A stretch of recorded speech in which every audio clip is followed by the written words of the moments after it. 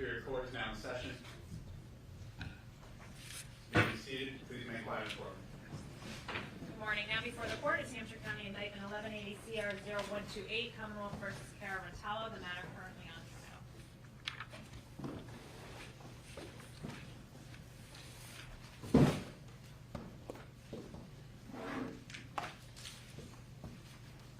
Morning. Morning.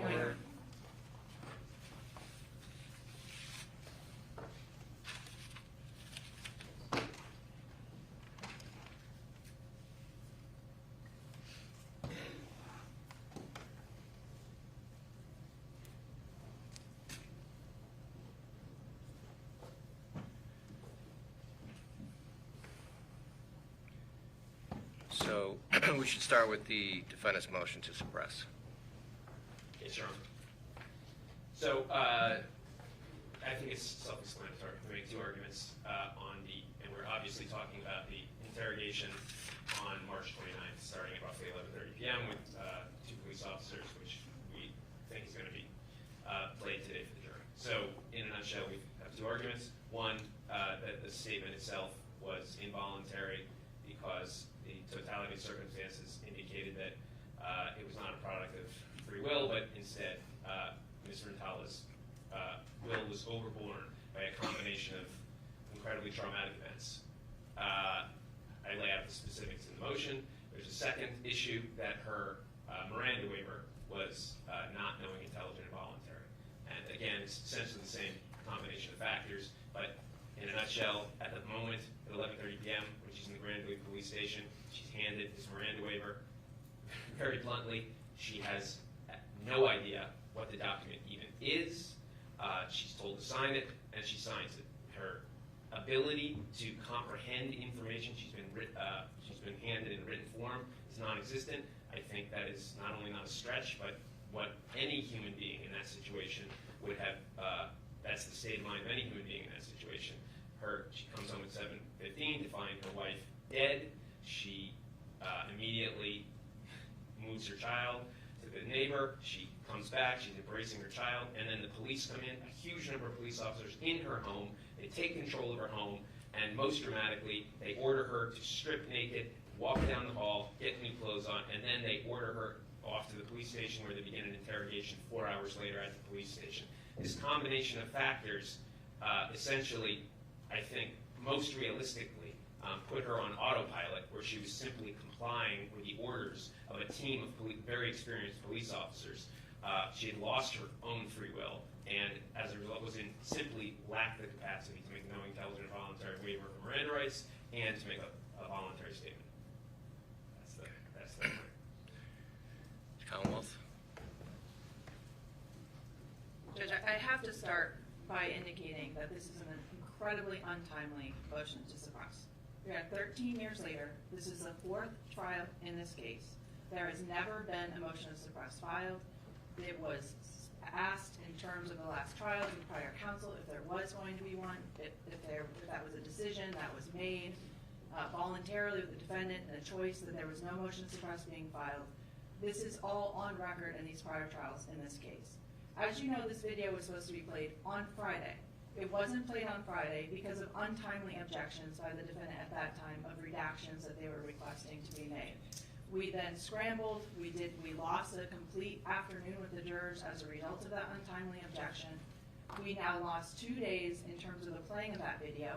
The Commonwealth has been required to call witnesses out of order of what we would normally call in this trial based on that untimely objection. We worked late last night to make all these redactions that were ordered by the court after argued by counsel. It's now prepared. It's ready to be played today. Detective Lieutenant Whitney is our witness for today. I don't know why we're arguing a motion to suppress when it's unclear what evidence we're even considering. But we're not at an argument stage on a motion to suppress. The defendant has filed an affidavit making several allegations about witnesses that have already testified in this trial, Gary Poehler, Bar Fenn, who testified yesterday, and witnesses that will come, in other words, Detective Lieutenant Whitney. But even if Your Honor was to consider some of their testimony in regards to evidence that might be admissible on a motion to suppress, in a motion to suppress hearing, the Commonwealth would have developed that testimony much more significantly. Now now with this 2-page affidavit for the first time of claims made by the defendant, again, for the first time in 13 years. So the Commonwealth is not in a position to suddenly argue a motion to suppress. The record is not clear what evidence we're considering, what evidence is being admitted for purposes of Your Honor's consideration of this motion to suppress. I would suggest this motion is waived by the untimely nature of this particular motion. But should we be at a stage where Your Honor believes it's not waived and wants to make a ruling, I think we need to be clear about what evidence is even being considered for purposes of the motion.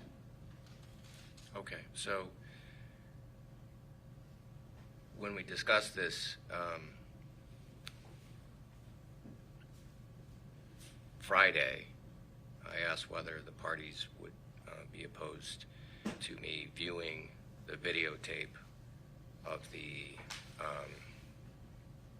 interview and doing that on my own time, as opposed to having that played in court. That's the evidence that I considered leading up to today's hearing. An affidavit is just an affidavit.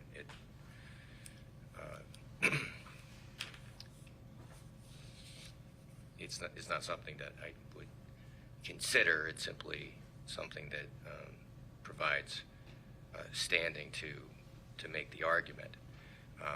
I'm going to consider both your arguments, and I have considered them, but my decision is based on the interview itself. I have reviewed the entire video, which took place over the course of 2 days. I have also read the transcript, and based on that, I find the following. Although the defendant appeared emotional throughout both interviews, I do not find that this interfered with her ability to understand and give responsive answers to the questions posed by Detective Whitney.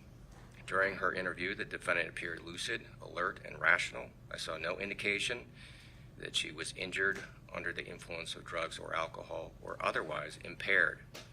I found nothing coercive or deceptive about the questioning, and Trooper Whitney's tone was overall professional and conversational. I also find that Miranda warnings were properly given, and I find that the defendant understood those warnings and voluntarily waived them. Ultimately, I find no evidence that the defendant's will was overborne by the circumstances of her interview. And so I find that her statements were voluntary, and although I don't believe we discussed a Miranda issue, again, my findings incorporate that as well. So the defendant's motion is denied. No objection. Thank you, Your Honor.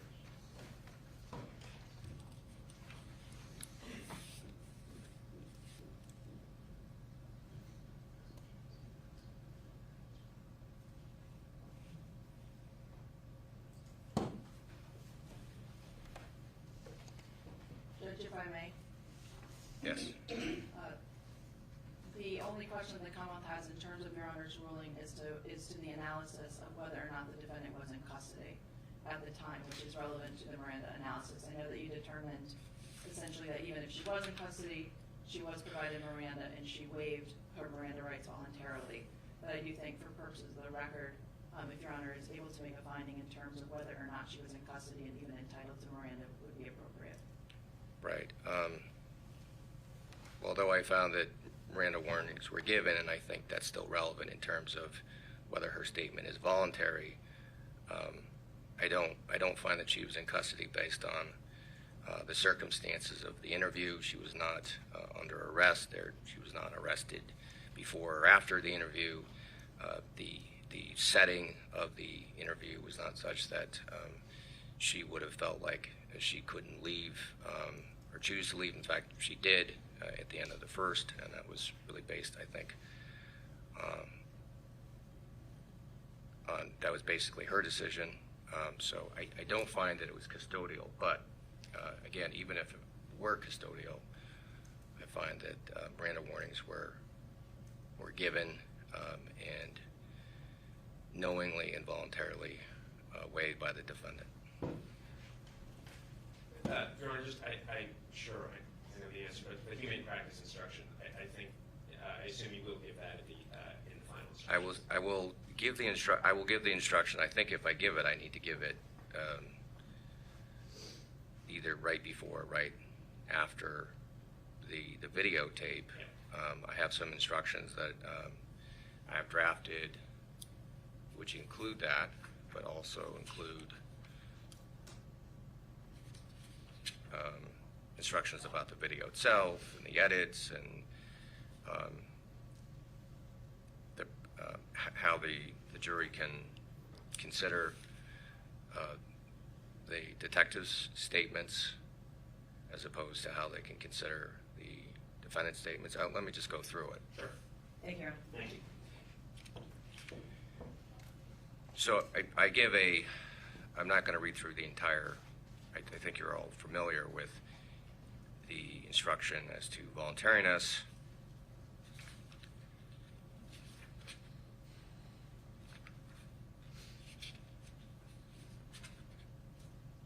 And that includes a discussion of Miranda warnings, but again, just as to voluntariness. And then I add the following. In addition, the video you are about to see and hear in the video you are about to see and hear, only the defendant's own statements count as evidence of the facts. The police officer's statements on the video may provide context for what the defendant said, but the police statements are not evidence of any of the facts in this case. If the police want to present facts, they must take the witness stand here and testify to those facts. But if you find beyond a reasonable doubt that the defendant's statements on the video are voluntary, those statements are evidence in this case for all purposes. And you may give her videotape statements as much or as little weight as you deem appropriate. Also, I have edited or redacted the video to take out statements that are not evidence. So in addition to glitches in the technology, there may be other breaks in the video, or the video may jump around here or there. You should not guess or speculate about what might have been edited out, because those things are just not relevant or appropriate for your consideration. And of course, you should not hold these edits against either party because they reflect my decisions and rulings as the judge. Yeah, that's fine, Art. And the only note I would have is we would ask that you give that before the blank statement. That's fine, I think. That's the way I've written it. Great. Is that? Yeah, the Commonwealth is fine with that instruction. The only thing I'm questioning is, Your Honor indicated in terms of redaction statement, something to the effect of in addition to glitches in technology. Yeah, that's the language that's in there. If you don't think, I don't recall anything that would fall into that category. So thank you for reminding me. I meant to ask whether that was even necessary. I would ask that it be taken out. I don't think that's anything that happened here, and I don't want them to infer the entire interview wasn't recorded based on that language. Sure. But certainly we appreciate the language regarding the redactions. So what I would say, I would just take that language out. So it would read, I have edited or redacted the video to take out statements that are not evidence. So there may be other breaks, or there may be breaks in the video, or the video may jump around here or there. You should not guess or speculate, et cetera, et cetera. Is that? The Commonwealth is content with that language, Your Honor. Okay. Thank you.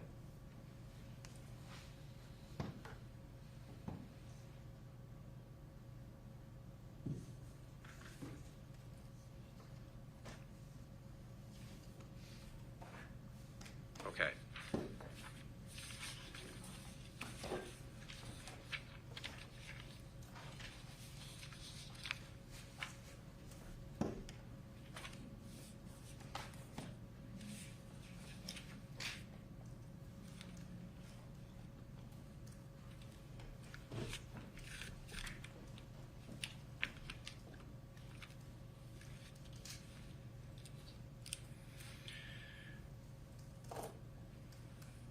There was something else that we needed to address.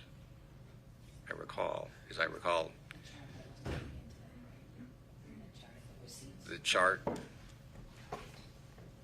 There is a chart to which the defense objected, which I think by the time I lay an adequate foundation with Trooper Swan, its basis for admission should be clear by that point. Okay. There is a second chart, which is sort of a timeline compilation of both cell phone activity with surveillance photos and receipts. I'm going to ask this witness only to verify certain portions of it and then mark it for ID. We'll be seeking to admit that through a later witness. So really, it's just the red timeline chart that you saw yesterday that's still, apparently there's some issue where the defense may object at a certain point. I'm not sure we need to address that right now. Okay. You gave me a copy of that. That was my copy to keep, Yes. or okay? Because I don't see it here, so that I was have more. Okay, good. I'm sure I have it. I didn't bring it out with Would me. you like another copy now? No, that's okay. I remember what it looks like.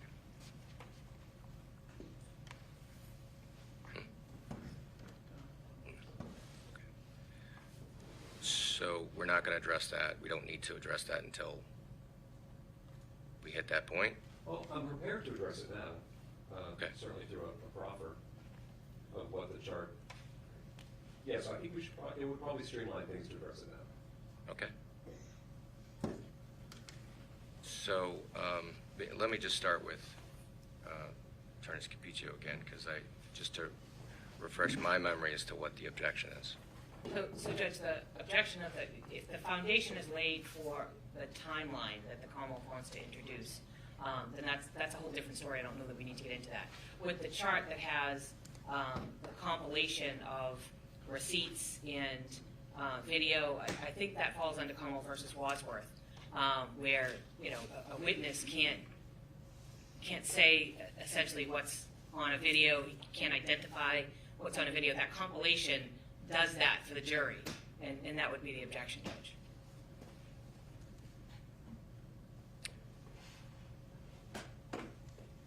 So isn't this evidence is essentially demonstrative? Am I mistaken? We're talking now about the chart that you provided yesterday. Yes, Your Honor. So this is the chart in question, and what it demonstrates is how much user-initiated activity occurred on Annamarie Rintala's phone between 8 a.m. and 7:15 p.m. And it's in 15-minute increments, and during each of those increments, the length of the bar corresponds with how many actions there were, whether it was a call that was made, a text that was sent, a photo that was taken, the person with that phone doing something actively with that phone. So there will be testimony from Trooper Swan regarding this activity. It is not, however, his testimony will not be in a visual format, and this is meant to clarify and help the jury understand the timing of what occurred on Ann's phone on the day that she died. So to me, this sounds more like a chalk than an exhibit. Well, we would offer it as an exhibit, Your Honor, because it is just a different form of the same data that is going to be testified to and shown to the jury already. So how was it generated? I'm sorry. So I guess my question is this. This isn't the output of some device or test that was applied to the phone. Correct. This is something that you created Yes, this is to something- illustrate that evidence, right? Absolutely. This is something that the Commonwealth generated. We provided it to Trooper Swan. He examined it. He verified all of the data. He accounts for it as being a complete 100% accurate representation of the data on the phone and of his testimony that he's expected to provide. We feel as though its value as an exhibit is that it would thereby be with the jury when they deliberate. It would be an aid to them in understanding and analyzing the evidence that's already in the record, and that there's no prejudice to it being in the jury room as opposed to just simply showing it to them for a minute or so this morning and then sort of ferreting it away, and they're wondering, well, where's that chart? Why can't we see that? And on the flip side, what is the prejudice to it being an exhibit? So we think it has evidentiary value and should be a full exhibit. Judge, it was generated by the district attorney's office, not even the witness. District attorney's office generated it because it supports their theory. To introduce it as an exhibit in some way validates their theory in a document, Judge. And I agree with the court that they may be able to use it as a chalk, but it shouldn't be entered as an exhibit. Okay, so, and this is just my understanding of the case law, and I think it's mostly federal case law that I've looked at in the past on this issue, but typically speaking, demonstrative evidence, at least the sort that we would often refer to as a chalk, is typically not admitted unless it's by agreement, and clearly it's not by agreement here. I'll give you an opportunity to find some case law that persuades me otherwise, but for now, I would ask you to, for now, we're going to mark it for identification. You can use it as a chalk during the testimony of the witness, during your closing argument, but whether it's admitted as an exhibit and goes back with the jury during their deliberations, I'm going to table that just to, now that I think you both understand what the question I have about it. That's fine, Your Honor. That won't interfere at all with Okay. how I proceed with Trooper Swan today. Right, okay, thank you. And then second chart. Well, the second chart we're not getting to today. You're not going to get to It's that. not coming in today. Okay. I thought the second chart was going to be addressed today, Judge. It's not, so that's fine. Okay, okay, so, And just for the record, in that the court denied the motion to suppress, can I have a standing objection to the entire statement being played? yes. Thank you.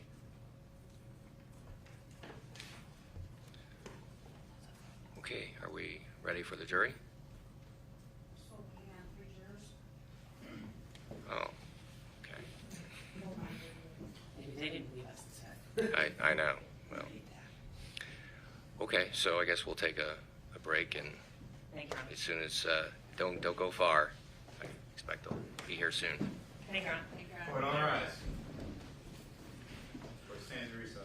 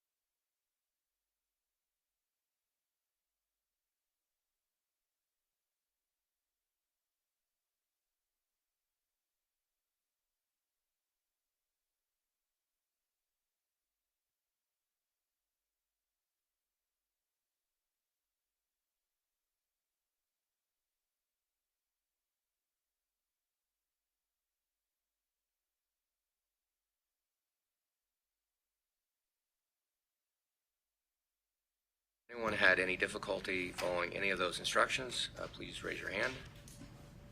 And I see no response. Good morning, Your Honor. May Trooper Swan resume the stand, please? You may. Thank you.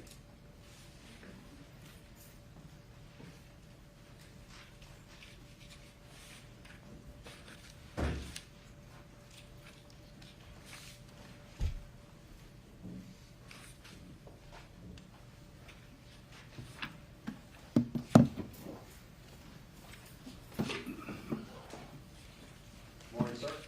Morning. Just to be perfectly clear, could you please state your name again? My name is David Swan. I'm a trooper with the Massachusetts State Police. And just to remind you, sir, you're still under oath from yesterday. Yes, sir. I believe where we left off yesterday afternoon, we had talked about your training and professional experience in education, correct? That is correct. As well as your work within the field of cell phones and other digital devices. Correct. Sir, in this particular case, the case that you're here to testify to about today, you analyzed BlackBerry cell phones belonging to Annamarie Cochrane-Rintala and Cara Rintala, am I right? Yes. And did you encounter any, did your extraction of the data from those phones play out the way you described yesterday as far as Celebrate? Yes. Certainly for the logical aspect, I believe the physical acquisition did not work on one of the phones. Okay, when you say physical versus logical, what do you mean? So the logical, again, as previously stated yesterday, kind of gets that low-hanging fruit, the text messages and other data fields. The physical tries to get deleted information and other types of data fields, but it's more encompassing than just the logical. And you ran both, you ran or attempted to run both of those examinations on the phones, correct? Correct. We were successful on one of the phones, and the other one, I don't believe it was supported, or we were unable to. And when you say not supported, what do you mean?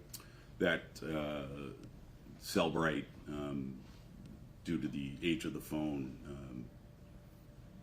did not develop the technology to ascertain that data from a physical acquisition standpoint. In addition to extracting data directly from the phones, did you also obtain and review, I believe you called them yesterday, call data records, CDR data? Call detail records. Call Yes. detail records. Okay. You did that as well? Yes, sir. And as well, did you conduct an actual physical examination, meaning looking into the phone yourself, scrolling through it, seeing what was in there? Yes, we memorialized it by taking photographs. So what I'd like to do with you this morning, first thing, is to discuss the calling and texting activity between the two phones from the time frame of 8 p.m. on March 28th, 2010 through 8 a.m. on March 29th, 2010. Are you familiar with that data set, sir? I am. And specifically, we're talking strictly about cell phone activity from Ann's phone to Cara's phone, and from Cara's phone to Ann's phone, correct? That is correct. And that time frame, 8 p.m. March 28th through 8 a.m. March 29th, am I correct? That would be the night before Ann died. That is correct.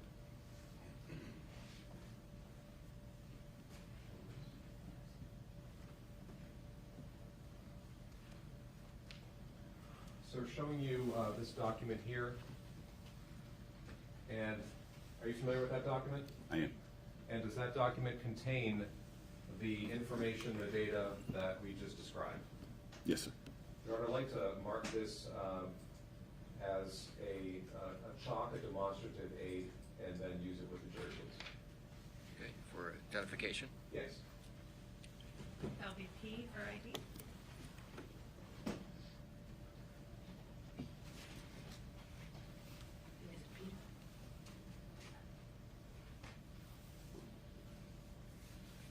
And Your Honor, at this point, it's my intention to publish this and use it with the witness.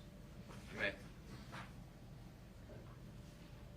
All right, sir, if you could please, just for the record, read the title of this document to the jury, please. It's titled Cell Phone Activity Between Ann and Cara, March 28, 2010, 8 p.m. to March 29, 2010, 8 a.m. Okay. If I could just have that ID back, please. Thank you very much. All right, sir, I'd like to direct your attention to the first activity that was seen on the phones during this time frame, and we're calling it up here. And what time was that? 8:24 p.m. Okay, and what happened at 8:24? Ann calls Cara. All right. And also in parentheses there, next to calls Cara, what are we seeing? It reads 5:36. That's the duration of the phone call. Okay, so a 5-minute and 36-minute phone call from Ann's phone to Cara's phone starting at 8:24 p.m., correct? That is correct. Okay. The next entry, sir, at 8:31 p.m., what happened then? Ann calls Cara for the duration of the phone call is 1 minute and 6 seconds. Okay. Next call?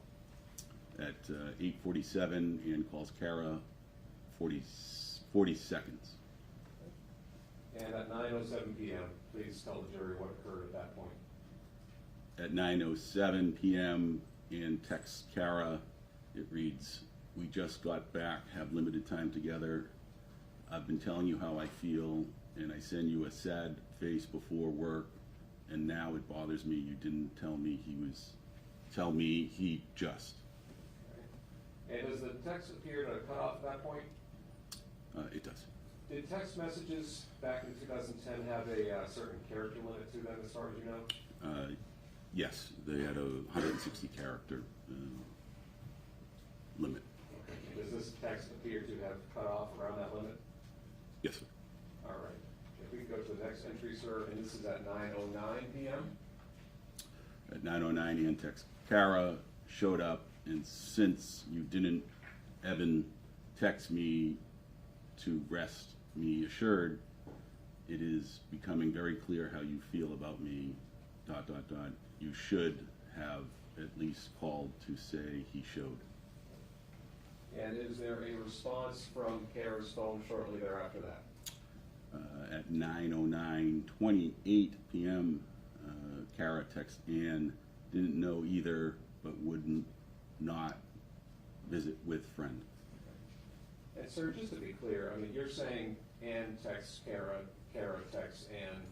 Is it more accurate to say, I know it's kind of shorthand, but is it more accurate to say that a text from Ann's phone went to Cara's phone and vice versa? That is correct. I'm not sure as to who's utilizing the phones. Okay. So after the 9:09 text back from Cara to Ann, what do we see?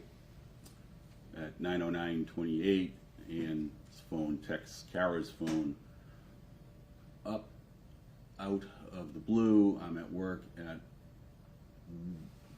I don't feel like this way, you are my wife. Or I don't like feeling this way, you, the letter U, are, the letter R, my wife, ... And to the point, whenever you see, sir, if there are what appear to be typos to you, if you could just read it the way it is, whatever it's worth. Okay. Yes. And what is there a follow-up text about a minute and a half later, again from Ann to Cara? Yes, at 9:11 p.m., Ann texts Cara, in all capitals, you should have called, I feel it's not even him, and I want to come home. I would never not call you. I hate the relationship we have. No one does that. No respect. And at 9:14 and 5 seconds, is there a response from Cara's phone to Ann? At 9:14:05 p.m., Cara's phone texts Ann's phone, okay, you being over the top and crazy for no reason. He showed up unannounced to visit. It's okay. He's my friend, period. Not doing anything wrong. Now being rude. And at 9:14:55, another text. Another text from Cara to Ann's phone at 9:14:55 p.m. Now being rude, texting while visiting with friend. can you please relax, not doing anything wrong. And does Ann respond shortly thereafter?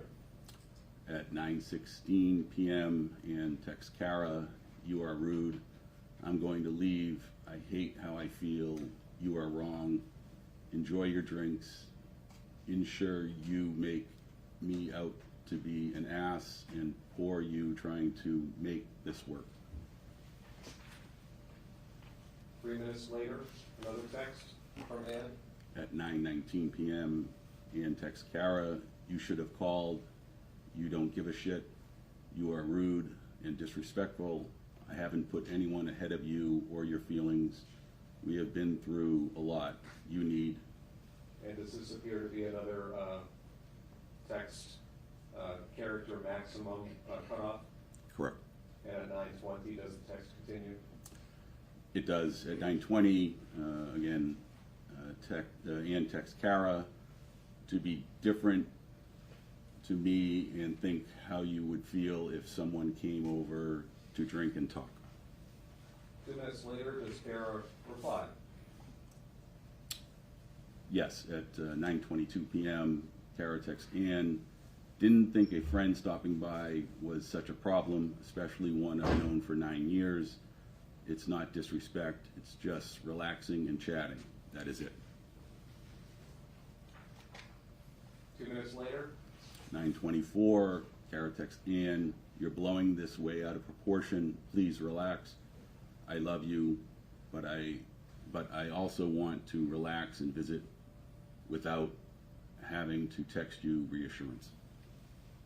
and about an hour and 25 minutes later, at 10:49 p.m., There is a call from Ann's phone to Cara's phone for the duration of 1 minute, 54 seconds.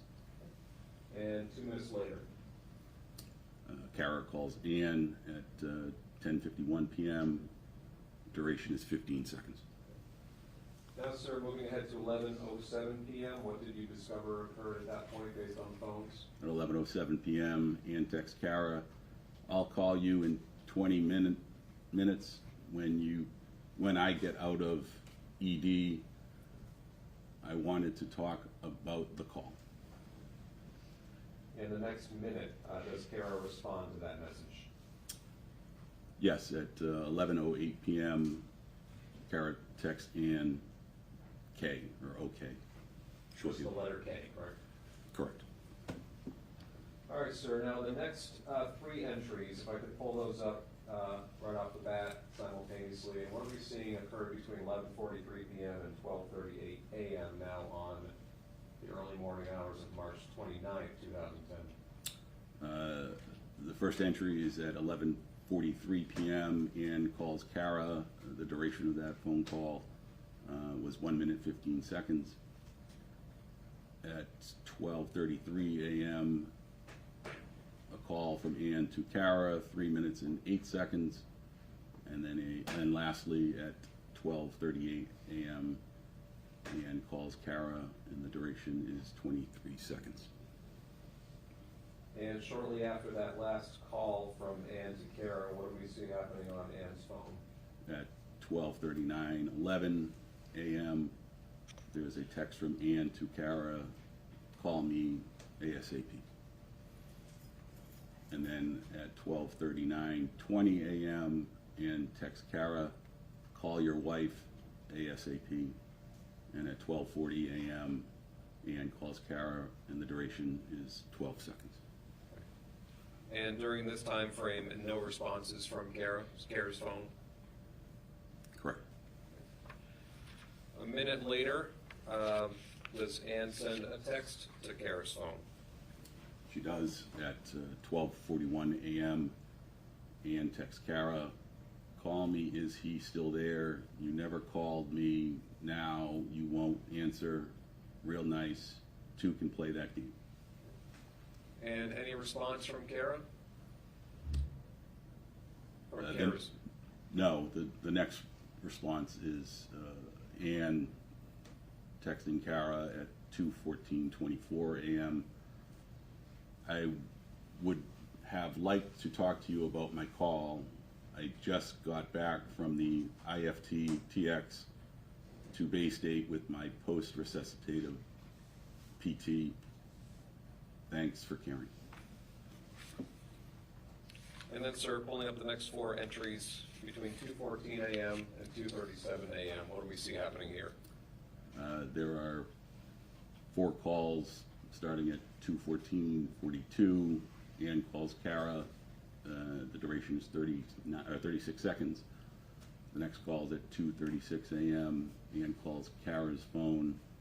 37 seconds duration. 2:37:09 a.m. Ann calls Cara. The duration is 39 seconds. And lastly, 2:37:56 a.m. Ann calls Cara, and the duration is 37 seconds. Do you have any way of saying or knowing whether or not when Ann tried calling Cara 4 times during this cluster, they actually spoke? I have no idea. Okay, and when a person, let's say in this case, when Ann's phone is calling Cara's phone and you see a cluster of calls all roughly the same duration, what does that tell you, if anything, about whether the call was picked up or went to voicemail? I can't determine that. The toll records may, or the CDRs may be able to shed some light on that. When a person places a call to somebody, is there a certain length of time that typically it takes for a phone to connect and for the receiving phone to ring, ring, ring, and then the call is either terminated or voicemail is left? Correct. So there's latency from the sender's point of view of starting the conversation, dialing the number, pressing send. At that point in time, the phone company is trying to connect to that other phone, so the duration on the caller's end will be a little bit longer than what would be on the receiver's end, if the phone is answered.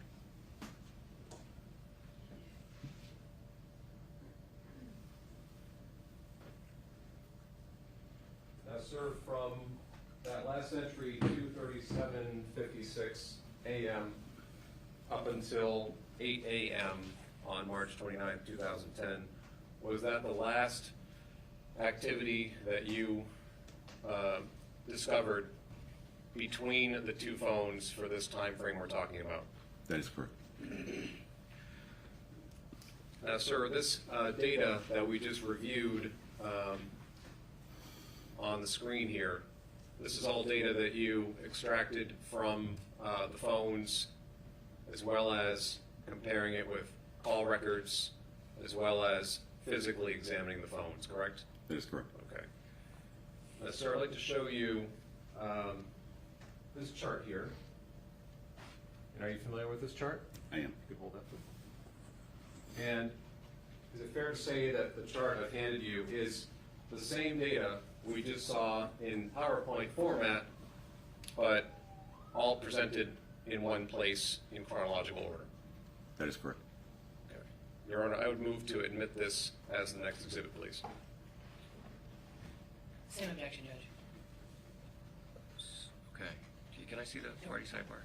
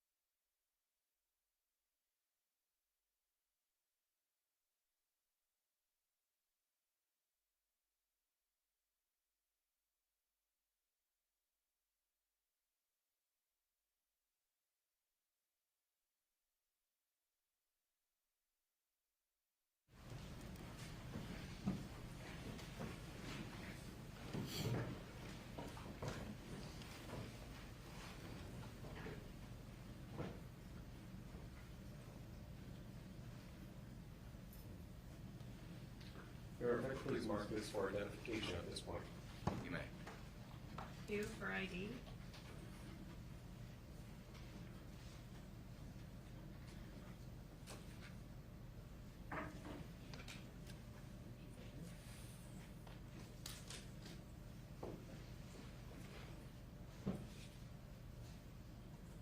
Your Honor, may I just add a moment, please, to consult my colleague? You may. Take your time.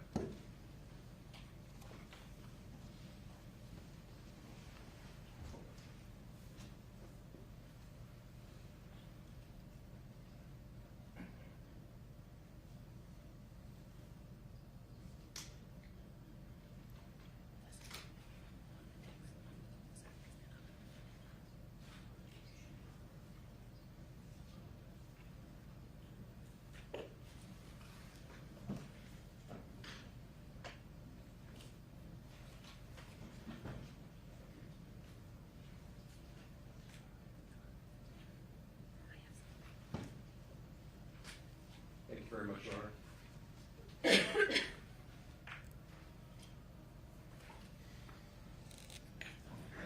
Sir, with respect to this cluster of short duration phone calls from Ann's phone to Cara's phone, am I correct that when you examined Cara's phone, you did not find any corresponding voicemails left by Ann? That is correct. Okay, sir, what I'd like to do now, if we could pull that chalk down, that demonstrative aid down. That was Siri. Siri. I don't know what I said. I'll just turn this off. I apologize. Yeah, Siri. All right, sir. If we could shift now to a different time frame, and that being 8 a.m., March 29th, 2010, through 8:15 p.m., March 29th, 2010. So 8 a.m. in the morning to 8:15 at night, the day Ann died. Are you familiar with that set of data, sir? I am. And during that time frame, were you able to extract and recover similar type of activity on both Ann and Cara's phones? Yes. And am I correct that this next set of data we're going to walk through isn't limited to just Ann to Cara, Cara to Ann? It's all activity on each of their phones during that 12-hour and 15-minute span. That is correct. And sir, showing you this document, which we're about to walk through, do you recognize this? I do. And does this document fairly and accurately represent and contain the data that you extracted from the phones, toll records, physical examination of the phones for this time frame? Yes, sir. Your Honor, if I could mark this for identification, please. Yes. R for ID.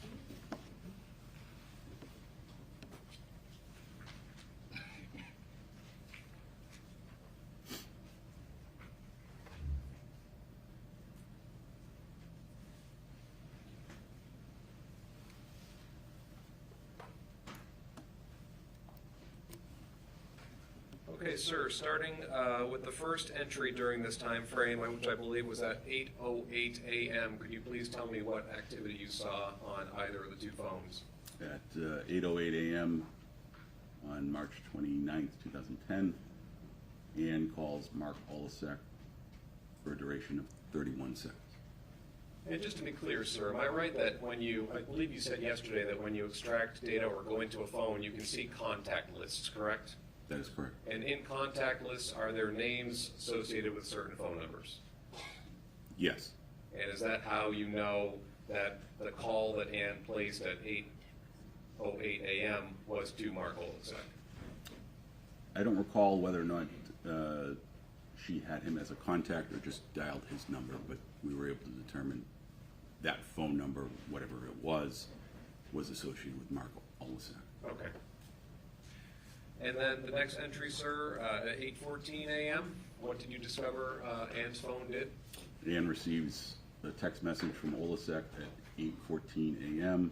It reads, "I just woke up, can't talk on the phone. I'm home today, but at FD, fire department, tomorrow.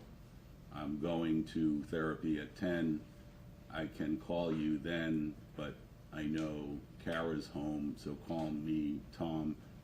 I love you. And do you understand Tom to be a shorthand for tomorrow? Objection. Overruled. I do.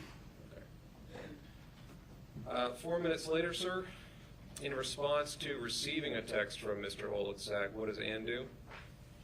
At 8:18, Ann texts Olasek. It reads, "Call me when you can. I'll hold the phone with me," or W me. And does Mr. Olitsak respond about a minute later? Indeed, at 8:19 a.m., Ann receives a text from Olasek. It reads, "Is something wrong?" And does he reply a minute later? He does. At 8:20, Ann texts Olasek. It reads, "No, just chat." And does he then respond a minute later to that? Ann receives a text at 8:21 from Olasek. It reads, "I will call at 9:30. And on the heels of that, same minute, At 8:21, Ann texts Olasek the letter K. about 6 minutes later, at 8:27 a.m., does Ann ask Mr. Olitsak a question? She does at 8:27, Ann texts Olasek. It reads, "Can you skip therapy?" Does he respond to that? At 8:56 a.m., Ann receives a text from Olasek. It reads, "No, I'll call you in a bit." And does he respond a minute later? He does. At 8:57, Ann texts Olasek, and she replies the letter K. Shortly after 9 a.m., what was the next entry you saw on Ann's phone? There was a MMS message, which is a multimedia service. So it was a text message with a picture from Ann's phone to her mom and dad at 9:05 a.m. And so there was a picture attached to it, and there was a message along with it that read, "The Easter Bunny was spotted at the Holyoke Mall yesterday." Now, about 12 minutes later, does Ann's phone receive a call from the person in her contact list known as Mom? Yes, at 9:17, Ann receives a call from Mom. The duration is 3 minutes and 13 seconds.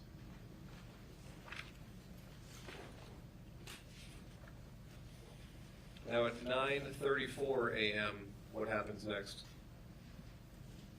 Ann receives a call from Olasek. The duration is 13 seconds. And you said, sir, earlier that the amount of time it takes for a call to connect to the network, ring the call, the phone that they're calling, can take what range of time? Depending on how strong your service is or the signal, it could take a second, it could take a few seconds, it could take a little bit longer than that. Okay. It's tough to quantify. Now, sir, the next, actually, all of the entries on this next page, if we can pull all those up, walk us through what we're seeing here. There are 5 calls from Ann to Mark Olasek, beginning at 9:37. The first one is 17 seconds in duration. Again, at 9:37, another call from Ann to Olasek, 17 seconds. At 9:38, another call to Olasek, 17 seconds. 9:38, calls Olasek again, 12 seconds.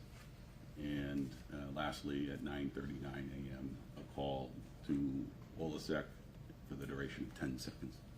Now, sir, given how close in time all of these calls were and the duration of the calls, and based upon your training and experience in examining cell phone data, are these consistent to you with missed calls or conversations? It's likely that she's trying to call and Sustained. Well, sir, let me not ask you what it's likely someone may have been doing, but just based upon this data, based upon the duration of the calls, the cluster in time, and based upon your testimony about how long it takes phones to connect from one to the other, based upon your training and experience, is this consistent with attempted calls or conversations? Attempted calls. Thank you. Sir, the next entry, similar time frame, 9:39 a.m. What do you see on Ann's phone? At 9:39, Ann calls Dad for 7-second duration. Okay. And is there a corresponding call in from her dad shortly thereafter? At 9:40:08 a.m., Ann receives a call from her dad for the duration of 15 seconds.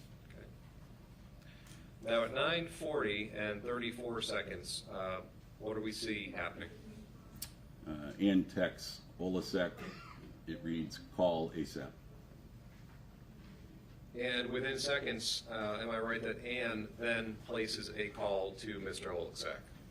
Correct. At 9:45, there's a call placed from Ann to Olasek for the duration of 9 minutes and 20 seconds. Now, about 9 minutes later or so, at the end of that phone call with Mr. Olczak, do we now see some activity from Cara's phone to Ann's phone? Correct. And what happened at 9:49 and 16 seconds? Cara calls Ann, and the duration is 38 seconds. Okay. So, sir, on this the bottom of this chart here, this page, this is an activity that's going from Cara's phone, a call being placed to Ann's phone, correct? Correct. Okay, so that's the direction of the activity?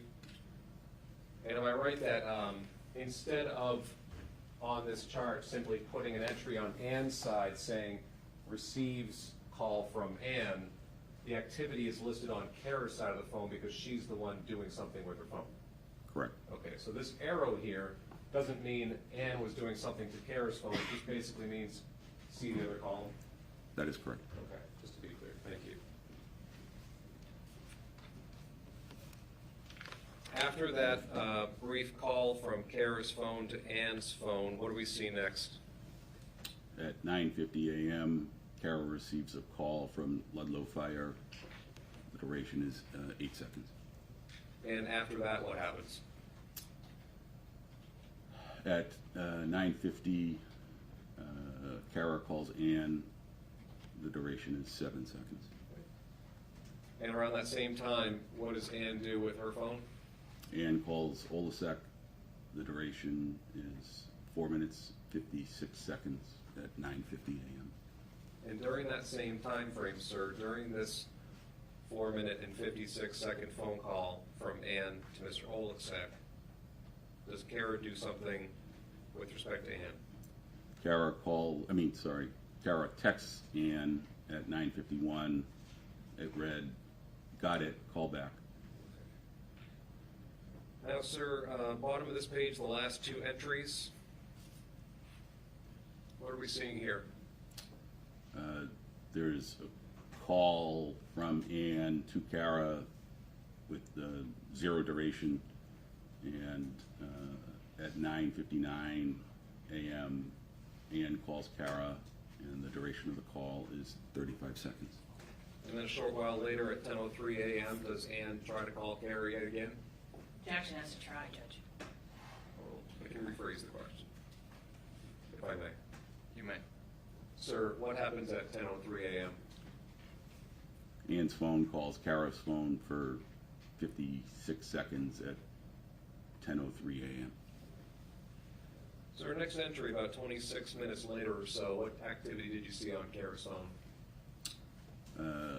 At 10:29, Cara calls Charity. The duration is 1 minute and 55 seconds. And was Charity a contact listed in her phone? I believe so. And about 5 minutes later, sir, what do we see happening on Ann's side of the chart? At 10:34 a.m., Ann calls Aunt Nancy, and the duration is 29 seconds.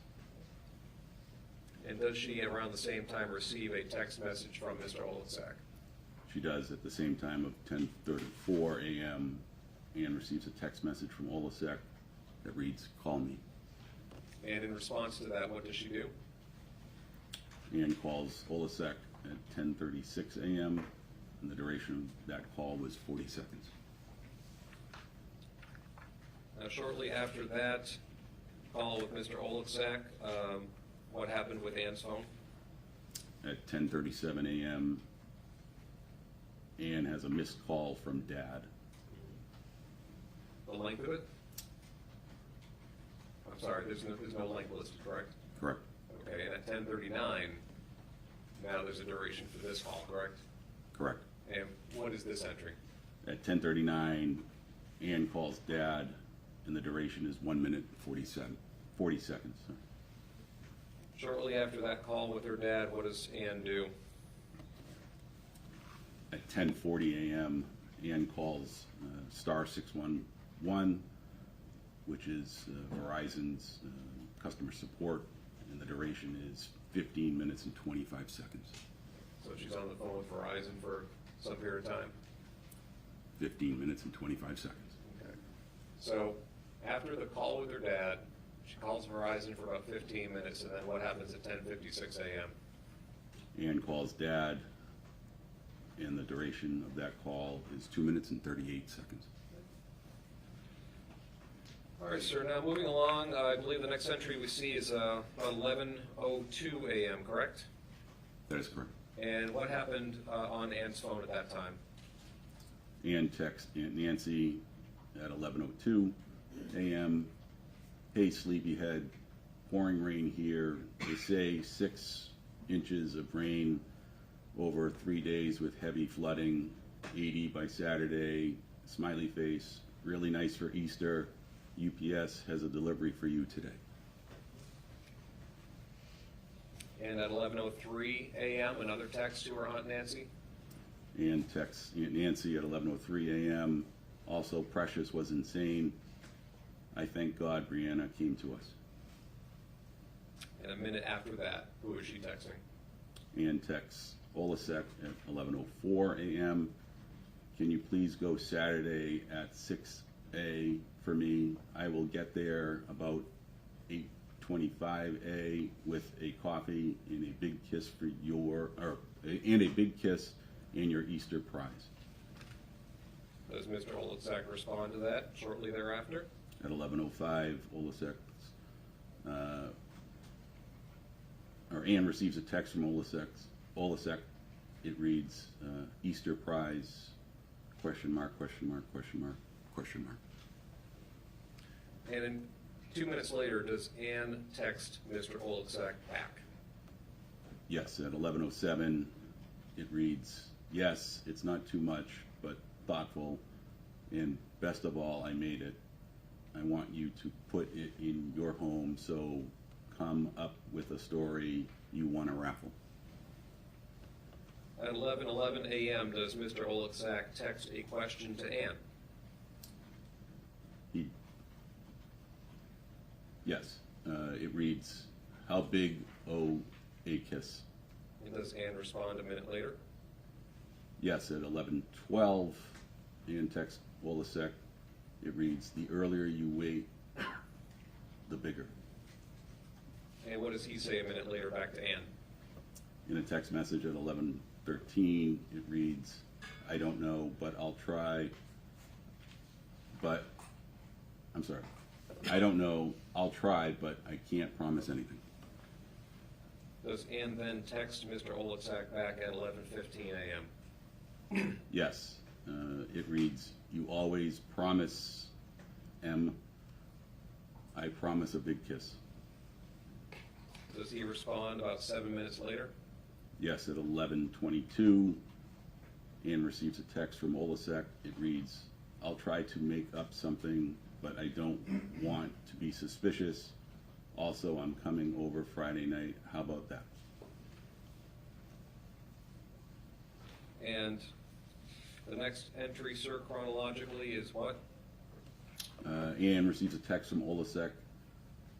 If I can, it's going to be a big, long kiss because I love you." And that's from Mr. Oleksak to Ann, am I right? Correct. At 11:29 a.m., how does Ann's phone reply to that last text from Mr. Oleksak? She texts back a smiley face. And then the next minute, is there a more substantive response? At 11:30 a.m., Ann texts Olesek. It reads, "Sat kiss, so I can't bail on me. I need insurance." Now, the next two entries on Ann's phone both occur at 11:30 a.m., correct? Yes, sir. And what did Ann's phone do at that time? It took 2 pictures of Brianna. And do you understand from this case that Brianna was her young daughter? Yes. 6 minutes later, what happens? Ann receives a text from Olesek at 11:36 a.m. "I'm coming over Friday night at 8. Okay?" And does Ann respond to that about a minute later? Yes, at 11:37 a.m. Ann texts Olesek. It reads, "No, because no, because then you won't wait Saturday or Sat. You can come over next Friday or Sat after the wait." Smiley face. Does Mr. Oleksak respond almost immediately? Yes. Ann receives a text from Olesek. It reads, "Cara isn't working next Friday night. That's why I'm coming this Friday. I will try, but it's gonna be real hard. I'm home. Call me when you leave AMR, Tom, or tomorrow. Love you."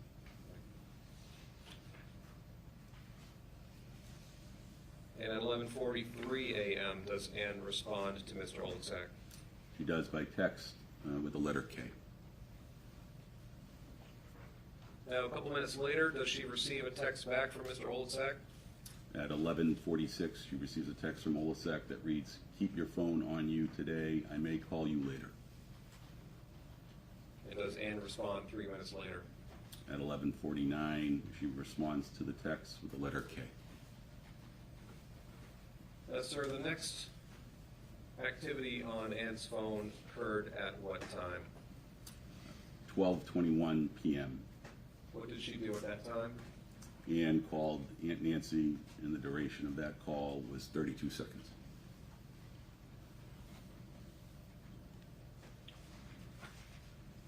Sir, in terms of actions that were taken with Ann's phone, in terms of placing calls,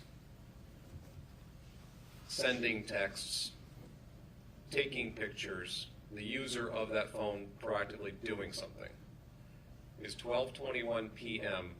the last user-initiated activity on Ann's phone that day? Yes.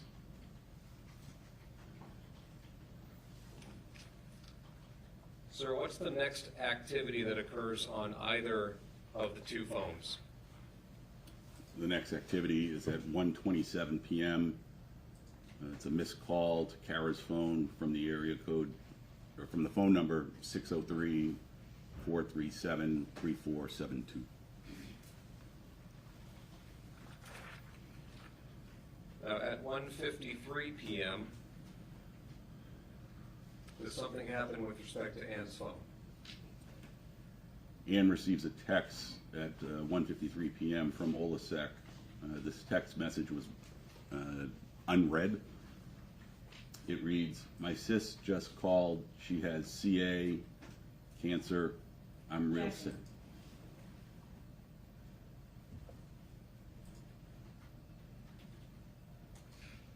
What's the basis? How does he know what CA means?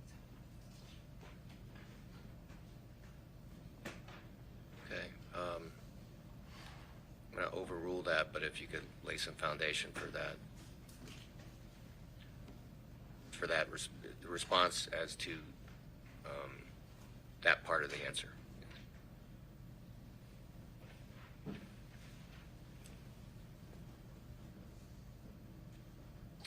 Actually, sir, let me just rephrase, let me just have you read the text message as it appears from the phone, word for word.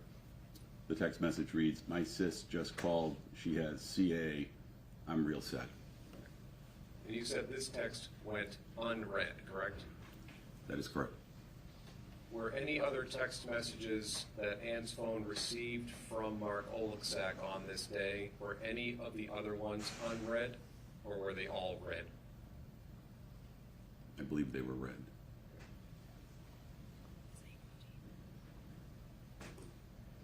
Is there any responsive text? Does Ann text back to Mr. Oleksak after this 153 unread text? No.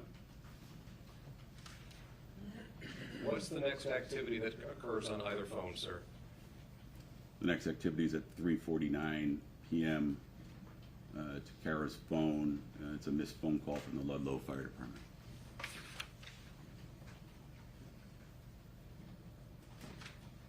Sir, am I correct? Well, actually, what's the next event that happens on either phone?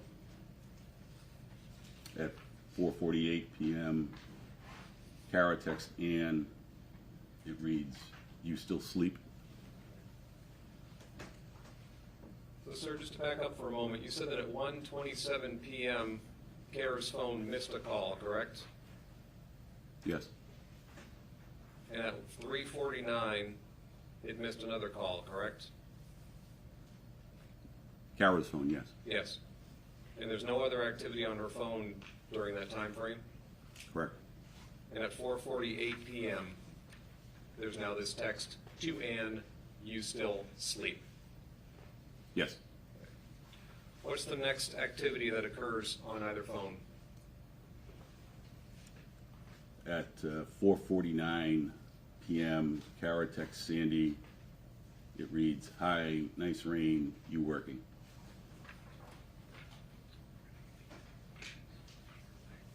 Okay. After that, sir, next entry, next activity on either phone?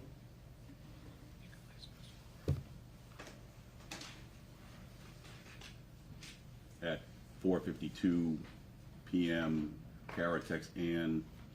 It reads, "Sorry, this is waking you.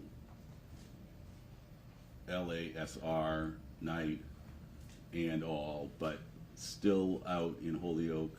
You want Red Robin?" Next entry, sir, 5 p.m. What does Cara text Ann's phone?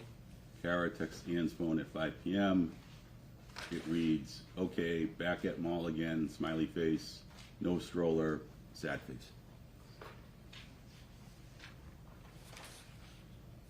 18 minutes later, what's the next activity on either phone? At 5:18 p.m., Cara texts Ann, "Hello, question mark. You see what time it is? Question mark. Call me, Bree wants to eat, I want Red Robin." Next entry?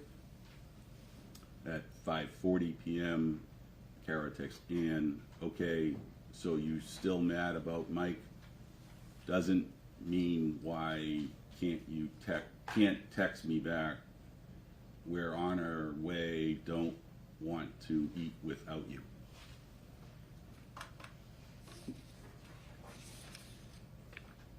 Okay, sir, next entry, next activity on either phone. What is it, please, and when is it?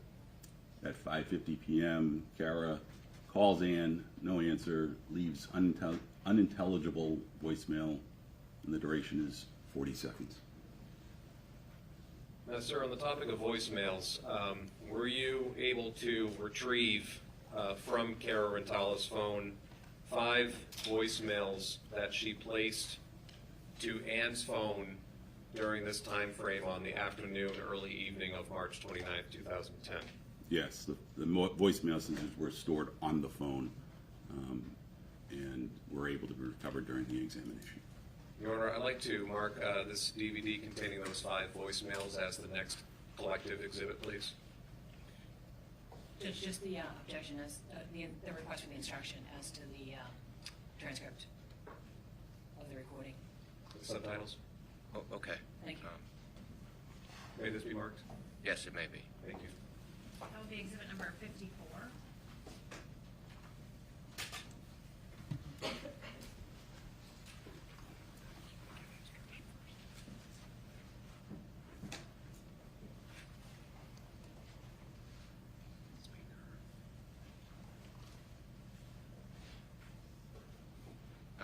I'm sorry, as to the instruction, are you about to play that? Yes, Your Honor. Okay, so I'll give the instruction now. Thank you. Right, members of the jury, you're about to hear an audio exhibit that will be accompanied by words on the screen that come from a transcript produced at the Commonwealth's request. You may or may not find these words helpful in understanding and interpreting the audio. However, it is up to you, the jury, to determine what you hear in this exhibit. If what you hear does not match up with the words shown on the screen, you should disregard the words and instead rely on what you hear. Thank you. Madam Clerk, was that exhibit 54? 54. In Your Honor, we're now going to play the first file on exhibit number 54.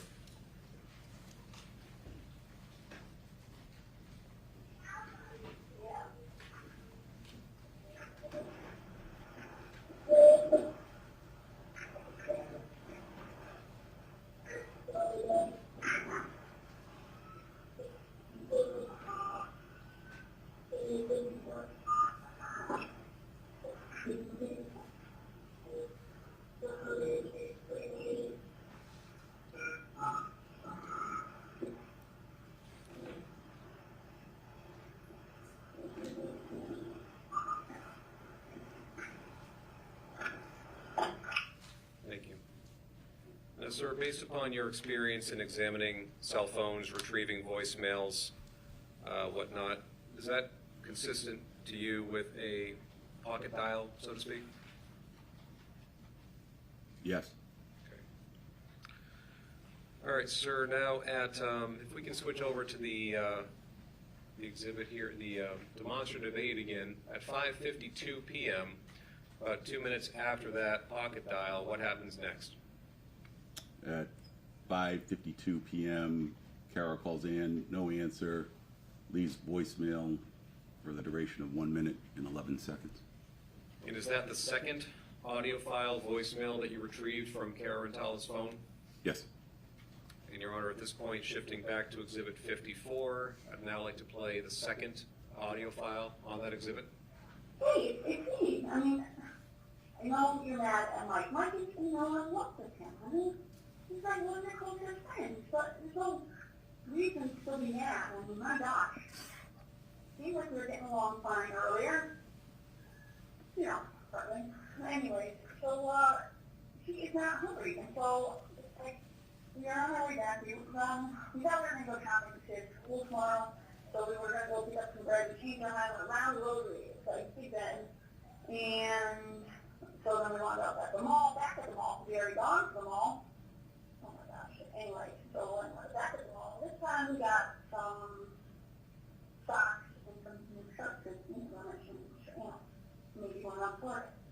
Anyway, so we're already out. So this is what we're going to do. All right, we're going home. I don't feel like eating Red Robin after a restaurant without you. It's too hard. Come here, talking to her on the phone. Well, we did message on the phone.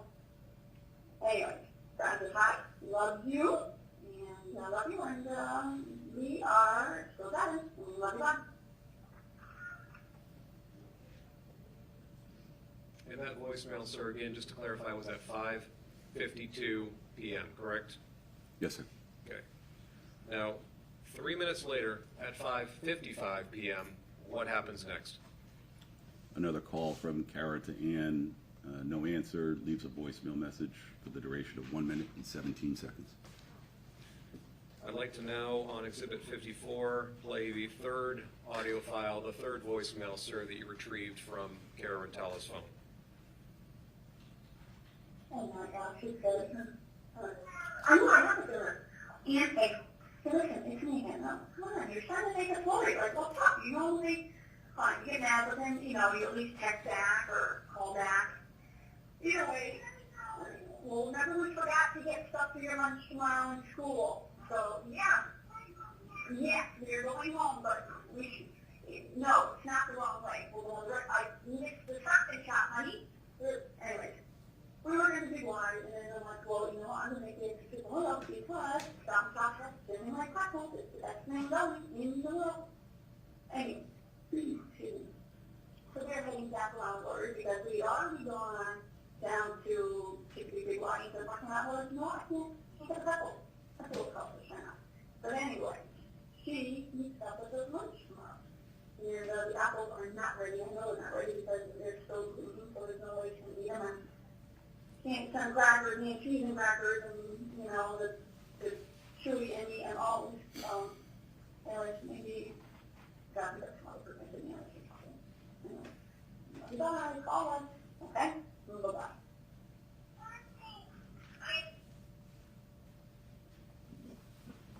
All right, sir, shifting back to what's been marked R for identification, what is the next activity that occurs on Cara Rintala's phone after that voicemail? At 6:07 p.m., Cara calls Sandy, and the duration of that call was 1 minute and 10 seconds. And the next activity on her phone? At 6:42:03 p.m., Cara misses a call from Ludlow Fire.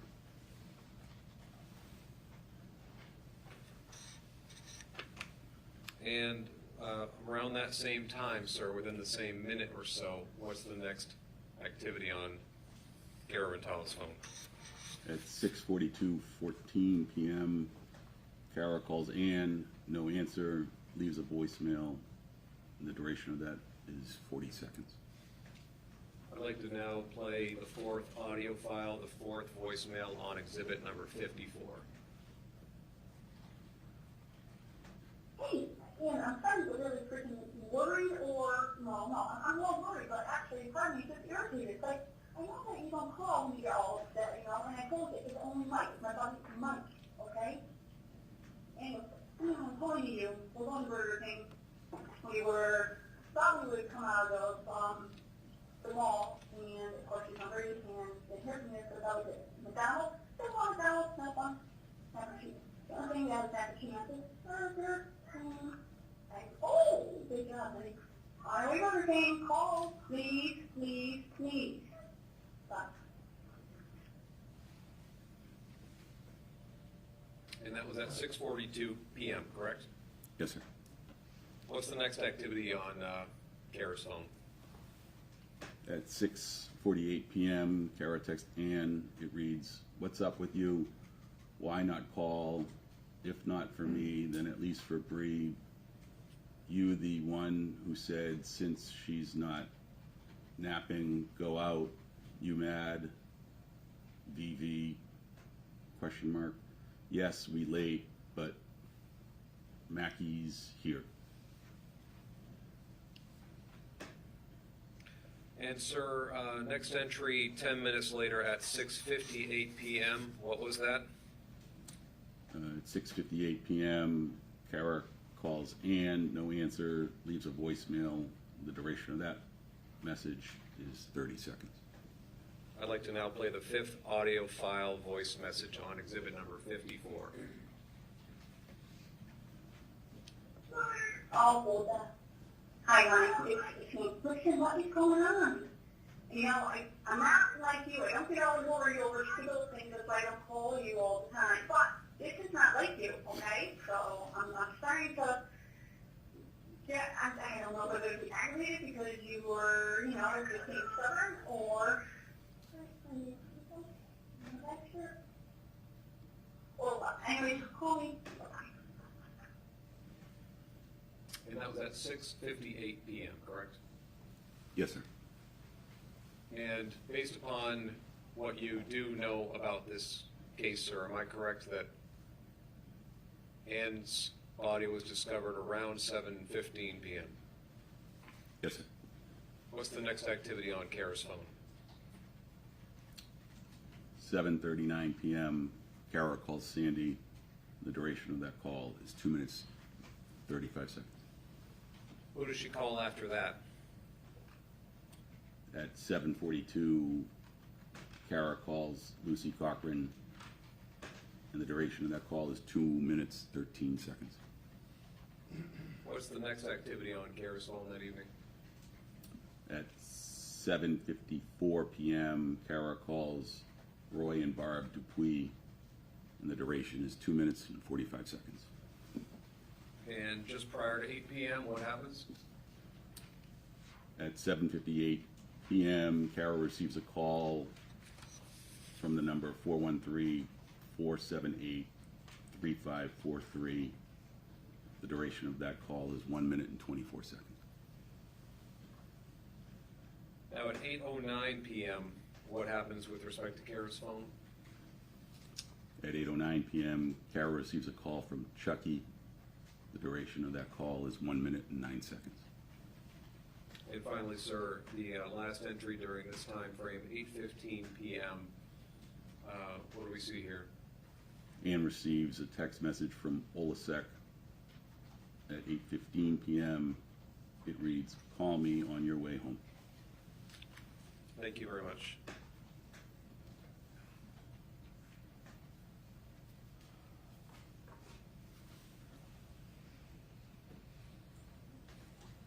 At this point, I would offer these next 3 boards for identification.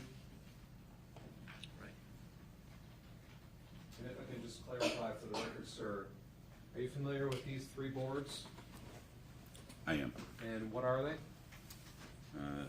They are a graphical representation of what was displayed in the PowerPoint presentation. Same data, different format? Correct. I would ask these be marked, please. Yes. S, T, and U for ID.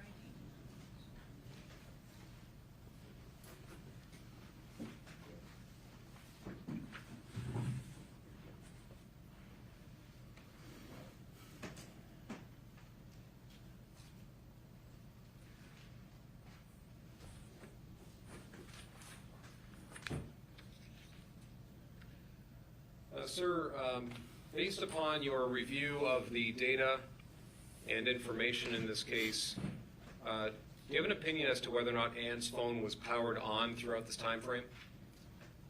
Yes. And what is that opinion? That the phone was powered on. What tells you that? There was a green indicator light that was flashing on the phone, and it would not be on if the phone was not on. Okay. And as far as calls showing up as missed throughout various times, as opposed to all flooding in at once, what does that tell you? That means that the phone was powered on. The phone rang, but was never answered. Now, sir, I'd like to talk to you for a moment about this time frame of 8 a.m. on March 29th through 7:15 p.m. on March 29th. Am I correct that there were, well, let me ask you this. With respect to Ann's phone alone, just focusing on Ann's phone, during the time frame 8 a.m. to 7:15 p.m., how many actions were taken or done by the user of Ann's phone during that time frame? 38.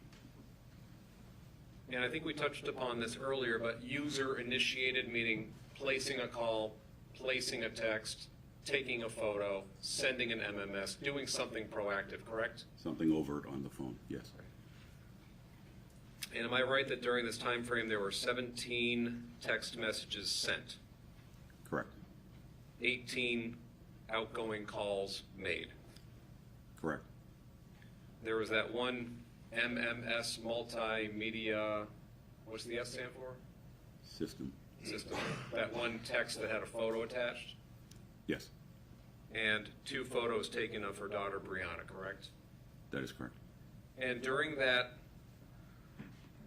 time frame from 8 a.m. to 7:15 p.m., during which there were these 38 actions taken, what does that average out to in terms of how many minutes in between each use? I believe it's roughly 6 to 7 minutes.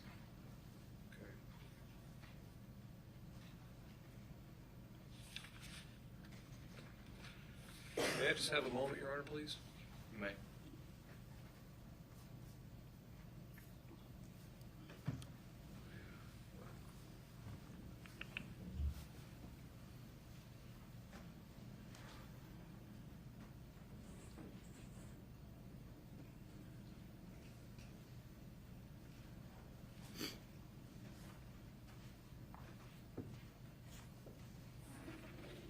The easel, please.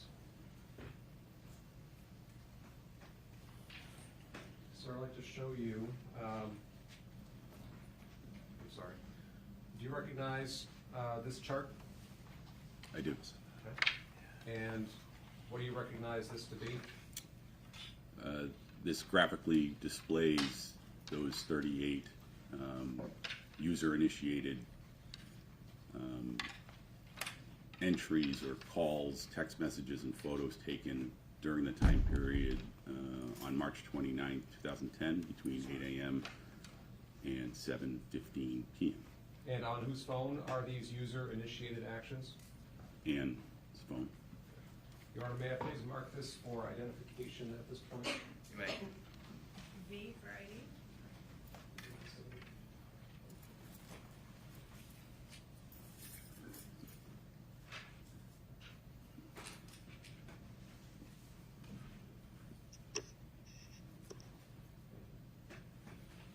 May I display it for the jury, Your Honor? You may.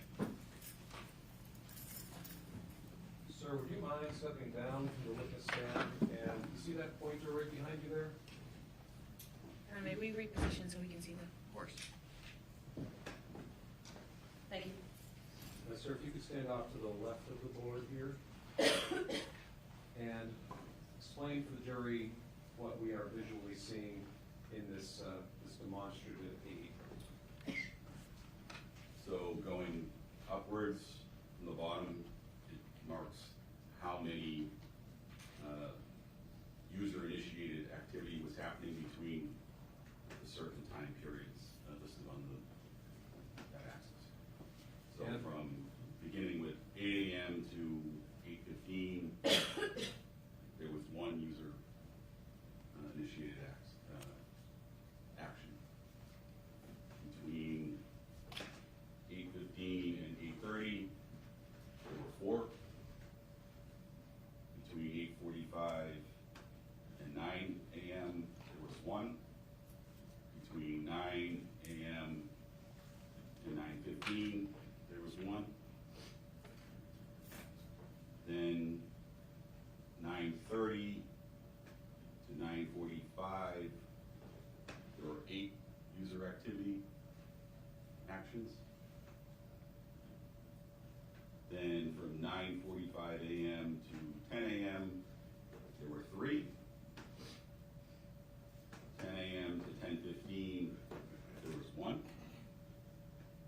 10:30 to 10:45, there were 4. From 10:45 to 11 a.m., there were 1. 11 to 11:15, there were 5. 11:15 to 11:30, there were 2. 11:30 to 11:45 a.m., there were 5. 11:45 to noon time was 1. And then lastly, at 12:15 to 12:30, there was 1. And was that the 12:21 phone call that Ann placed to her Aunt Nancy in Florida? Yes, And that was the last user-initiated activity on Ann's phone that day, correct? that is correct. Now, sir, during this time frame, after that last action, up until 7:15 p.m., as you testified a few moments ago, there were other things coming into Ann's phone, correct? Correct. Text messages, phone calls, voicemails, correct? That is correct. But no activity going out or being done? That is correct. Okay. Thank you very much. Sir, you can resume the stand. Thank you.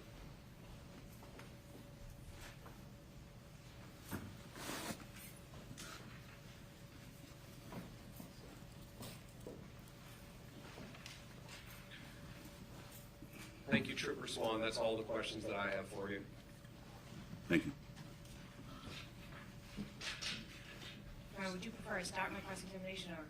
It's almost 11, so I'm thinking it might be a good time to take a break, and so that there's no interruption of your cross-examination. Thank you, Your Honor. So, members of the jury, we're going to take our morning break a little early. It's almost 11. We'll take a 20-minute break, so if you can be back for 11:15. Right. All right.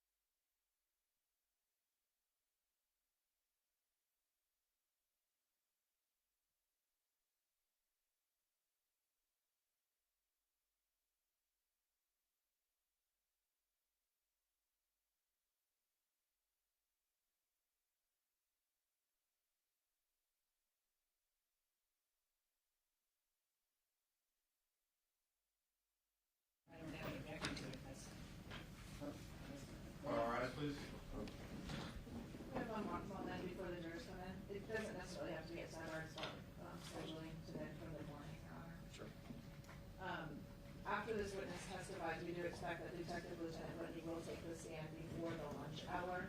If you remember, we have the videos to play. The first one is approximately 2 hours and 28 minutes in length. What I'm requesting, and I don't believe there's an objection to it, is that we not start that before lunch, even if I get to the point in our testimony where that would make sense to start that. The idea is to try to have it played all in the afternoon together. But what that might mean, if Your Honor would be willing to have an earlier lunch break, in other words, we don't know exactly what time, but maybe 12:30 to 1:30, and then be able to move forward. I think if we start it by 1:30 to 1:45, we would be able to get it done during the day. I would also indicate, I think maybe Your Honor might have a 2 o'clock session. Right. And in relationship to that, we did, I believe, take a break in the middle of the 2.5 video with the jurors, just so they weren't sitting for 2.5 hours, halfway or wherever makes sense. So the Commonwealth has no objection to that. We're just asking that it not be a morning and an afternoon session. But perhaps if we started it at 1:30 or so, we could break halfway, and if that allowed Your Honor to take care of other matters, that could work out as well. Okay, so the other matters are 2, and I expect they will take about a half hour, and I think that's realistic. I have a number of matters on, but they're all brief matters. So, and it's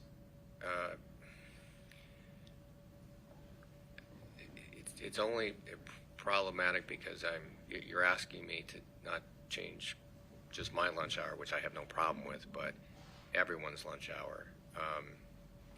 And I have to make sure that that's not a problem for any of the staff.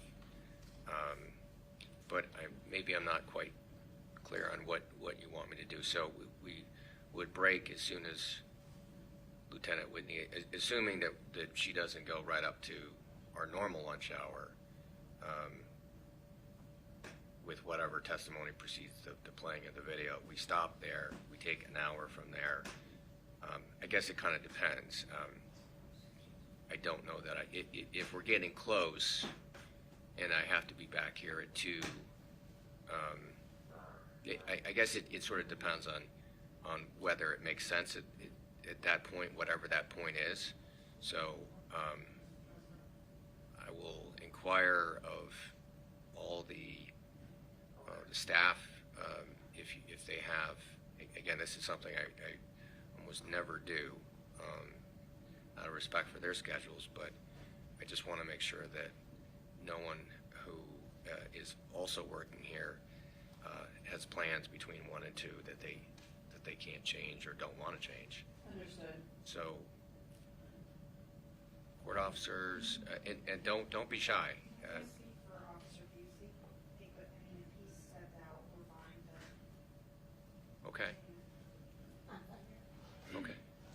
Okay. All right. So, again, we'll just sort of see when that point arrives, and then we can, maybe go sidebar briefly and just That's fine, Your Honor. where we are. Okay. Thank you very much. For RS.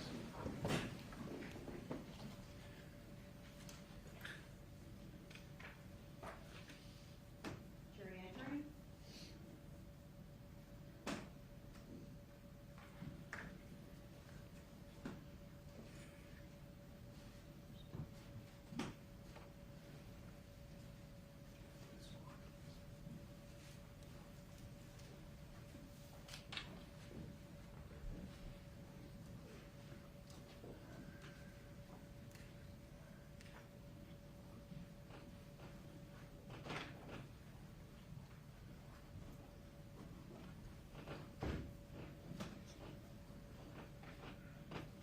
Okay, court is back in session. You may be seated. And I understand the Commonwealth had a couple more questions. The witness. Okay.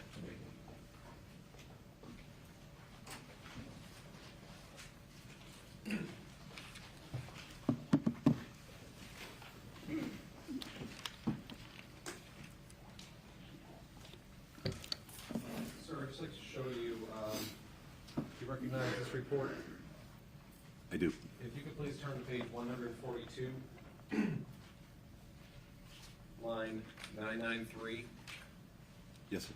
Is that the beginning of the data that you just testified about? Those would be the calls from Ann to Cara the evening before she died? Yes, sir. And turning now to page 151, line 1139, would that be the tail end of the data you testified to before the morning break? A text from Mr. Oleksak, call me on your way home? Yes, sir. So do those pages and those lines contain the data to which you testified previously? Correct. Okay, and that is the report that was generated from your extraction of the data from the Anne-Marie's cell phone, correct? Correct. Your Honor, may I mark this for identification only at this point? You may. Thank you.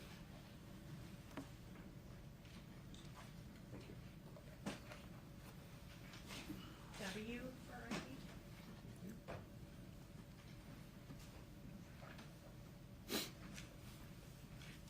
And now I have no further questions. Thank you. Thank you. Morning. Good morning. I have a couple of questions for you regarding your work on this case. First of all, when you talked to the Commonwealth about Mark Olesak's name being contained in some of those text messages, and you were asked the question about whether or not you got that from Ann Rintala's contacts. Can you take a look at the contacts from Ann Rintala and tell me whether or not you see Mark Olesak's name there?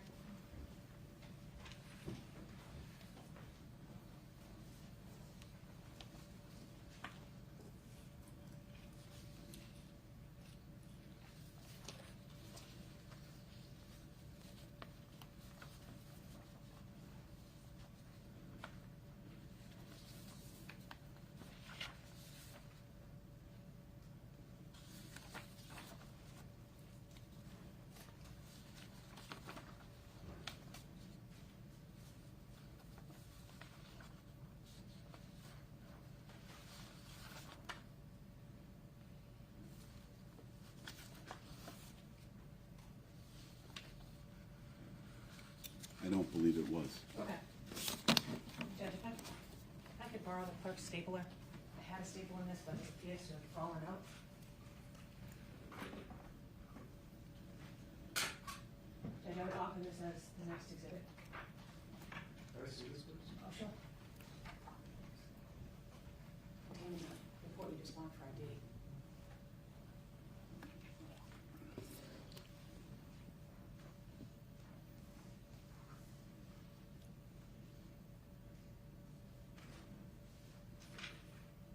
Maybe you can see inside our please.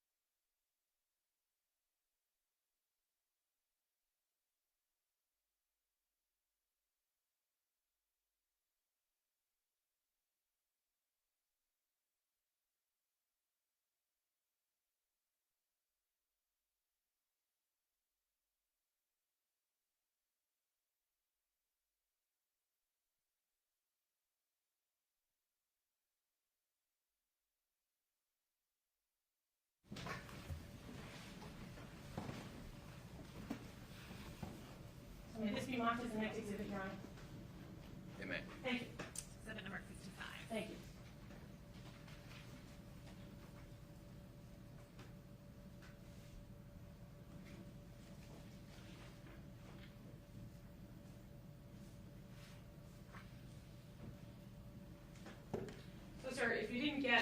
Olasak's name from Annamarie Rintala's contacts. Do you know who gave it to you? It was either members of the state police assigned to the Northwestern District Attorney's Office. I don't know who. Okay. But somebody told you to put the name Mark Olasak in there, even though it wasn't in the contacts. Is that right? Put the name Mark Olasak's where? In the text that we just talked about. Remember the text? On the Right. chalk here, yes. So typically you would get those from the contacts, right? Correct. And you would do that based on whatever you see the contacts in, and you would do that based on your own independent identification in the contacts of people that were called by Ann's phone. Is that right? From the extraction, I could see the phone number. Right. And that number was provided to me as being, for the chalk purposes, from the DA's office. Okay.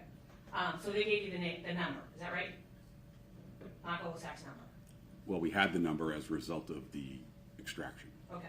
But the number, the name Mark Olasak, didn't come up at all in Annamarie Rintala's phone because it wasn't listed as a contact. Is that right? That is correct. Okay. Now, you also talked about some of the ability to get photos off of a phone. Remember that testimony? Yes. Okay. I'm going to approach you with several photographs. I'm going to ask you whether or not you recognize them.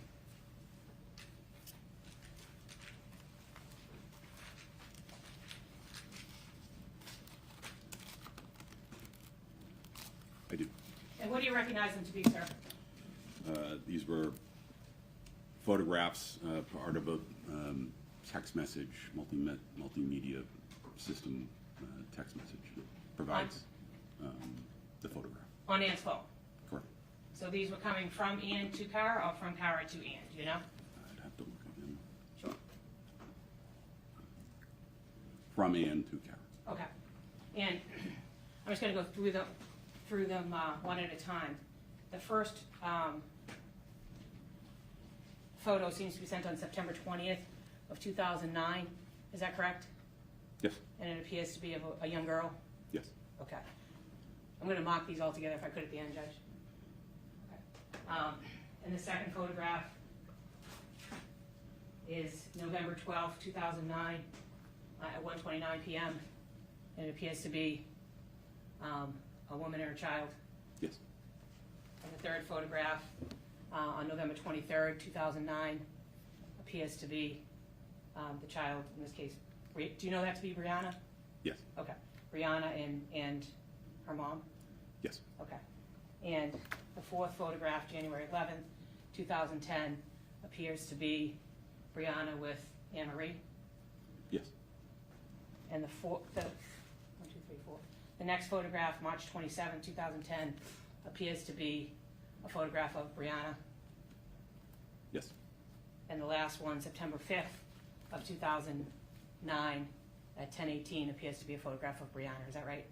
Yes, ma'am. And all those photographs were found on Ann's phone. Is that right? Yes. I move to introduce these. I don't know, Judge, if we just want to take them out of their plastic and we mark them, or if we want to leave them. Any objection? There you are. There's six, correct? Yes. So that will be exhibits number 56 through 61. Thank you.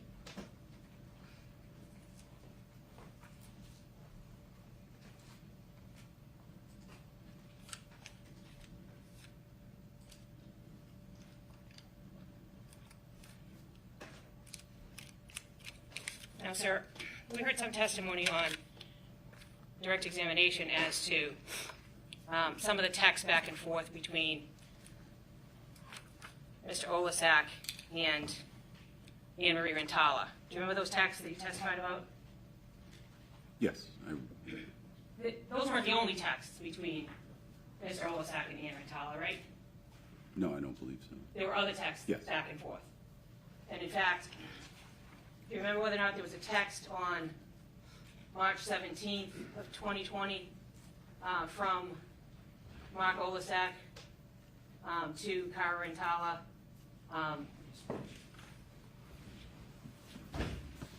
First of all, can I ask you that 9330, is that the phone number for Mark Olasak that you used in? The ending 4, yes. Yeah, well, you can say the whole number if you want. I'm just remembering it with the last 4. Go ahead. Fair enough. The phone number was 413-246-9330.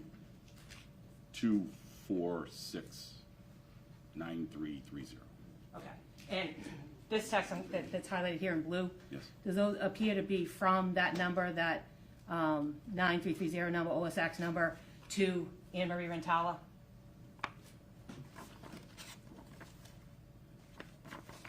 Yes. Okay. And could you read Mr. Olasak's text on March 17th, 2010, to Annamarie Rintala? Objection? Basis. Hearsay. Irrelevance. Okay. Sidebar, please. I see.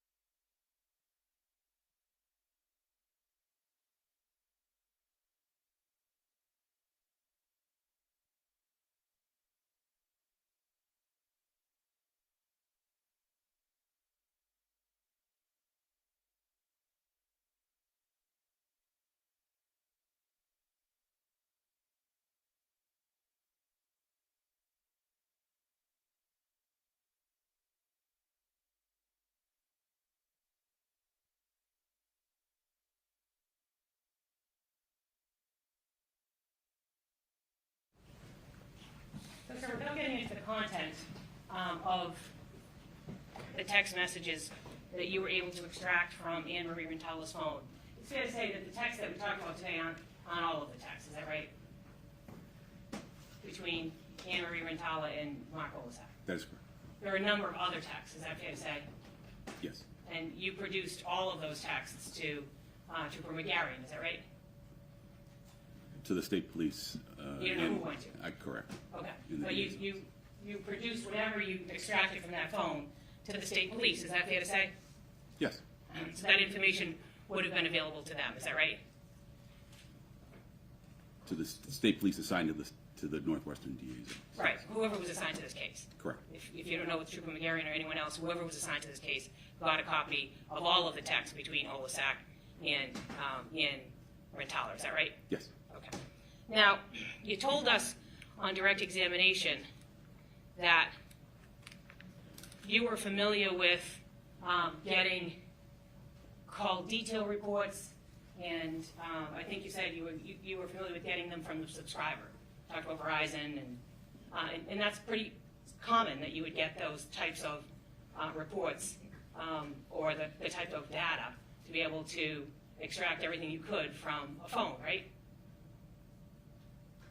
So the call detail records that you're referring to come from the provider. So whether it's Verizon, AT&T, T-Mobile, that is usually obtained pursuant to a subpoena, which is issued out of the DA's office.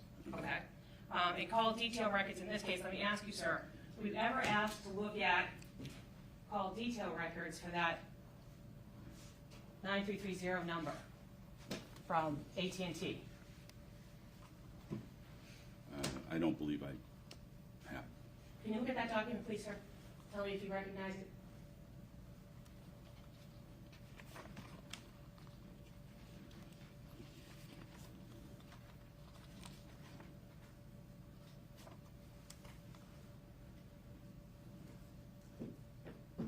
It appears to be the subscriber information, call detail records for Mark Olasak and the phone number of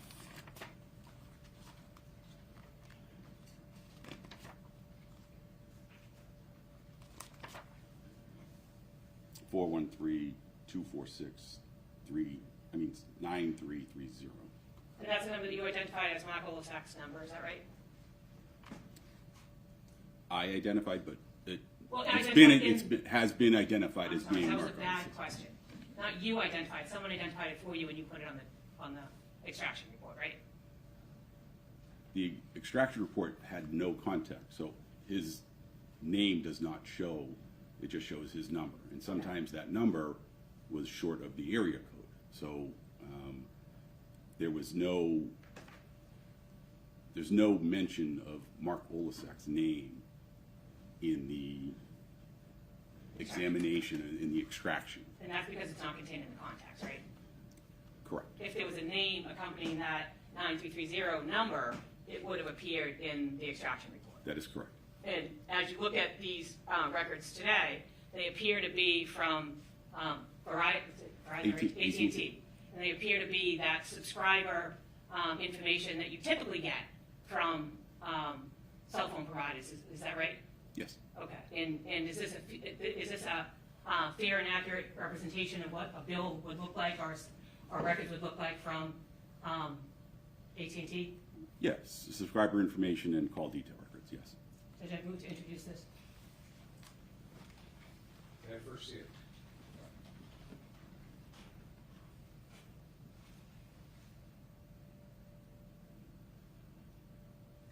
Any objections? Why don't we go sidebar?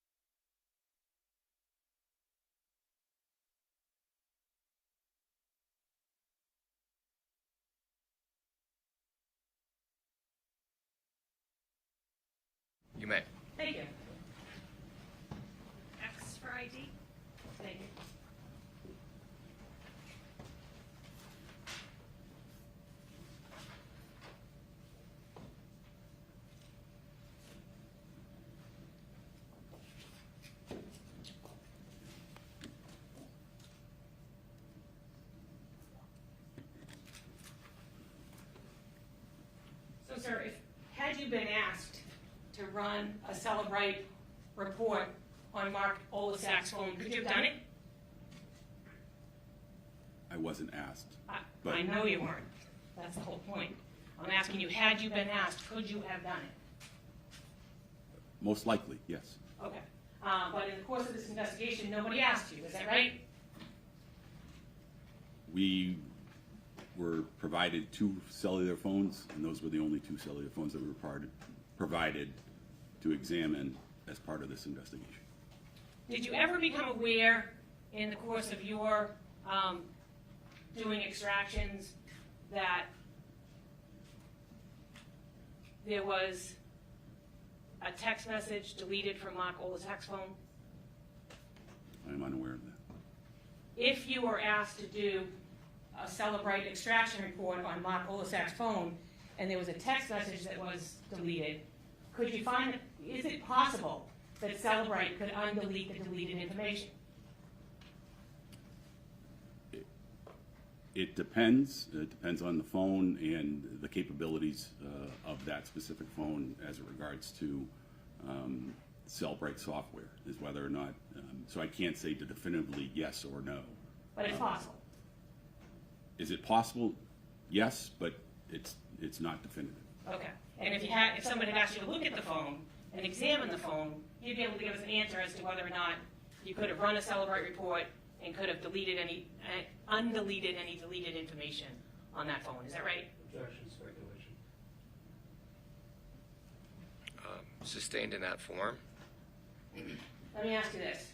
Celebrate is a software that has the capacity in some situations to undelete deleted information. Is that fair to say? I wouldn't use the term undelete, recover deleted items. Yes. Okay, I'll use your recovered deleted items. What it means essentially is it's not there and you get it back, right? Correct. Okay. So whether it's recover deleted information or recover deleted text, Celebrate has the capacity to do that. Is that fair to say? Yes, for most makes and models, yes. And you would just need the phone in order to do that. Is that right? And likely a search warrant, yes. Okay. Or voluntarily. Consent. Someone could voluntarily consent. Yes. Like Cara Rintala did. Voluntarily consent, take my phone, look at it all you want, right? I have no idea whether or not Cara Rintala consented to her phone. But you know you got the information from Cara Rintala's phone, is that right? Yes. And you don't know whether or not, in this case, sir, nobody asked you to look at Mark Olasak's phone for deleted information, is that right? That is correct. Okay. And it's your testimony that had you been asked, there's a possibility you could have examined that phone, developed a report, and potentially recovered, is that the right word, deleted information. Is that right? Objection, speculation. Well, I think the question just refers to what this witness said earlier, so it's really up to the I'm going to let the witness answer as to whether that is what he said earlier. Could you repeat the question? I'm going to try. I'm not sure it's going to come out exactly the same, but I'm going to try. If anyone had asked you to look at Mark Olasak's phone, and you had the actual phone. I'm sorry, counsel. So the way you started the question that was objected to was, and I'm paraphrasing here, but it started with, wasn't it your testimony or didn't you just say? So I am allowing you to clarify what this witness said earlier. That's how I understood the question. I told you I didn't remember exactly, but I'll take your word for it, Judge. So did you just say that had you been provided Mark Olasak's phone, and had you been provided some sort of order or consent to search the phone, that you could have done a Celebrate analysis of that phone, and it's possible that you could have found, what'd you say the word was, not deleted? Recovered items that were deleted on that phone. Is that what you said, sir? There is a possibility of recovering deleted items off of any phone, provided that the software supports the extraction of deleted information from that particular phone. And in this case, you, as you sit here today, you don't know whether or not the software would even support that because nobody ever asked you to look at Mark Olasak's phone. Is that right? I was asked to look at 2 phones submitted by the Hampshire State Police Detective Unit. And those were only the phones that you associate with Cara Rintala and Annamarie Cochrane-Rintala. Is that right? That is correct. But you wouldn't have, and in this case, had you been asked to do anything with Mark Olasak's phone, you would have complied with the request and got the information to the state police, just like you did with Cara Rintala's phone and Annamarie Rintala's phone. Is that right? Yes. I don't have anything further, Judge. Nothing further, Your Honor. Thank you. Okay, may I step down? Thank you. Thank you, Your Honor.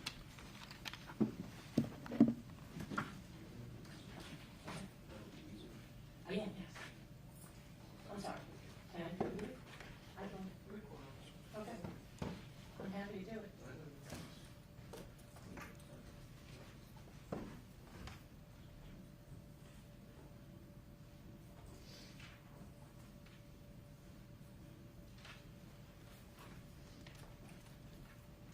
May I call the next witness, Your Honor? You may. Thank you, Your Honor. The Commonwealth will call Detective Lieutenant Robin Whitney.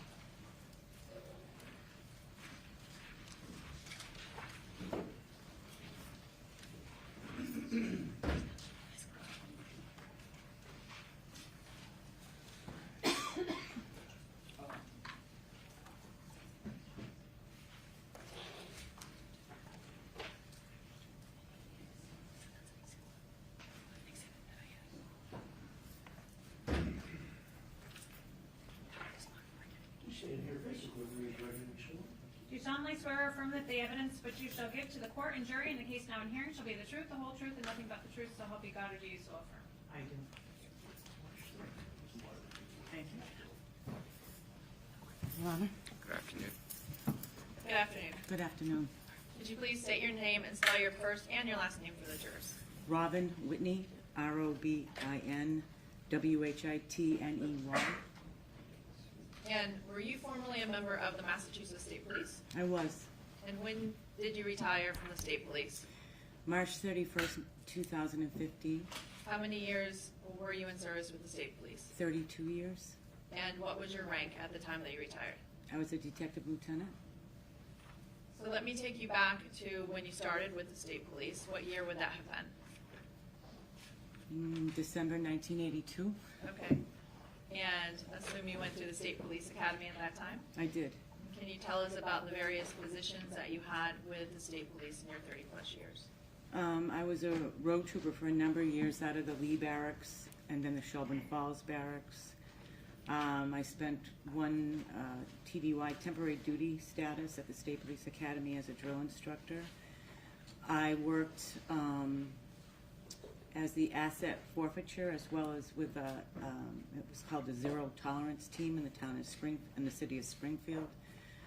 For a year or so, I spent a couple years in organized crime, and then in 1998, I was assigned to the District Attorney's Office, Franklin, Hampshire County. Okay. And is that also known as the Northwestern District Attorney's Office? It is. And you know that office to cover both Hampshire and Franklin counties and the town of Athol? Correct. And you said you were first assigned to the unit there in 1998? Correct. At the time, do you remember the State Police Detective Unit going by a different name? Yes. We went by CPAC, CPAC, which meant Crime Prevention and Control. And while you were employed there, did it change over to State Police Detective Unit, or SPDU? Correct, it did. Okay. At the time that you joined the SPDU attached to the Northwestern District Attorney's Office, what was your rank at that time? I was a trooper. And did that change over the course of your career with the SPDU? It did. Can you describe that, please? I was promoted to the rank of sergeant, and then lieutenant, and then detective lieutenant while in that unit. And how did your duties change with those various positions over time? When you're a sergeant, you're in a supervisory position and on up until when I was a lieutenant, detective lieutenant, I was the unit commander of the unit. And what does it mean to be the unit commander? you're the head of the State Police Detective Unit assigned to the District Attorney's Office. And you took on that role at the time you obtained the detective lieutenant rank? Correct. Do you remember what year that occurred in? I do not. Do you know approximately how many years you were a detective lieutenant before your retirement? Maybe 5 years. I'm not sure. I couldn't say honestly. I'm not sure. Let me ask you this. Were you detective lieutenant and the unit commander in March of 2010? I was. At the time of your retirement as a detective lieutenant and the unit commander, are you able to tell us approximately how many troopers were assigned to the SPDU? So there's 3 offices, so about 15, I would say. And tell us about the 3 offices. One is a narcotic unit that had, I believe, a sergeant and 4 troopers. The other is the Franklin County office, and that would have had, I believe, at the time, maybe 2 sergeants and 3 troopers. And then the Northampton office, where I was myself, I believe, in 4 troopers. And physically, in terms of where those troopers would work, would the Franklin troopers primarily work out of the Greenfield location? Correct. The Hampshire County work in Northampton? That's correct. And the narcotics troopers have their own office elsewhere? That's right, they do. And would you have been overcharge of all of them? Yes. With supervisors, I think, as you indicated, middle-level supervisor sergeants as well? Yes. At times when you were the unit commander and detective lieutenant, would you have a second in command? Yes. Can you describe what that is? That would be, a sergeant or a lieutenant, and they would do other administrative things that I wouldn't have to do. Okay. I think you indicated that at the time of your retirement, there were approximately 15 troopers in your unit. Was that always the case the entire time you were detective lieutenant, or at times did you have fewer? Fewer or more. Okay. Can you tell us what is the SPDU? In other words, what are the duties and responsibilities of that particular unit? So to basically, investigate all crimes that would come to the DA's office, like unattended deaths, child abuse, any sort of major crime, severe assaults, things of that nature. Setting aside death investigations for a moment, or unattended death investigations, why is it that SPDU might get involved in other criminal investigations as opposed to a local agency, for instance, handling a case? Some local PDs only have a chief of police. Some of them don't have detective units. It just depends on what they have for resources, and if they don't, then it would come to us and we would investigate it. Okay, so then at times you would assist those agencies or take over the investigation? Depending on what it was and what they wanted their level of involvement to be. Okay. And did the troopers within your unit, including yourself, have specialized training in conducting major crime investigations? Yes. Now I want to ask you about the other category you mentioned in terms of unattended deaths. What role did SPDU have in terms of unattended deaths? Well, the district attorney has sole jurisdictions over all death investigations, and us, as his designees, would be the one that would investigate the cases for him. So is it fair to say... Her. Sorry. Him or her, the district attorney? Correct. Okay. And so is it fair to say that any unattended death investigation within Hampshire or Franklin County or the town of Athol would fall under the jurisdiction of the district attorney, and thus the SPDU would be the primary investigating agency? That's correct. Tell us what the term unattended death means. It would be a death that's not, that doesn't happen under the care of hospice or in a medical facility. Okay. Does it include just homicides? No. What other forms of death would be encompassed in that? So it would just be natural death, a suicide, a drug overdose, a motor vehicle fatality. Okay. Anytime essentially someone dies outside of a medical facility or under medical care? Correct. And in regards to these investigations, are you aware of the role of the Office of the Chief Medical Examiner? Yes. And what role did that office have? So when we would receive a death, it would depend on the circumstances of why the person died, but we would reach out to the medical examiner's office. we would explain to them what we have, what we believe we have, and they would make a decision on whether or not the case goes to the medical examiner's office. And what do you mean by whether it would go to them or not? Like if it was, you know, I don't know, a 90-year-old person that died at home, then they would probably decline as long as we could find a doctor to be able to give the medical history of that person, and then they would decline it. So the Office of the Chief Medical Examiner could either decline or accept the case? Correct. And absent situations where potentially a medical explanation, was it more typical that they would accept the case? Yes. And what did that mean in terms of the body itself? So a member of the medical examiner staff would come out to the scene and do the removal of the person. Okay, and would the body be transported to their office? That's correct, it would. And would there either be some form of an autopsy or some sort of medical procedure there to determine cause and manner of death? Yes. And have you had the opportunity yourself to attend those autopsies? Yes. In terms of the unattended death investigations within the SBDU, when you were working there, how common or not was it for the troopers to actually attend the autopsy? We attended most of them, I would say, or we would attend others for other people that couldn't make it to an autopsy, but we generally always went to them. And that would include whether or not it was a suspected homicide, a natural, a medical, a motor vehicle fatality, for instance? That's correct. In your time with the SPDU, are you able to estimate approximately how many death investigations the unit would have conducted in any given year? I think we're up to at least 200 a year, approximately. And while you were employed within the State Police Detective Unit, fair to say you were involved in hundreds of death investigations? Yes, it's fair. Do you know approximately how many homicide, in particular, investigations you would have been involved in that time frame? I would say approximately 20.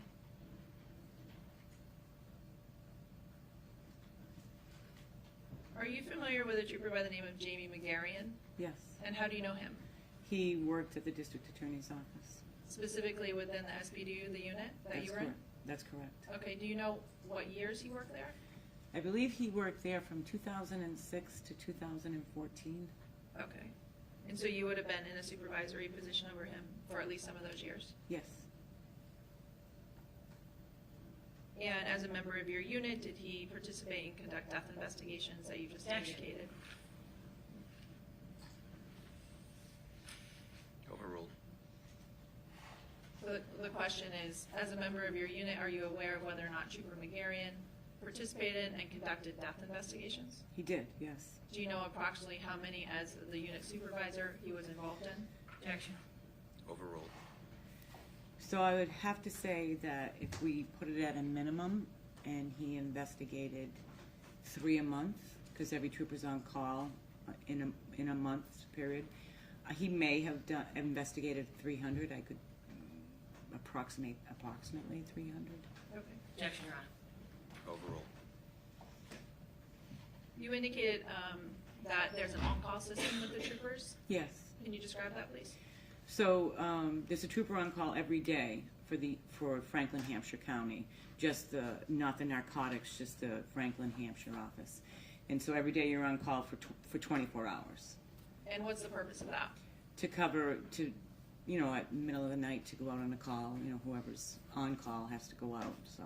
Okay. So usually at the end of the shift, so like in Hampshire County, we would cover our unattendeds from when we got in the office till we left at 5 at night, same with Franklin County, and then on-call would kick in after 5. And the on-call system, I know you referenced, excluding the narcotics officers, Hampshire and Franklin. Would there only be one on-call at any given time, or one per county? No, one for both counties. Okay. So they would take primarily any calls that came in where the SBDU was requested? Yes. I want to direct your attention specifically to the date of March 29th, 2010. Do you remember being involved in an investigation related to the death of Annamarie Cochrane-Rintala on that date? Yes.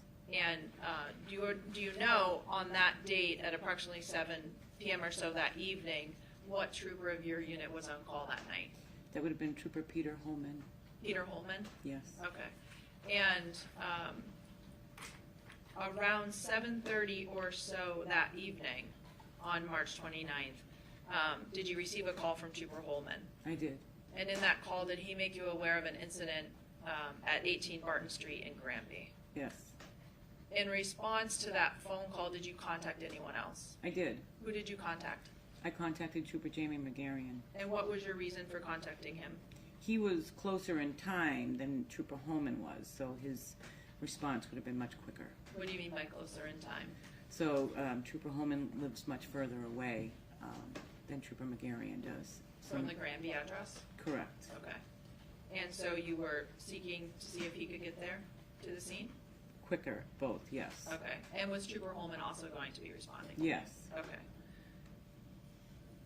And were you able to have a conversation with Trooper McGarrian requesting that he go to 18 Barton Street? I was. And did he accept that? He did. At some point later in the evening, do you remember receiving a call back from Trooper McGarrian? I do. And to your knowledge, was he at the scene at this point? He was. And again, without getting into any content of the conversation, based on what was relayed to you, did you make a decision to also respond? I did.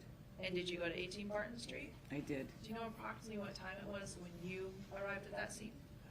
Maybe 10:30 in the evening. At the time that you arrived there, generally speaking, what was going on?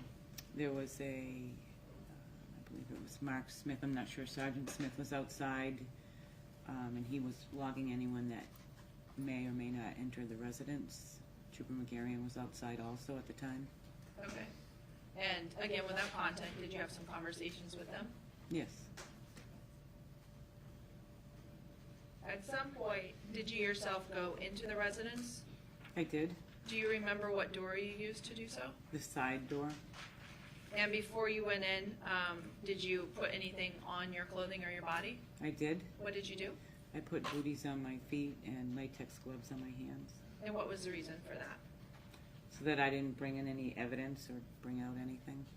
And I think we all understand latex gloves. Can you just describe what the booties were that you put on? Oh, they these white booties that you just slip over your shoes.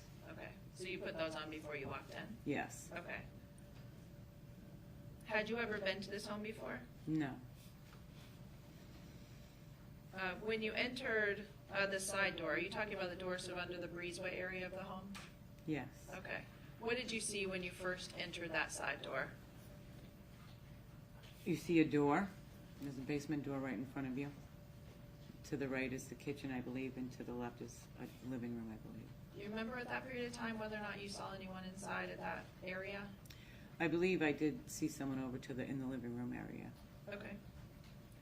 Did you look at that time down? You've indicated that there was a basement door right in front of you, correct? Correct. Was that door open? I don't remember if it was open. Okay. Do you remember if you were able at that point or shortly thereafter to see down the stairs? I was, yes. And what did you observe? I observed feet down at the bottom of the stairs to the right of the stairway. Did you go down the stairs? Not then, no.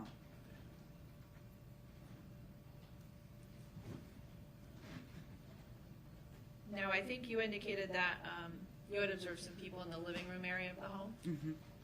Yes. Was one of those individuals Cara Rintala? Yes. And were you able to approach her at that period of time in Yes. the living room? Okay. And could you just describe the conversation that you had with her at that moment? I introduced myself to her. I think at that time I requested permission to interview her daughter, who I knew to be next door at another residence. Okay. Was there anyone else sitting with her at that period of time? I know that Detective Barb Fenn was, and I have a memory of someone else, but I just don't remember who else was in the room with her. How would you describe Ms. Rintala's demeanor during this time frame where you were introducing yourself and then asking if you could speak with her daughter? I mean, she was upset. She was cooperative.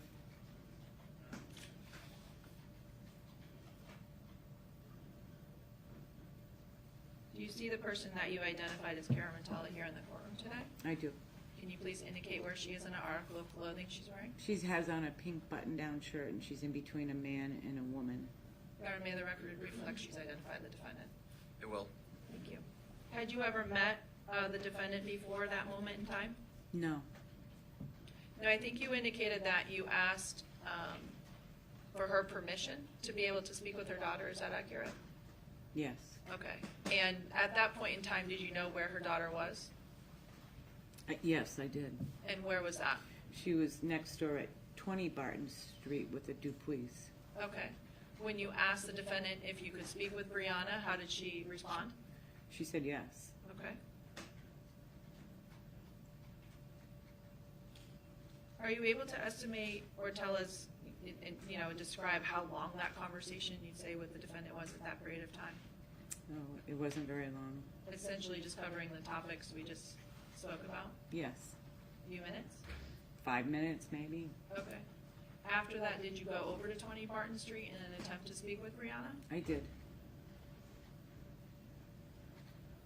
And when you got over there, were you able to meet first with some adults in that house? Yes. Do you remember who those individuals were? I know it was Mr. and Mrs. Dupuis. I can't remember their first names. Okay. Was anyone else with you at that period of time? Detective Fenn was with me. Did you tell Mr. and Mrs. Dupuis why you were there? We did. And did they have Brianna in their care at that period of time? They did. And were you able to meet Brianna? We were. Can you describe where in the home you were? It was a room down the hall. It was like I don't know, like maybe it was a little playroom. I'm not sure. Okay. And I think you indicated originally that you had arrived on scene approximately 10:30 p.m. Correct? Correct. So this would have been after that, correct? Correct. Would you estimate before or around 11, or maybe before 11? Maybe around 11. I can say that. Okay. When you met with Brianna, were you aware of approximately how old she was in age? I was. What is that? She was approximately 2.5 years old. Okay. And did you attempt to have a conversation with her? I did. Can you tell us how you went about trying to do that? I told her who I was, and I tried to engage her in colors. What's this color? What's that color? And how did that go? It didn't go well. Did she speak to you? No, she didn't. Okay. And I should have asked you this before, but were you wearing a police uniform that night? No. Plain clothes? Plain clothes, yes. And was Detective Finn also wearing plain clothes? Yes. Okay.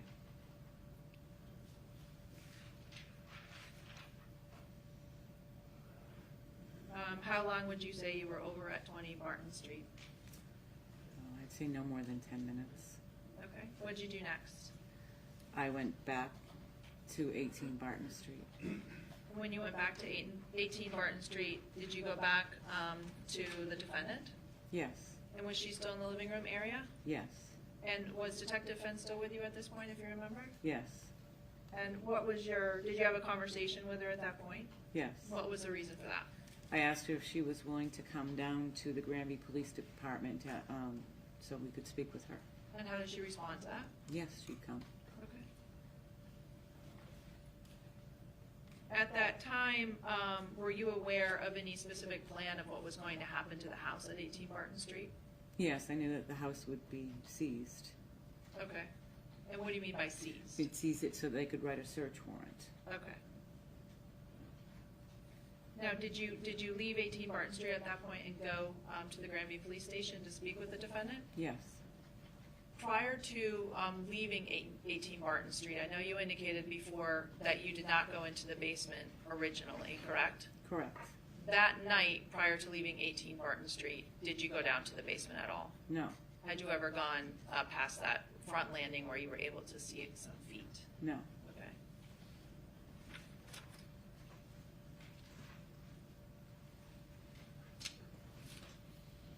Do you remember how you got to the Granby Police Station? I drove. And was the defendant with you? She was. In what part of your car? Right next to me. Unmarked police car? Yes. Okay. What about Detective Fenn? Did she also go to the Granby Police Station? Yes, I followed her. Okay. During the ride to the police station, did you have any conversation with the defendant during that period of time? I mean, not that I can remember. If it was nothing substantial. Nothing about the case or that No. night or anything? No. Okay. After you got to the police station, where did you go? My memory is that we went to I've never been there before, so we went to a basement part that had an interview room. This was your first time at this police station? It was. Okay. And Detective Fenn was with you? She was. Did she guide you to that area potentially to be able to have that conversation there? She did. Is it a room used for interviews? Is my understanding, yes. Were you aware at that time, or become aware before you went into the room, that the room had the ability to audio and video record? I don't know if I was aware, but I knew once we got down there that it had that ability. Okay, so before you started the conversation with the defendant, I guess? Yes. Did you know? Okay. And did you tell that to the defendant? In other words, was she advised that the room was audio and video recorded? She was. Now, well, let me ask you this. The audio and video equipment that would have been used, would that have been state police equipment or Granby police equipment? Granby police equipment. And you were not familiar with this police station, I think you indicated, correct? Not at all. And were you familiar with the recording equipment? Not at all. Did you have any recording equipment yourself that you brought with you? I did. I had a digital tape recorder. And in other words, a handheld digital recorder? Correct. And that would have been able to capture audio? Yes. Did you use that night? At some point I did, yes. And what do you mean at some point? We started the recording, but even from inside the room you could hear a hum. And so at some point I thought to myself, I'd best turn this on. And because we've had failures, we've had times with our equipment or someone else's that one has failed. So it's probably best to have two. Okay. And so did you turn on your digital recorder as a backup? I did. And you know that was a few minutes after the interview began? I think it was like 8 minutes after the interview began. Do you know approximately what time it was, what time of day that the interview began? I think it was like 11:57 or 11:40. It was just before midnight. And was Detective Fenn also present for that interview as well? She was. Do you know approximately how long that interview was with the defendant? Maybe 2.5 hours, approximately. Now, I think you indicated a few moments ago that you had heard the hum in the room, turned up on your backup audio, correct? Yes. At some point, did you have the opportunity to go back and listen and watch the recording that the Granby police equipment had created? Yes. Did you have a chance to review your own audio from the digital recorder? Yes. And did you notice any issues in terms of the audio on the Granby equipment? Yes. What did you notice? There was a hum through the whole thing. Okay. And are you aware that at some point someone was able to put the audio from your interview recorder, once you started it, along with the video to create a more audible version? Yes.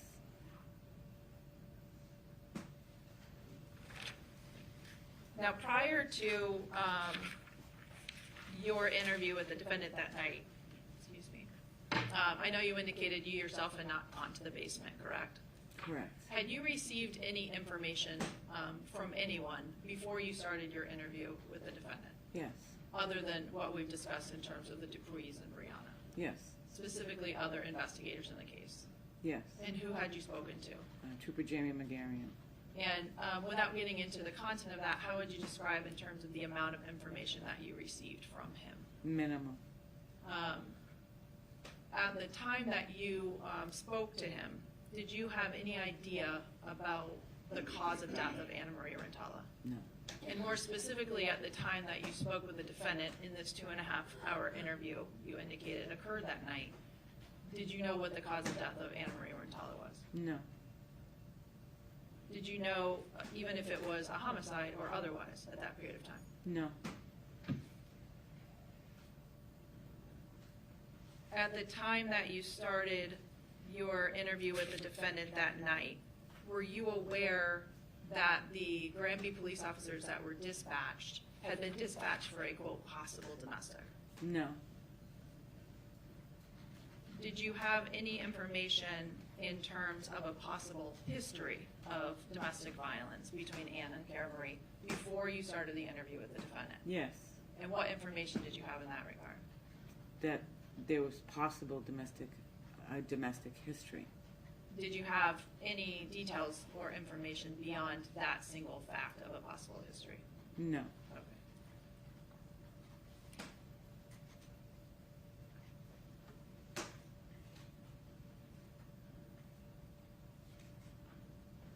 I think you indicated that Detective Fenn was present during the interview, correct? Yes. And did you receive any, again, before the interview of the defendant, did you receive any information from Detective Fenn about any history with the Granby Police Department with Ann and Cara? No. During the course of the interview, do you remember if you stepped out at any point in time? Yes. And do you remember how many times you did? I believe twice. And what was the reason for that? The first one was to go to the ladies' room, and I don't remember why I went out the second time. Okay. By at some point while you were conducting this 2.5 interview or so, were there other members of the state police that had arrived at the Granby Police Station? Yes. And at the 2 times that you stepped out, the time you went to the ladies' room and the other time, did you have conversations with them? I did. And again, without getting into any content of what was in those conversations, did you receive some information from them? Yes. And did that information affect some of your questioning of the defendant after you had stepped out of the room? Yes.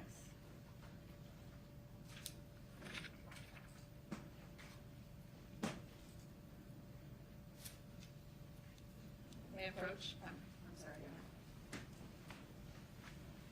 I'm handing you a document here. Detective Lieutenant, do you recognize that? Yes. What do you recognize that as? A drawing. A pretty rough one? Yes. Is that your drawing? It is. Okay, and how do you recognize that? When did you create that? Well, I was interviewing Cara. Okay. And was that based on some information that she provided? Yes. And that's visible in the video that you were drawing that diagram? Yes. And that's what that would be marked as the next video that you're on. It's just to preserve the objection. Exhibit number 62.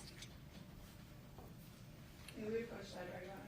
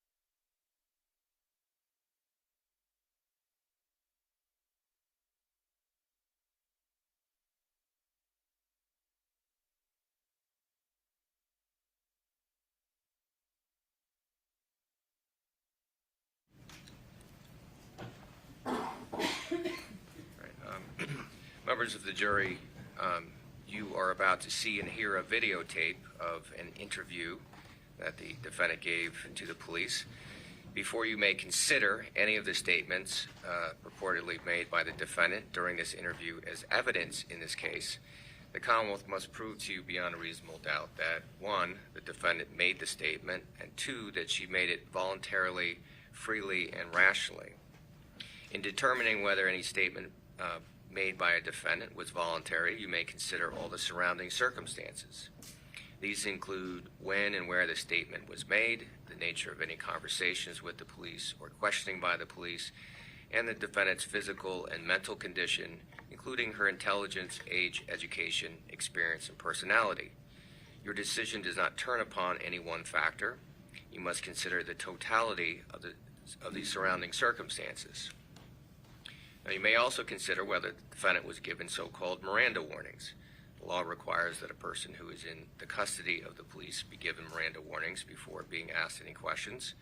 4 warnings are required. Police must tell a person in custody that he or she has a right to remain silent, and that anything he or she says can and will be used against he or she in a court of law. That the person has a right to the presence of an attorney during questioning, and if that person wants an attorney but cannot afford one, an attorney will be appointed to represent him or her. It is also good police practice to inform a person in custody that if he or she decides to answer any questions, that person has the right to stop the questioning at any time. It is up to you to decide, based on the evidence presented, whether the defendant was given these warnings before making a statement.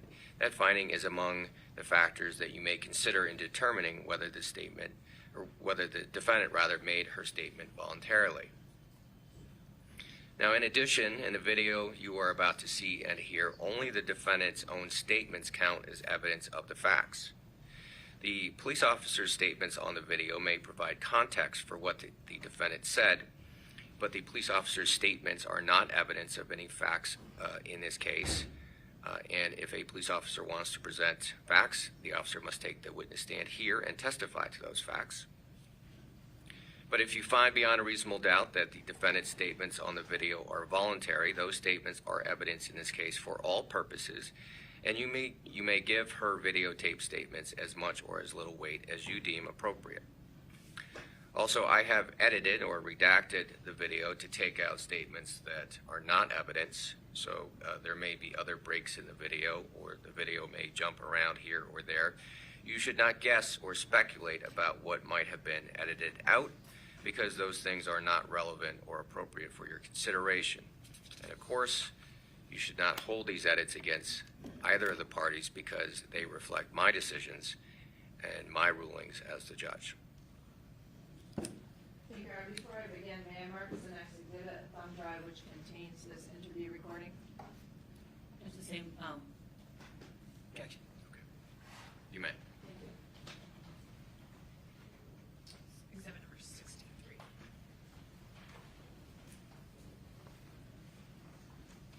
For the record, playing from exhibit 63, the March 29th interview.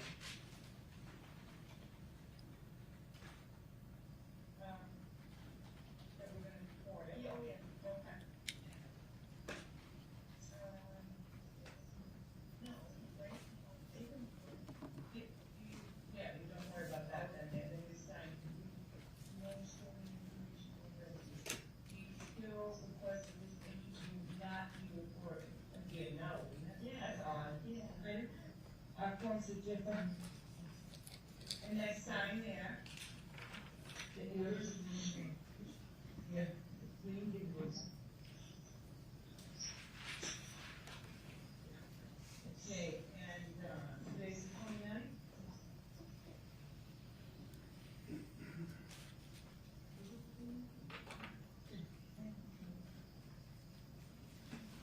And the time is. If I could just have a moment to change the audio so it's a little louder. Sure.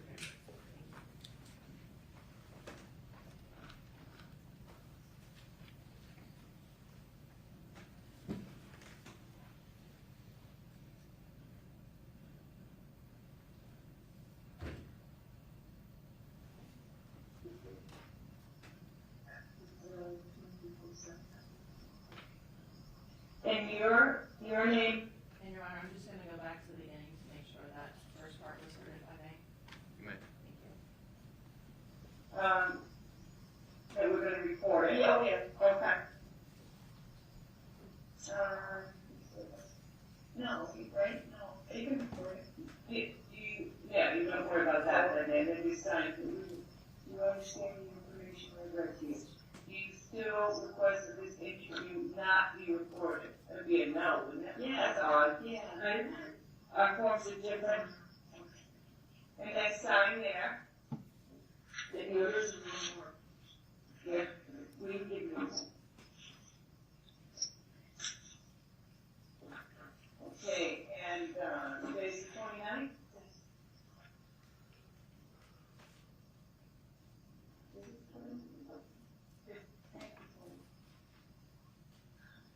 And the time is, you're 22:42.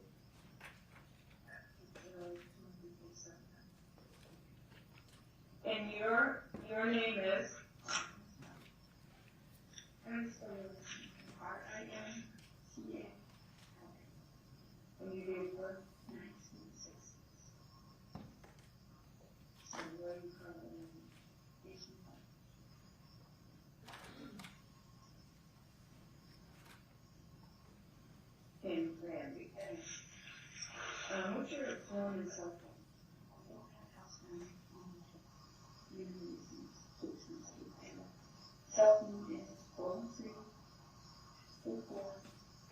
6. And the house at 18 Barton Street is in your name? Yes, I'm off with them. You bought it before you got Ann. And is it Ann, what's Ann's full name? Anna Marie. Oh, okay. And what's her last name? Rintala. Okay. Now, did you take hers or she took yours? She did. Okay. And you have a little girl. Yes. And what's her name? Brianna. P-R-I. A-N-N-A. And how old is she? She's 73. And that's me. What's her deal? May 30th.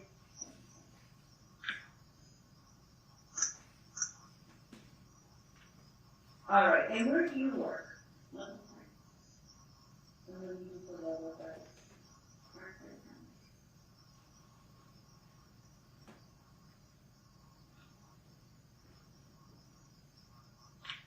No, that's obviously better than that, too. Okay. And what is Ann Marie? She's a paramedic. I also look at Anna. Very unfriendly with me. Mm-hmm. And Anna was supposed to be more.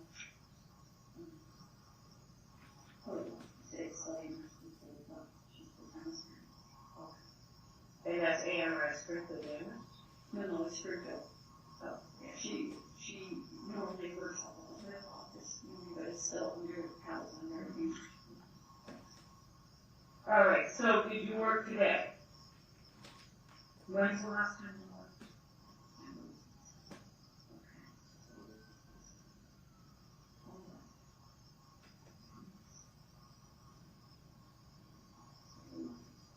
Today's Monday, almost Tuesday.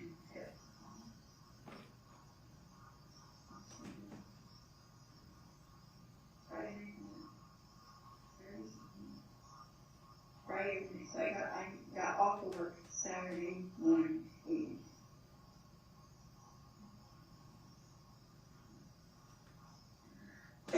When do you go back?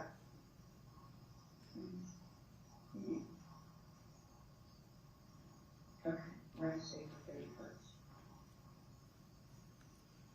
And you do 24 hours? No, we do 2 more days, all time, 14 nights.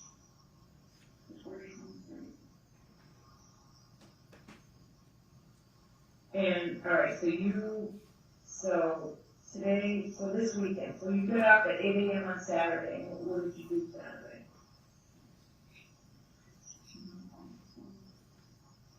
Do you take any drugs or alcohol? Yeah. Do you take any drugs? Friday night,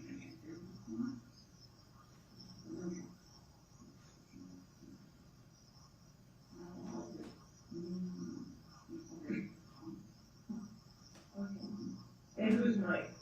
Oh, Mike is dead, actually. One of my roommates. What's his last name? Simmons. C1, R-A, N-W. So was that at your house? It was the animal?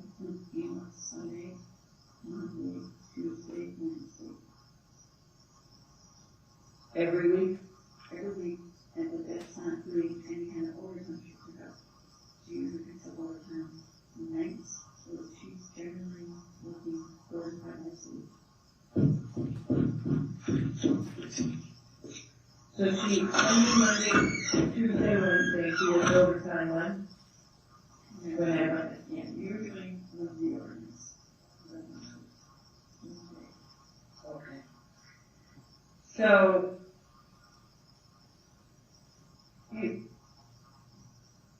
you said you drank beer with Mike on Friday, where where was she? Well,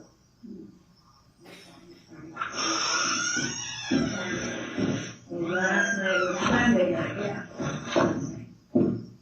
Okay.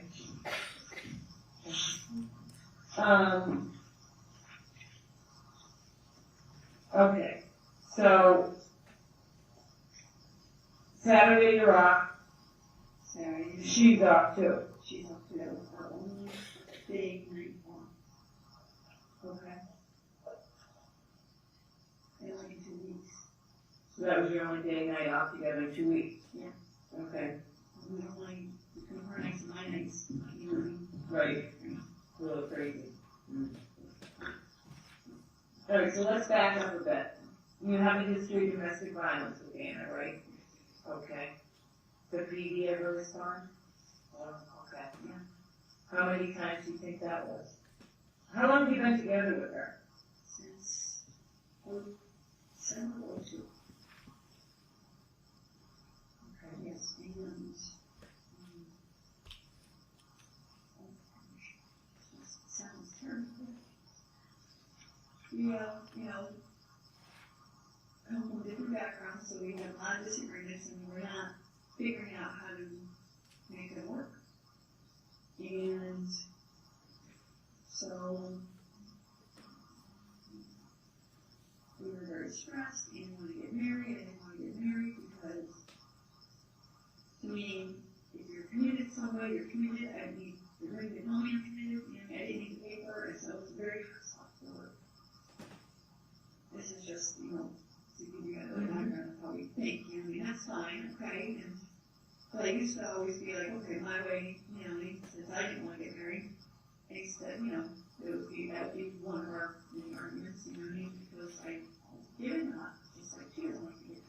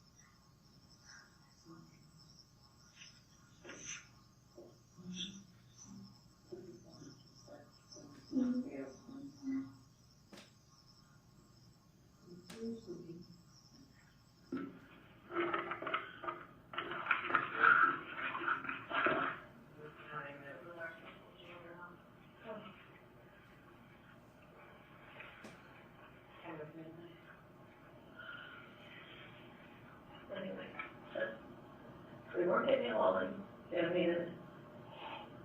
Then we got Brianna, which was another stressor. When did you get Brianna? June 2010.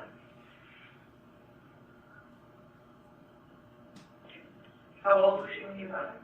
16.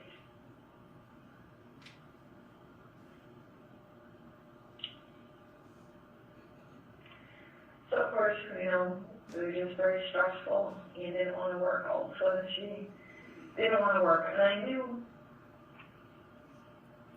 before when he had very expensive taste and like spent a lot, and therefore he got himself into financial difficulties. Or since I've known her, the stories listening, you know, to her is that this is nothing new for her, the financial difficulties, but they're like really bad financial difficulties, like bankruptcy and long and short, she always had a financial thing, always cash, always something, and I had a real hard time with that. I didn't know that until a couple of years into our relationship, so I just think that you work hard and save and, you know, you pay your bills, and so I had a very hard time with the second bankruptcy thing. Or she did that while she was with you? Or her dad did. They didn't really tell me about it. So I think so. I think, like I said, they speak in codes. I don't really know. Yeah. So that was probably the biggest source of contention is that I wanted her to work like a regular, like, job. Right. You know, like at least full-time hours. And she didn't want to work. So, you know, we would argue, and I was trying to take care of everything, you know, and I tired, I guess, you know, working overtime and trying to make ends meet and pay for all of us, and that was probably, you know, that was another source of contention. And then we had this incident in October. We used to push each other, we did, you know, like, we'd argue, and it would get physical, absolutely. And I know Angel, but I can honestly say it was definitely back and forth, you know what I mean? Well, all of a sudden we have Brianna and, you know, the arguing was getting out of control, and there was an incident at the house at the stove, and we had been saying that we need to have counseling to talk, that we're going to talk to each other. I was told Brianna, I want to make her groceries. I'll never forget this. Like, you know, this was like before this. So how long ago was this? October. I'm not sure. Year before? Year before.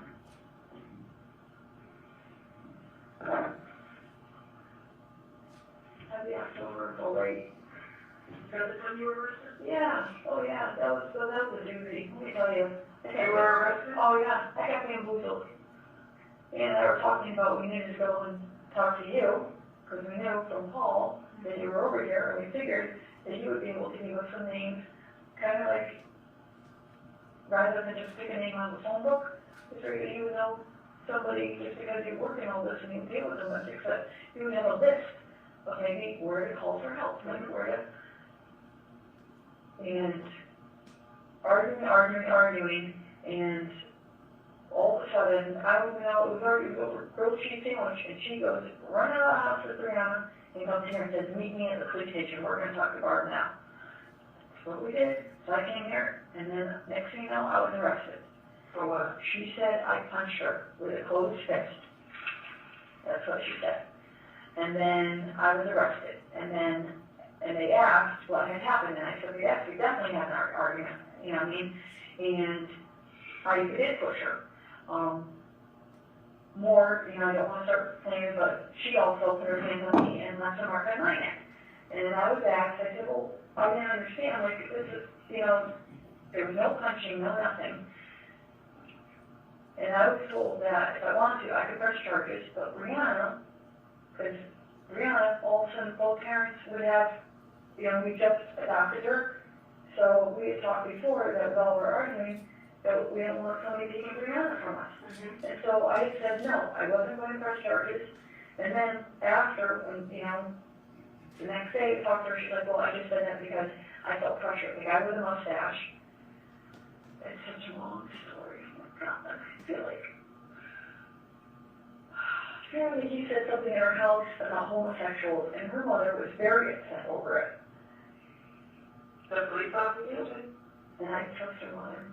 Yeah, she said from her aunt and her mother, a homosexual adopting, and that his wife would love to have her daughter. How could they give her to a couple? No, how could they give her to women? I'll never forget that, because we had been talking about, you know, pressing charges, but at the same time, we both kind of helped out here in the ambulance, and they wanted. So anyway, Anne said that she didn't say, she said that she came in, and she started to say that we were arguing, and he was leading her down the road with pointed questions like, did she hit you? She hit you? No, she hit you. Something like that. And so finally she said yes. And then after we went to court, and she even told the judge, no, that didn't happen.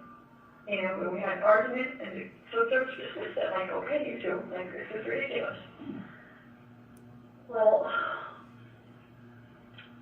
after all that, the argument continued because the same problems were there. I felt, and again, like I say about years, what do you want to talk bad about? Because, you know, because I don't want to talk bad about her. You know, I love her. I don't want to talk bad about her. Because it's bringing a lot of hurtful stuff for me. You know? I love her, and I don't want to talk bad. There were some bad things, but it was the majority of good things, you know? That's why I finally suggested she can come back. I feel like I'm betraying her. I feel like I'm betraying her by talking about her past stuff. And we agreed to, you know, be together, move on, and put our terrible bad past behind us. I feel like this is the worst thing I could do for her is to talk bad. I do. Yeah. You know, it's terrible. God. Well, we know they had, you know, some issues. And then she left in October. No. I know, I can't have the number. She yells and she laughs. And I'm not like that until I feel, I get very anxious over it. You know what I mean? I don't like confrontation. I don't like the loudness. I don't like swearing. And that's what she was kind of brought up around, so that's all she knows. It's not that she's that person, but that personality. And it eats at me, and I feel, you know, like I can't even get out of my way. You know, I felt bullied. I did. And that's a mean word. I felt bullied. My own house was grounded me, and I felt bullied. I did. I felt belittled. There was nobody swearing at you. And all the swearing, it makes you feel really bad about yourself. And I felt like I just need to get away. I do. I needed to get away. And so I finally was calling for her shots whenever she would get in my face with a finger pointed in my face about something. I would just back up, and finally I called, and hold on, once they came back, and I went through these guys, and went to get a restraining order. And when she found out, because she said you guys told her right away that I wanted to get a restraining order, she flew in her van and passed me at Senator Granby, and got there first. They put a restraining order on me. Now, mind you, nothing had happened that I was on, you know, I didn't do anything. I didn't yell, nothing. I was holding Prima, you know. And it's, when was that? Early 09, maybe. So, but I can honestly say it's not just I love it. I want to say good stuff. I love her, you know, she's mostly good. We all have bad stuff, you know?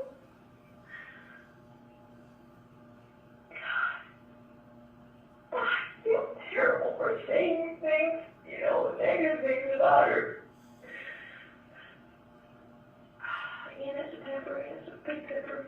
She gets in conflict all the time with people. She has no idea.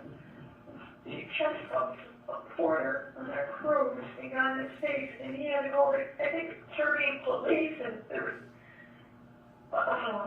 that's just an example of her temper. I think this would be appropriate for lunch to break. Okay. Right. We'll take our lunch break. I have a few matters at 2 o'clock. I expect that they will take no longer than a half an hour.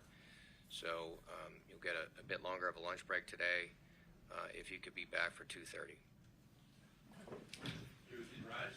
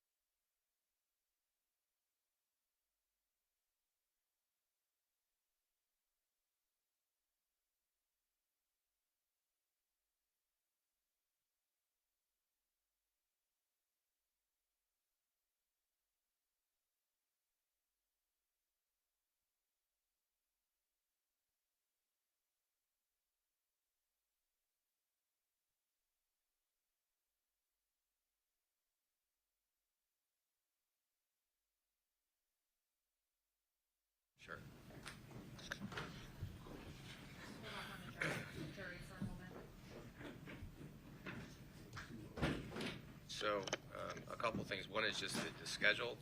I understand that in order to complete the video today, we would need to go over 4:30. Judge, I'm looking at the time frame now, and we have 2 hours and 10 minutes left of this particular video. Okay.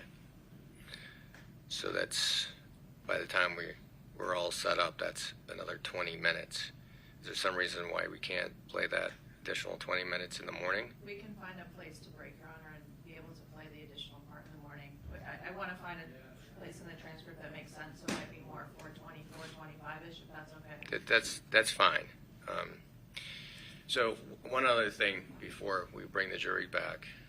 I realized as I was watching this video, and after I went and reviewed the video that I had reviewed as well as the transcript, that my findings this morning about the defendant's waiver of Miranda rights were erroneous. I don't see anywhere where she actually was provided Miranda rights, at least on the video that I was given or the transcript that I was given.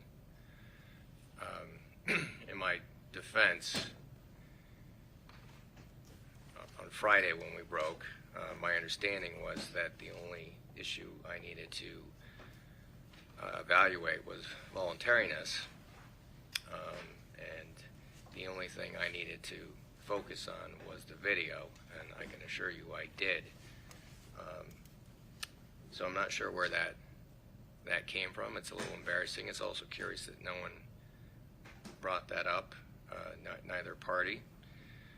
It doesn't change my ultimate conclusion as to either voluntariness or whether there was a Miranda violation. It also, I think, illustrates Attorney Sewell's point that this is pretty late in the day to file what is typically a pretrial motion, and one that a lot more time is, or on which a lot more time is spent. I have addressed it, but I'm treating it as an objection. I'm not sure if it makes much of a difference. Again, sort of extracting my erroneous findings concerning the Miranda warnings themselves, I still find that the interrogation was not custodial, and that's based on the video, which shows the location. It's an interview room. There's nothing, I think, coercive about that environment. Detective Whitney is dressed in plain clothes. The questioning was relatively informal. The circumstances were such that the defendant should have felt free to leave at any point or stop the questioning at any point. She wasn't arrested before, and she wasn't arrested before the interview began or at its conclusion. So I focused only on sort of the video, which I understood to be sort of the parameters that we'd all agreed upon. Given that this is an objection, you can feel free to raise it again, but I will tell you that so far, at least based on Trooper Whitney's testimony, my finding that this was not custodial has been somewhat bolstered by her testimony, specifically her testimony concerning the fact that the defendant was asked and agreed to come with her. It also makes sense that the interview would not have taken place at the house, which at that point was an active crime scene. And also, I thus far credit Trooper Whitney's testimony to the effect that she had very little knowledge about this case and wasn't viewing the defendant as a suspect, and I think that comes out again in the way that the she conducted the questioning. So I'm overruling the objection as opposed to denying a motion to suppress, which I think has been is filed way too late. It's untimely, but again, I will treat this as an objection. I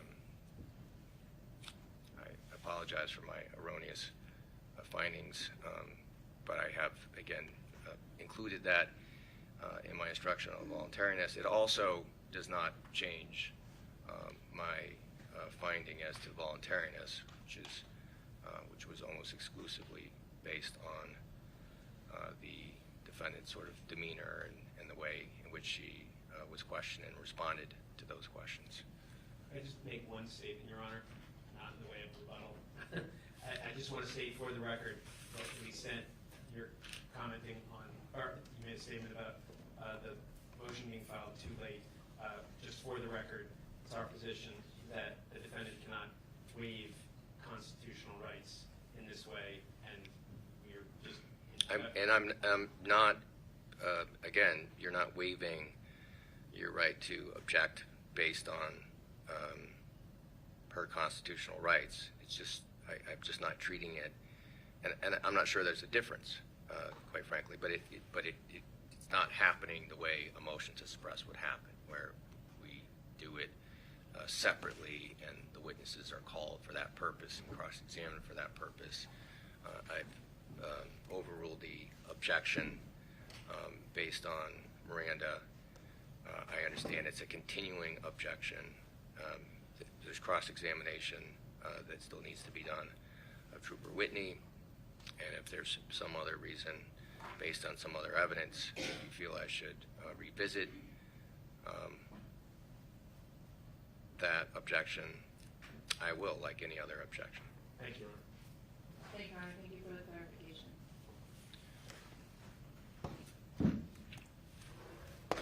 Okay.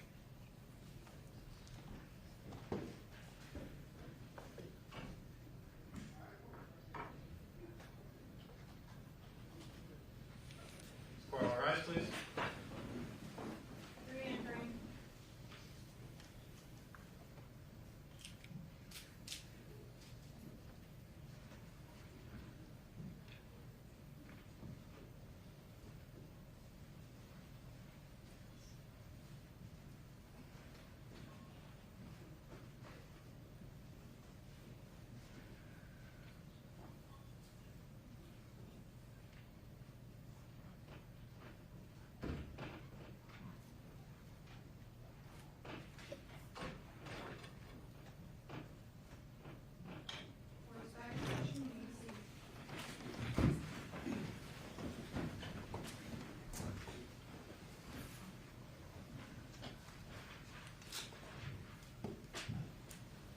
May I continue to play this exhibit that we were playing before lunch?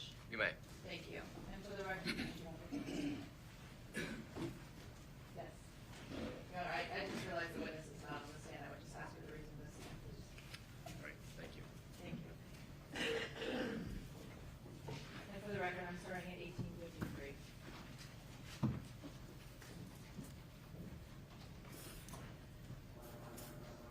And it's a temporary, it's a big picture.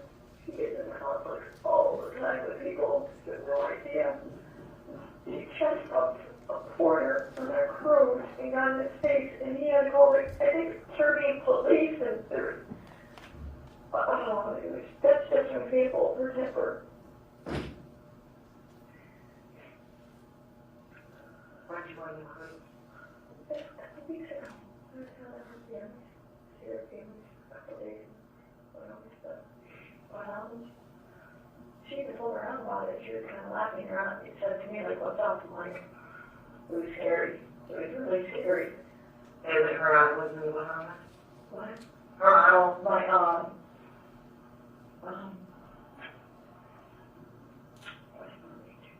Her aunt was in West Palm Beach. You went there to visit? oh, yeah. And then you did a cruise? Yeah, it was in Miami. Went across. 4 days thing. And then, but yeah, and so anyway, so when I started calling, when I started not putting up with the name calling and swearing and yelling, and this is going on for so long. My friends and my family are estranged from her, and, you know, they are working at it for me, because I asked them to, because she's managed to get into fights with all of them. She screamed at my mother, oh my gosh, I'll never forget that on the holidays. She just, you know, she doesn't mean anything by it, it's just her. She just loud, and she's the kind of loud that gets in your face to get her point across, even though she likes my mom and my car and my stepdaddy didn't even want to come up at all when I said I'd get together. All my friends in the room want to talk to me, my closest friend, not my closest, but everybody else is coming around slowly, and they're all trying to understand, you know, why I would go back, why I would let her come back. And just because, you know, my parents are divorced, you know, we did try everything. I don't want to, you know, be down the road and not knowing if maybe we tried counseling or therapy or church, you know, more to, like, just enjoy each other's differences and learn how to map through the trigger points, you know? I don't even know what you asked me. My head is spinning. Well, so that was in, she got the restraining order against you in 09. No, She's seen you there, I thought. yeah, she did. She asked me, I went first. So she got a restraining order against you, did you get one on her? Yeah. And you know, they ask you, right, like, what's going on? And I honestly, like, I feel bullied. I feel like I'm constantly being yelled at. I feel like I don't have a personal space. She's always in my face and threatening me and saying mean things like, you know, like, you know, I'm not the one with a, you know, who got arrested. I found that very hurtful because she even said to her mother, she even said to me, she even said to all of our family and friends, she even said to the judge, it's not true. We argued. But she'll say an argument to me, it eats me or hurts. You know, it's painful. You know, the person that you trust so much, it makes me, you know, it's just very hurtful. And so my family and friends are like, what are you doing? And, you know, it's been a slow process, but I don't want that questions, you know? I definitely want to, I wanted to know for sure if we tried everything, we agreed, we tried everything, and it doesn't work, and that's okay. You know, we did it, that's okay. But if all of a sudden we are one of those, you know, smaller populations that it works, well then it's the best thing going, because that was who I chose, you know? I chose her, she chose me. You know, we chose to agree on it, like, and it was, it was working, you know. So we weren't arguing as much, you know, we won't do the stupid things, they're like the mean, hurtful things. The Mike thing, she was the Mike thing. Well, she's very non-trusting individual. I guess she doesn't trust her dad, but she says she doesn't. I guess her dad took money and her uncle stole things. She was left by a girl. It's just all this stuff that she's very non-trusting, very skeptical. Yeah.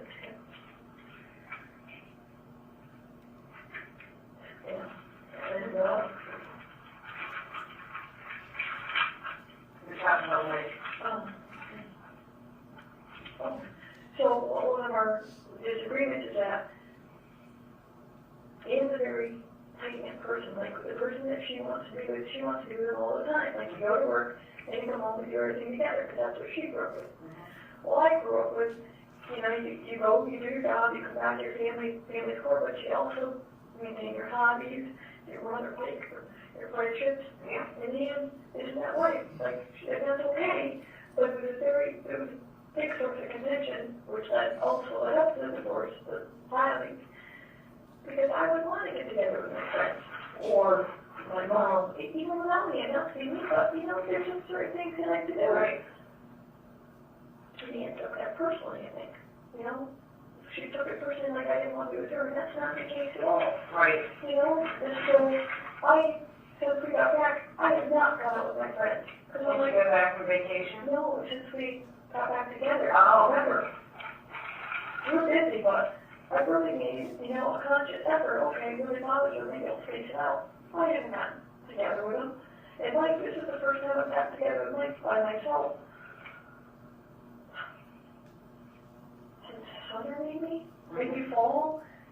I work with him.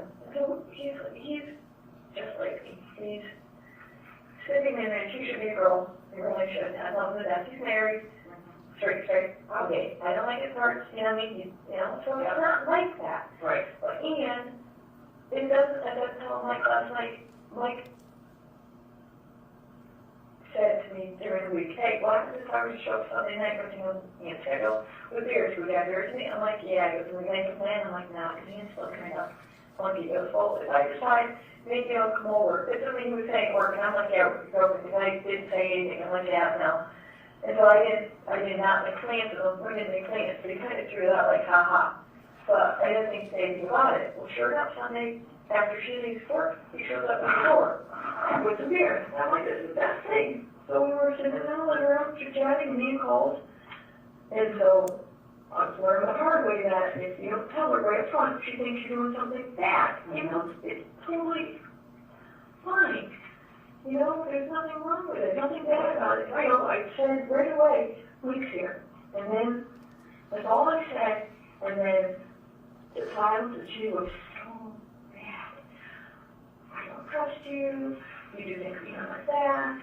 I'm like, but it's Mike, and she called, I went on, and a lot, her texts are always like, oh my God, she texts me the worst things all the time, like, the others on your phone. That's one of the reasons why she's like, I don't trust you. I delete my texting because I don't like to read stuff like that. And then I am like, I'm not a techie. I just have to think, so I like to have it clean, So you deleted everything off of it? I always delete all my calls. So the fact that she texted you last night, you deleted? Well, I don't think so because we were drinking, a couple beers, and I felt good. He left. I called in bed, and what time did she get home? Well, she gets home in the morning. What time did she get home in the morning? 8:30 maybe a little before. Were you up? Oh yeah. Brianna gets up early. What time Brianna got up in the morning? I don't know. 7:30 maybe, 7:45. We were already up in the kitchen. Already in the kitchen, and they get cereal, morning cereal, when they walked in. And how did that go? Quiet and silver. So I was around the her, lovey. It was about 2 hours later, we're sitting in the living room playing, and she was telling me, she must have gotten over herself because I learned if I don't bring it up, through a couple recent incidents, I learned not to bring it up. And she's fine. She told me about her night, her call, she had stabbing, she had cardiac arrest, they saved him. She said she shocked a firefighter.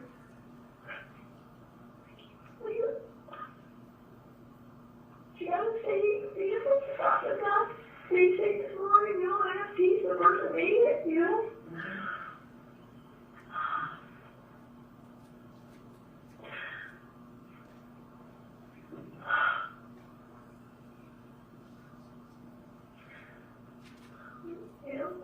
were talking, she made me coffee, she went out like a keto with a donut from home.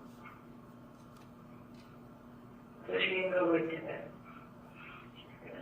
I'm getting around it, loud. She likes to play with her. She, and is a very loud person as far as like yelling, as far as throwing things. And Brianna, just as loud? No, Brianna, and this is very upsetting to me, but more upsetting to Ann. Ann was very upset. In fact, she blamed me, but Brianna really go to her. She, changing or washing or bath time.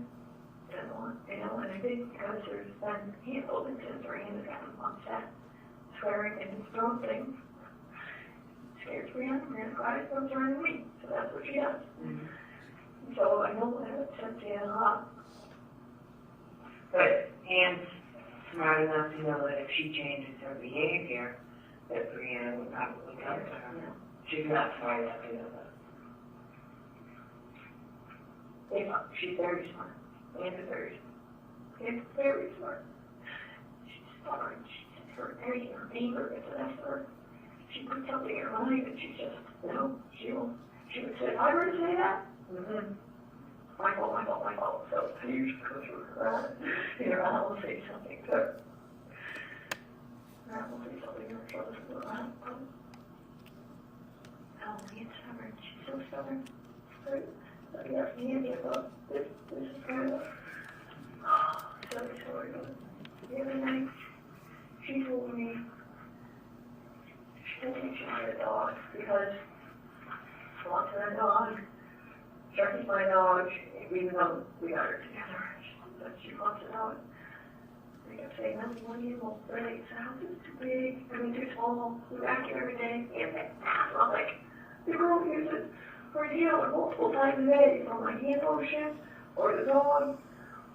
We let the dog get Brianna's room, the dog sleeps in our room. So I'm like, not only that, but we are just tight money because with this force, we both put out thousands and thousands of dollars. You went through the divorce? Well, I filed, didn't get a lawyer, and I didn't ever serve, and I said to her, listen, I want to let you know, I filed this, I've reached my end, I can't take all the arguments, I feel like you're bullying me, I feel like you're saying mean things to me, I can't take it. I went filed with a friend of mine, and I said, I didn't say serve because I want to go to mediation with you, let's do something. She just got angry, and then she filed maybe a week later. She filed for a divorce. And we served the very same day, how dare you? And she's told me numerous times that even now she has a hard time trusting the very bottom because I left her. She still feels like I left her, even though, I was desperate. I was picking at straws to get her to listen to me, that we need to talk to somebody, And so I felt like I was digging at straws and everything. It wasn't even until months after I found out about more financial stuff, and that was a fluke that I found out. Yeah, you said she had credit cards in your name? Oh, she took out I found out when she was away, because I got nosy and nosy. When she was away in October? No. When she was away when? She was back on her birthday. She told me she was going down to Florida to her aunt's. Yeah. July 30th is her birthday, so that would have been last year. She told me she was going. But I'm like, so obviously I have to take time off with Brianna. I'm like, I don't know.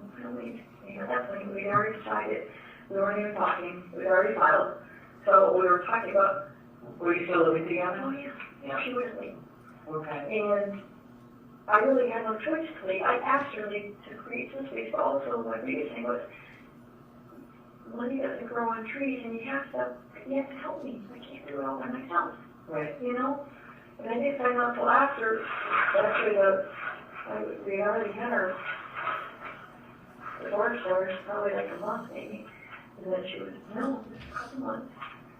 And then she said she was in Florida, and I went through her bag, I was out in the garage, and so I found some bills in my name. It was like $25,000 loan, and she took money out of my retirement fund at work. These are the Social Security number. They have her recorded line. She did with my Social Security number online. She cleaned up Brianna's savings account. So it's both of our names, the joint names, and she took out the cash advance there, but she took all Brianna's money. And she didn't always said that. I think she likes his friend. What did she buy? It's a big purse that loves jewelry. She loves expensive things like I think she told me that her glasses were $600 is what she told me. What glass? She wears glasses? I can't. I was never around to do that. broken up, so I can't fathom, I don't understand that. I just don't. But we're talking, how much money did she wipe out of Brianna's It statement? was only a couple $100, but it's principal, it's a child. And Oh, yeah. so we didn't have a social security number yet from Brianna yet, so we opened the joint in both of our names, well, because it was in both of our names, she was able to take it. And then, What about the retirement fund? she did that online. AMR, how much did she take? I caught it, it was like a couple $1,000. I happened to catch it because I like private stuff, so I happened to see that a couple $1,000 was taken out. And I called them, they said, oh yeah, you did it over the phone. I'm like, no, I didn't. And it turned out, Ann had called to take a cash advance on hers again. And when she found out, so she told me anyways, she found out that she didn't have any more money. Yeah, they said, wait a minute, there's another mentality, 2 months. And she said, yes, I do. I just can't remember all my stuff. And they gave her access and they sent the check. Well, when I confronted her on that, she said, oh yeah, the check came, but I'm not sure for who. And so she said that we'd have it back. We'd have it back to the retirement fund. You did? Yes. You found the check? She said she received the check, and I told her, I told her, like, Ian, this is what's going on. Money was taken out. They said it was me. Do you have any idea? They cut a check, they sent it here. And then I didn't find out the whole story. Did you see the check? Yes. Did you send it back? I sent it back. You sent the check back. And then you said there was another account. The United Bank, when she opened her account, she said she put my name on it. Mm-hmm. But I never signed it because I didn't know, so I didn't have a joint. I don't have to join anything with her, just because there's billing. So for whatever reason, I have my own account. She changed things and she came to my bank and she put my name on it. I didn't know, and I didn't sign. They bank fraud looked into it all because that's how she got a $25,000 loan using my social security number, and they sent it to the bank. They sent it to her account. They went to her account. $25,000. And it was going on. What'd you do with it? This is what she says, because I didn't find out how long it was until last summer. I got a hold of my lawyer like, what the hell is going on? And my lawyer did most of the phone calls. But she said that she paid off a college loan. Mm-hmm. Now I didn't even know her in college, but anyway, so I had a choice. I could press charges on all of them. They have to release, waive all my rights and press charges on her. Mm-hmm. And she's guilty. Mm-hmm. And it was going to be something big because it involved banks and Social Security. And they immediately said it was ID theft. Mm-hmm. And so I talked to, all my friends, my mom, my family, and basically the hardliner said press charges. And my lawyer said basically if I press charges and she goes to jail, now what does Brianna do? I mean, Brianna's want my mom in jail. Can't do that, Brianna. I won't do that. Mm-hmm. Wouldn't do that to her. I could have had an option at her. I said, well, what does that do? What does that do? Doesn't do anything. That wouldn't do nothing. I'm loving it. She makes bad choices. But you know what? I've forgiven them. I mean, I don't forget them, but I've forgiven them. Because, it took her a long time to tell me. She never told her lawyer. So that was a big hassle because at this point we were deciding, who was going to pay what bill in the end. We agreed right away to pay the monthly bill on that one. On which one? The $25,000? What was the monthly bill and what was the payment on that one? It's still there. I paid it $409. A month? $409. She said, I know.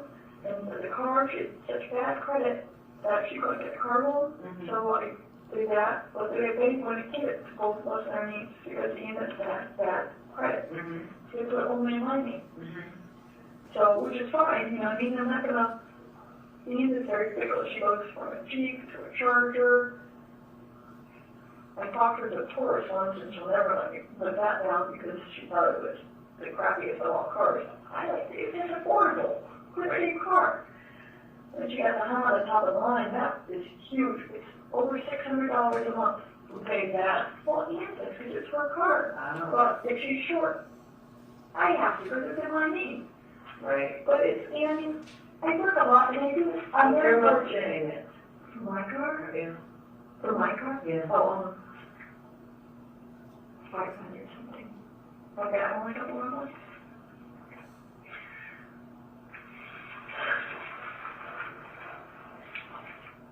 I'm so upset. I'm so upset.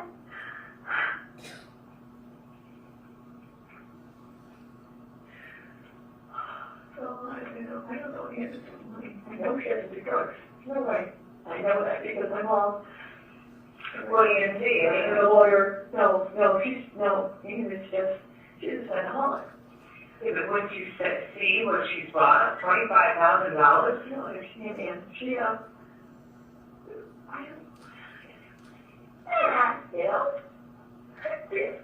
was thinking that of her family or her. You don't understand that about her family. What do you spend $25,000 on? She said that she paid off school. That's what she told me. And you believe it? You don't understand, Jim. And this is a master, my mother's word, actually my lawyer's. And is a master manipulator. Mm-hmm. Like, you'll see this, but you will have no idea what's going on. And I'm that. Like even now, like she moved down, I found out that she told me her cousins, their family were buying stuff for her apartment. But mind you, it's not the apartment. She chose one that, you know, she thought she would enjoy. Of course, it was very expensive. I found out later, she told me later, as she said she wanted to come back. I'm like, you know, I said, I've done a lot of thinking, and I know I said no, but I was angry, I was stubborn, I said no, and that's why I want you to leave. I wanted to teach you a lesson, you know. Or if therapy, it's probably not the best way to teach you a lesson. Mm-hmm. Found out that all the stuff in her apartment, she this girl, her ex, you know, I mean, I guess they had said, even though it said they were better friends than relationships, but they had a relationship like 10 years ago. But she's her cousin's cousin, so they all grew up together, you know what I mean? And I used to right from the get-go, you know, geez, you know, you don't think you want to be with me. Same thing with the whole divorce. If you want to be with me, be with me. But if you want to be with somebody else, I understand, that's cool. But this is, you know, you can't be doing things behind my back. And I found out the hard way that all the stuff that she had, and I'm pretty sure, I don't know what else. All the stuff what? That she bought. She gave her a black card. And then when we were down at What's a black card? A black card, I guess that's what she called it. Black card, I don't know. The whole card? Black card. It's a credit card. I don't know. Carla gave her a credit card. Yeah. She called it something funny, like a black card or a gold card. And she said it was like only the rich of the rich get it. So I don't know. I'm not sure. I think she spent money. Well, when we were down at her aunt's, come to find out, it slipped out that she was never at her aunt's on her birthday. Where was she? I don't know. 71, I think. She gambled? Yeah, her family does. You know what I mean? But he gets son, they like that. You know what I mean? All right. I don't never keep my money. I don't like it.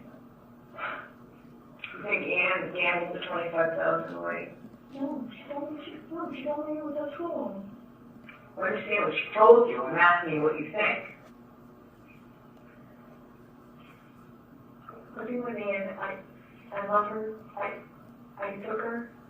I told her I would take her at her word. And so I just put it in my head that it's gone.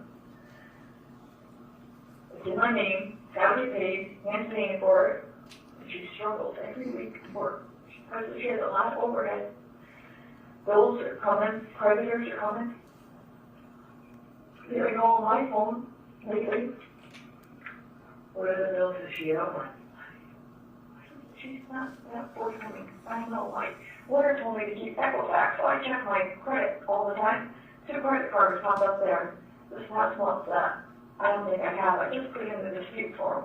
How much are they for? No, it says they're closed or small balance, but I don't think I ever had them. So now I'm kind of like, well, you know, I'm very, like, it kind of made me feel really upset. Like, that's what we have. You know what she does, but you don't want to know I don't, what she does.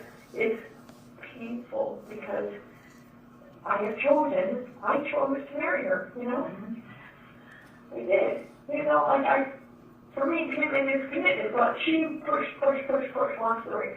She bought herself this ring, like, she deals with,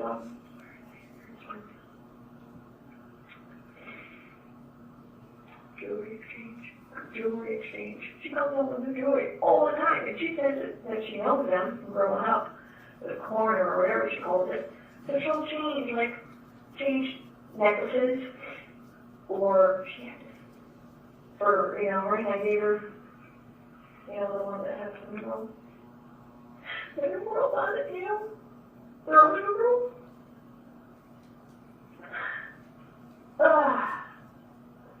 Apparently wasn't good enough, so she went and bought this, monster rock. She doesn't tell me how much these cost because I don't want to know. She says, hey, what do you think of this? How much you think? I'm like, honestly, I don't want to know. I don't get it. I just know I'm not like that. I'm not a flashy thing. Don't get me wrong. I like my necklace. I like one pair of earrings. I like one watch. I like my wedding, you know?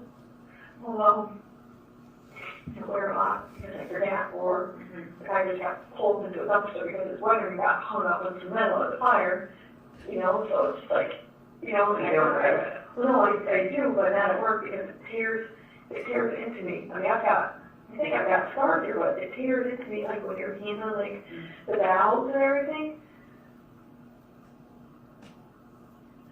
And so I don't know, see? So, you had a typical night, and she didn't say anything more about that yesterday. She said you were fighting all night. We were texting. She did about 4 texts, and I could barely get one done. Yeah. Then those were she walked right over you. I have no idea. She cannot say. You know, she is, you know, there's a part of her that's really hard. But that is makes up for it tonight. You know? When she wants to be, she is so charming, so thoughtful. What she wants to do. I know she's tired. She chooses to work overnight. I know she's tired. I know she's irritable. She's really having a hard time because I left her, even though. Well, you're back with her. I know. Yeah, with her. I know. Our therapist said the same thing, you know. I mean, just. So she comes back in October? No. November? Yeah. I remember. Yeah, I never tell you the story. It's like, stubborn can be, like, I feel at times, and it's going to be a bad word. I'll be emotional. I really feel like I got to be emotional a lot, but, like, of course, I get cars because she had the money. I didn't find out later because she had bad credit. She filed bankruptcy, but she had cash. And she told me she was going to get a dog. And first she wanted one type, and then she wanted another. And buggy me, like, she won't just ask like once or twice, and I gave her the same 3 reasons. Number one, we can't afford another dog. We had a dog, we had a special diet, because she's a diabetic, we had to buy pet food. She's a lab. You have asthma. We're gonna, you know, you're constantly running around. We have to vacuum every single day. It's a small house. We can't afford one meal.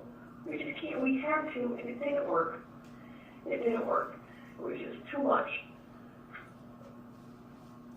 And I said, no, we're just to show her the house with animals. You know what I mean? It was just like, it's so hard, you know what I mean? Because I feel it's like, now I'm that guy for saying no. So she was saying, Brianna, we're gonna get a puppy, and I'm just like, okay, you know, you can't say that to a 2-year-old, you know? So I went to work one night, it was an overnight. She drove me, she was in the parking lot, she didn't call me, bugging me all day long about it. Call me, and I got to work, and I just didn't answer the phone, because if there's an emergency, call the house phone. If Brianna's sick, or you're sick, call the house phone. But I'm not gonna keep my captains looking at me, and my crew members are kind of like, alright, yeah, what's up with this one, you know, got more issues going on, because constantly texting, constantly accepting phone calls. I stopped counting, like, after 36 phone calls. 36. And her last text, you know, she texts me all the stuff, it's like, we're at the highway, and her last text is she's getting the dog. So I called her out in Nancy in Florida. We talked for probably 45 minutes. And then if you can't tell Ian we talked, because Ian will feel that it's like a denial, you know, you betray trust, like God forbid, her family. But her and Nancy just basically like, you know, that's what she does. She just badgers. You love her to death, but that's what she does. And so Nancy basically told me just to don't say anything more about it. Just be quiet about it and see what happens. And so I did. I didn't answer phone calls. She called the house phone a couple times. These like captains kind of look at me like, you know, what's going on? You're calling on a recorded line. She's out there in the parking lot with, you know, your kid. Because I think, personally, that she put money in the dog, and I think she was supposed to pick it up. Like, that's my thought. Did she want money from you? She didn't ask me for money. You know, it's funny because the last couple of weeks she's so short. I haven't paid for Brianna's school because she couldn't have enough money, so I paid for. We were paying every other week. So I've been paying, you know, like trying to help her out. And I don't mind. But I have a problem even going to spend some money on a dog that, you know, we both aren't on board for, you know. It's just very frustrating, you know, and I can't share this stuff with my friends or not, or with my family, or because they're just like, listen, you need your bed, you go to therapy, go to church, and we happen. Therapy, which was break. Oh, so like, we didn't know how many sessions we had paid for anyways, long and short. So 36 times, I don't know how many texts, so I got home the next day, and she had been at home that night, so she must have slept. She looked so tired and haggard. I don't know what was going on. Anyway, I was up, you know, and then I get home and I go right to bed because, you know, this particular morning, I think she was in the mood more so than anything. She came out after like an hour in the city sleep, you know.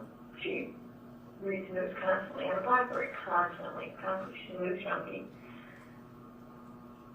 And she goes, do you mind if I go and get the puppy? I'm like, no, go right ahead. I'm like, all right, I'm just going to exactly what her aunt told me to do. An hour later, she goes, you didn't get the puppy, did you? I'm like, no.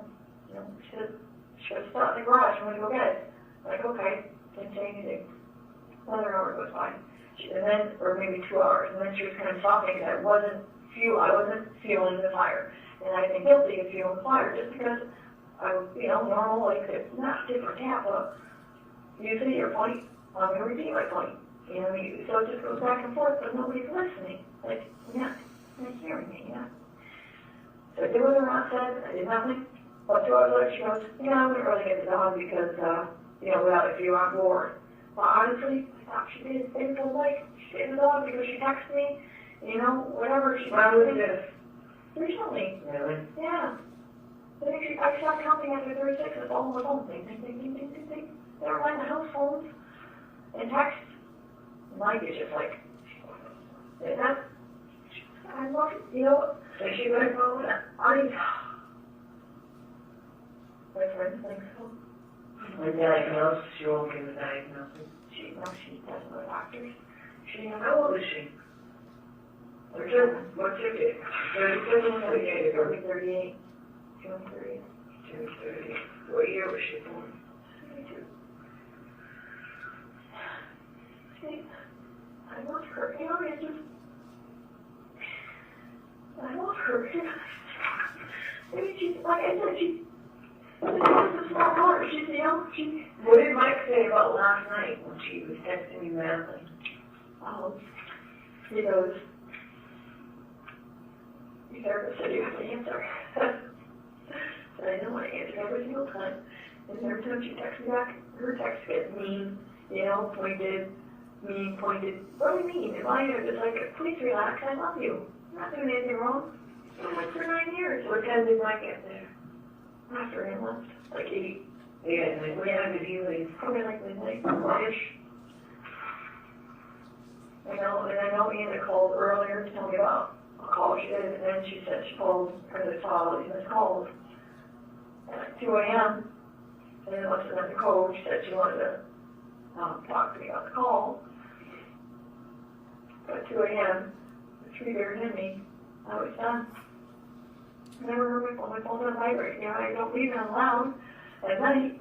It doesn't. I don't want to wake up around. I don't want to be woken up. The fire department calls all the time for callback. But they call my cell phone. They call all hours of the night, so I can't have it. You know, if I want to sleep, I can't have it on. Right. And then this morning she was quiet, but after a couple hours, same thing, would just let her on. Said she kind of got over herself, you know. Told me about the calls. She even made us lunch today. What did she make you for lunch? Potato chicken for Brianna. With chicken tenders? Yeah, well, they're not. We call them dinos, but I think these are for food. Well, do you have them too? I always snack on them. Broccoli? Yeah, well. Okay.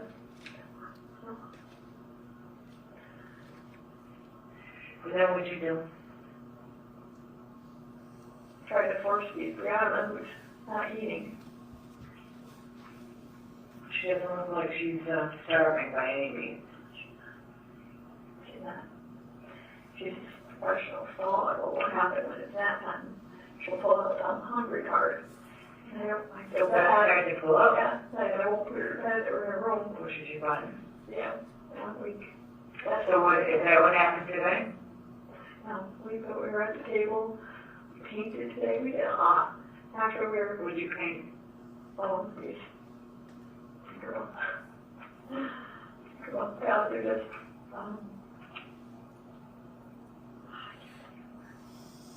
Color books, not color books. Paint pads. Paint paper. Special paint, you know the white ones? Paper. That are clear, and when you put water to them, it appears? No, you like regular paint. Regular paint. Like, the washable paint. Washable, just regular paint. The paint, like the paint that was in your solar? No, was it coloring book? Or, no, it's paint. You know, you get the... Oh, yeah. The little round thing? Yeah. Water, yeah. We have watercolors. Yes, thank you. We have a lot of them. We've got Elmers. We have Tinkerbells.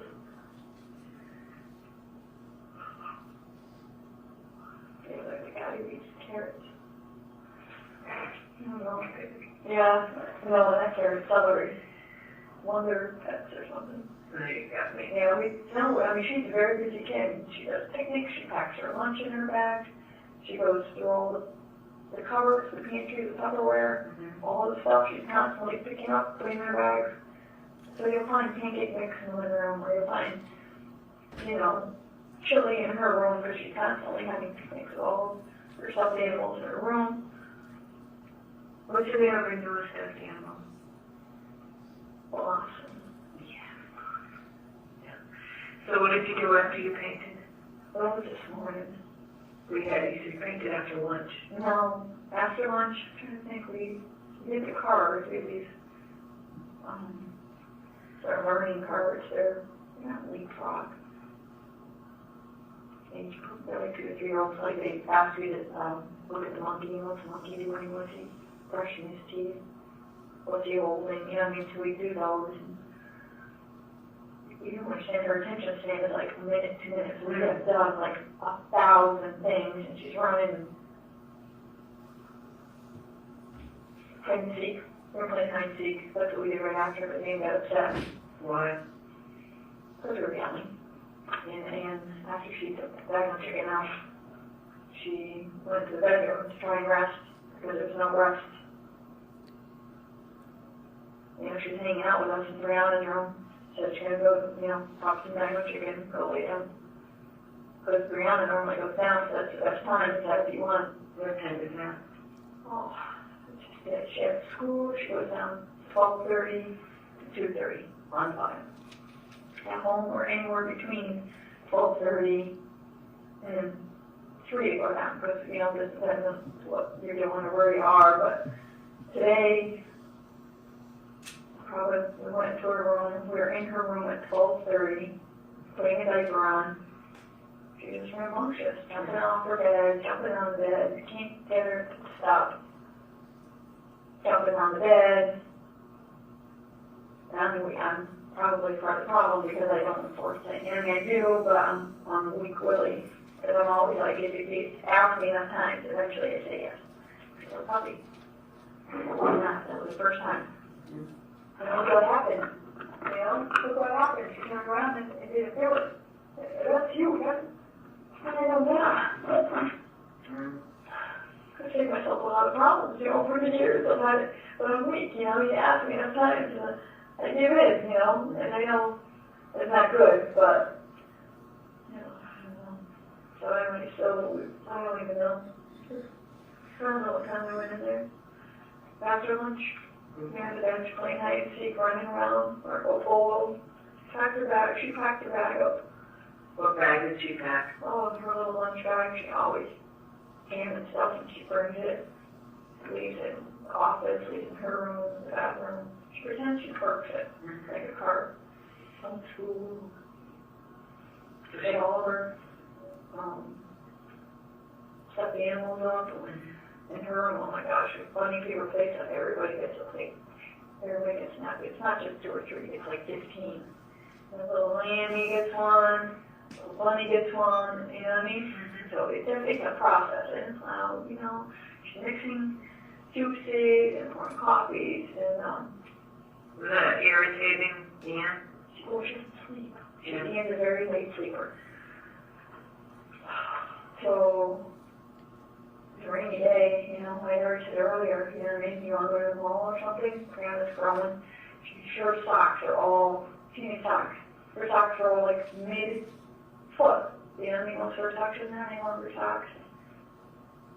My brother just went down to Florida. We thought maybe we'd go back down to Florida, so we need some shirts, but then all this jumping, and yelling my name, so I put my head in. She's like, can you just go to the mall or whatever? And I'm like, trying to be sweet. Oh, what's wrong with me? I kind of was being wise, What's wrong with you can't sleep, ha, because she's jumping. I know she can't sleep. Brianna's jumping on the floor. The fire department, you guys should sleep at night. We work with anymore, and she's right, So a lot of times we haven't made any at the fire department. I work 4 nights in a row. I couldn't do that, So,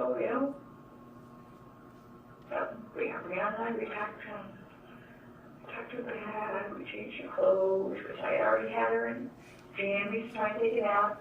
Well, we might as well change, She ran in to, She hugged me, and we're still sitting around the doorway. So what'd you do? I like, peace out. Stupid, she's like, see you later. I'm like, all right, peace out. I don't even know. It's not nice, not what I want. I don't get home. It's not what and she wouldn't. All I do is accept, and I can be stubborn too. It's like, whatever, you're not me.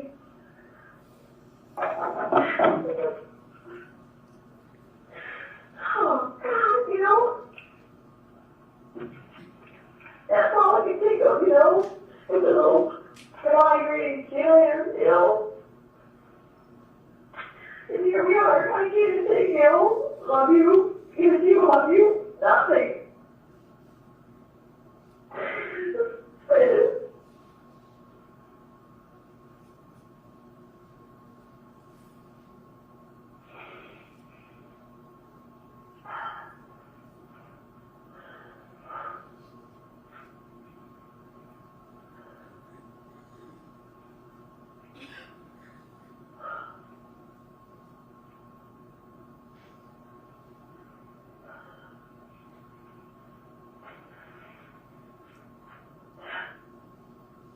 he left. Yeah. Where'd you go?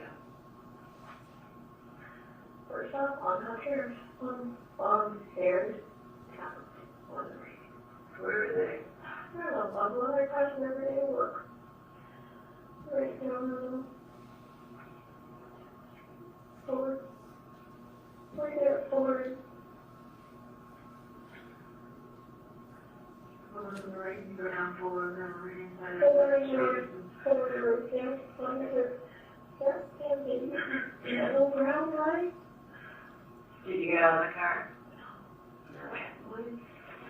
We look at it when Brianna said to me, so we listened to her Easter CD. I think I counted it, I don't know, 8 times. She doesn't even sing. But she can't sing what she's singing. Don't sing. But at least you sing softly, Brianna. Because she did that, starting to get the little me thing and singing what she's singing. Alright, so then where do you go from along here to cows? Well, so then like, alright, we might as well go, and she's outgrowing her. She's outgrowing her bike, and he's turning it hard. So we got her a new bike, 2-wheeler, we're training this, had to put it together. You bought that today?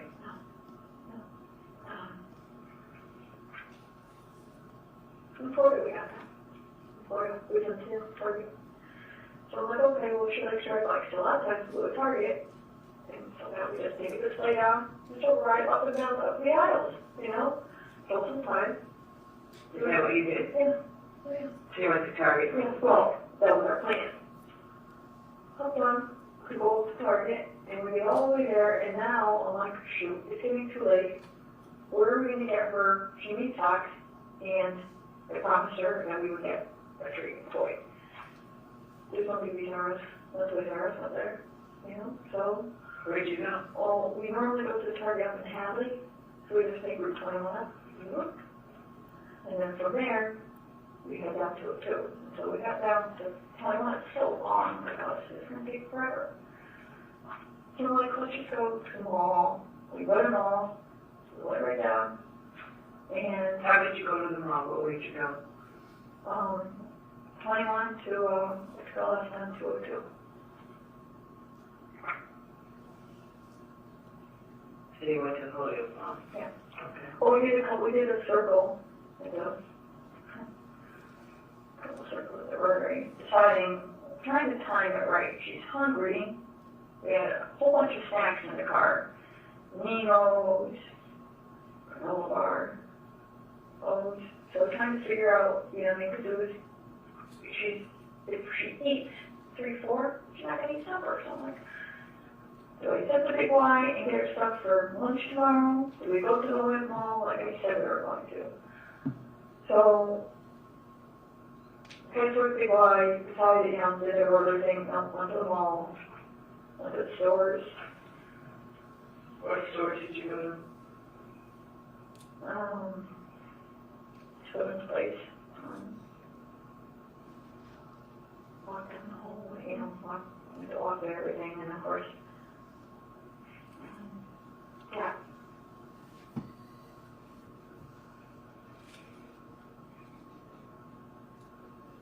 That's it.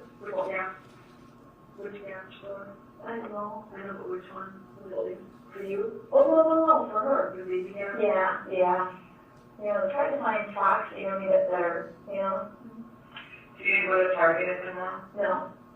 No, they don't have, they're like free at Target. They don't have what? They're like free at Target and whatever. They all have straps on the tires. So you can't ride it. Hadley, it's not like that. So did you buy anything at Gap? Oh, yeah. Okay. Yeah, she had socks. Do you remember what time that was? I mean, it was in the afternoon, it's approaching supper time. Which is? Well, for me, my belly, I like to eat at 6 o'clock. Yeah.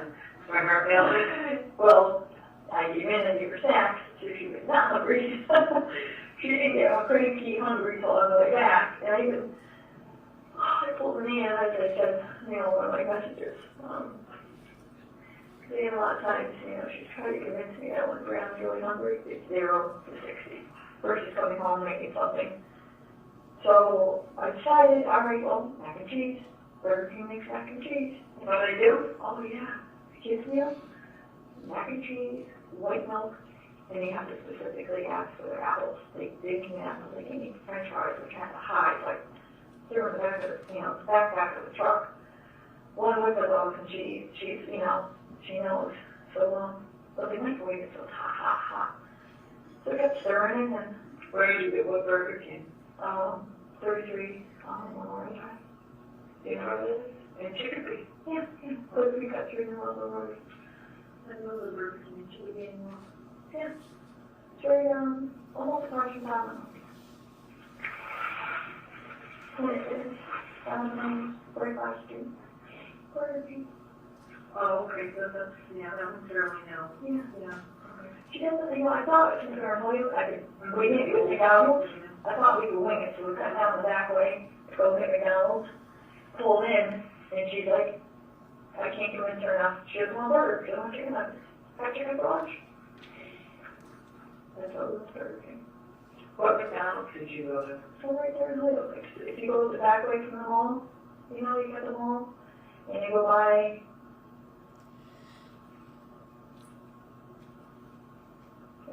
for Providence. Yeah. Pops you out to Route 5.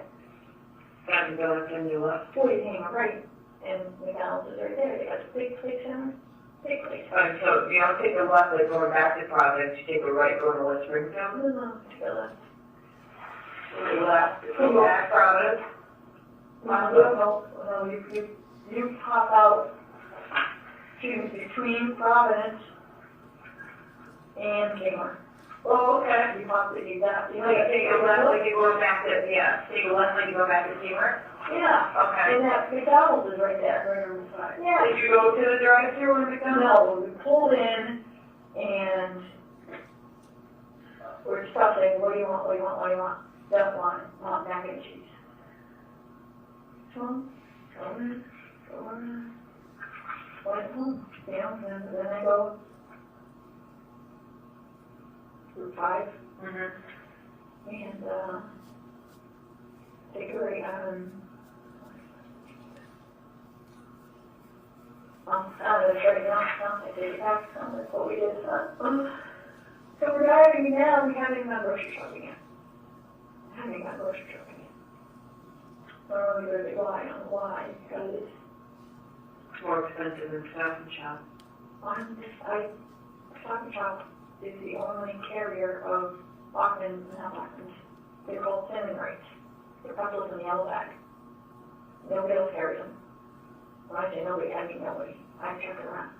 And they just buy them, 2, 3, 4 at a time. So that's why we went to Stop and Shop. We got Stop and Shop. And she's so hungry. Where's Stop and Shop in Holyoke? On Lincoln Street? Okay. Well, we go Route 5. Yeah. And we take a right. On that, do one way, go down, and left in this cool street, because and then if you go quick left, right to the hill, it's right there. So it's Lincoln Street. Oh. So we got in there and most of our water cheese. Now started to get cranky again, so we ate banana. Feel that she ate it, we went on. We got grocery supper tomorrow, we were shooting juice. Do you remember what time that was? Are you using a debit card for everything? You probably find out. Never cash.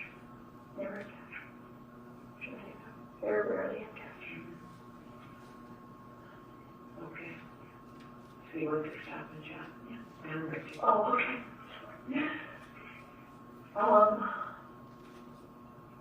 Then we were heading home.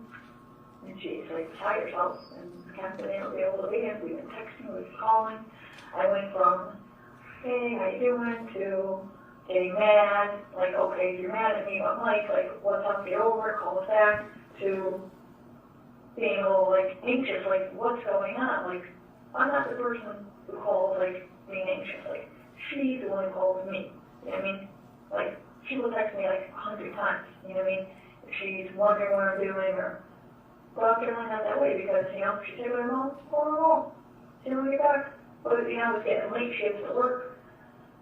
She loves Red Robin. She works in Hood. I'm like, come meet us at Red Robin. This was even before while we were at the mall. I'm like, meet us at Red Robin. They love it. Her mom always gives her coupons for Red Robin. You know what I mean? She's like a huge Red Robin fan. And that one, I'm with her. Didn't hear back from her. So I was holding out. Okay, Brianna, you know, we're going to go eat. Red Robin, but we didn't hold back for her. I'm like, okay, well, I don't need to know. She's got to work tonight, you know. And then Freddie was one off, and Brianna is just crazy. She's absolutely crazy. So we were heading back home, and she's now really starting, she's not able to hold the balance. So when we go home,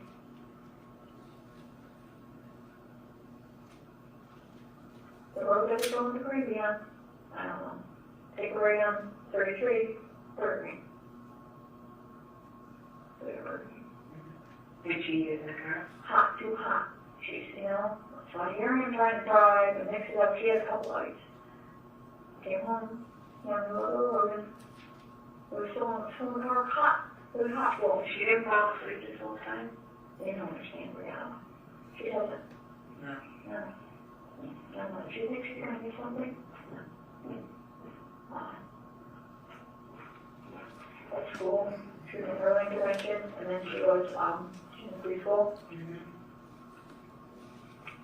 She's probably gone a total of 40 times. She's slept 3 maybe 4.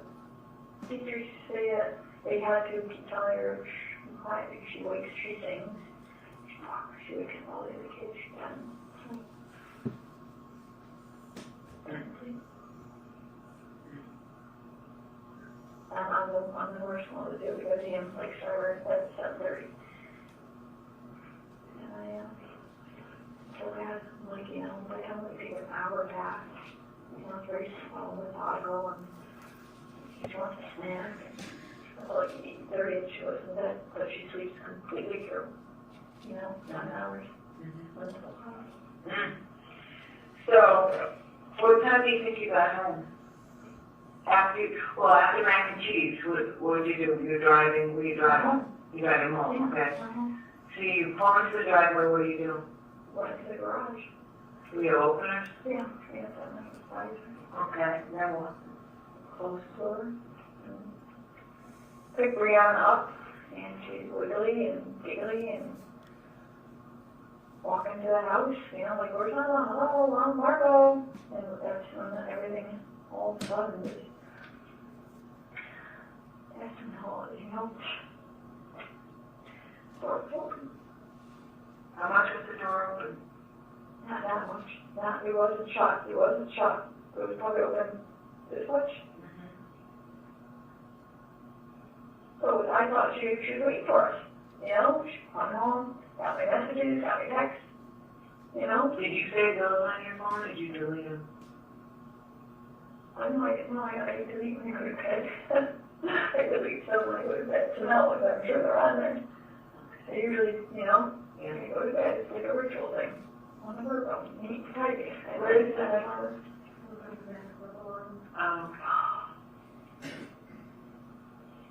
All right. So you go in the door. Push the door open and it hit the other door.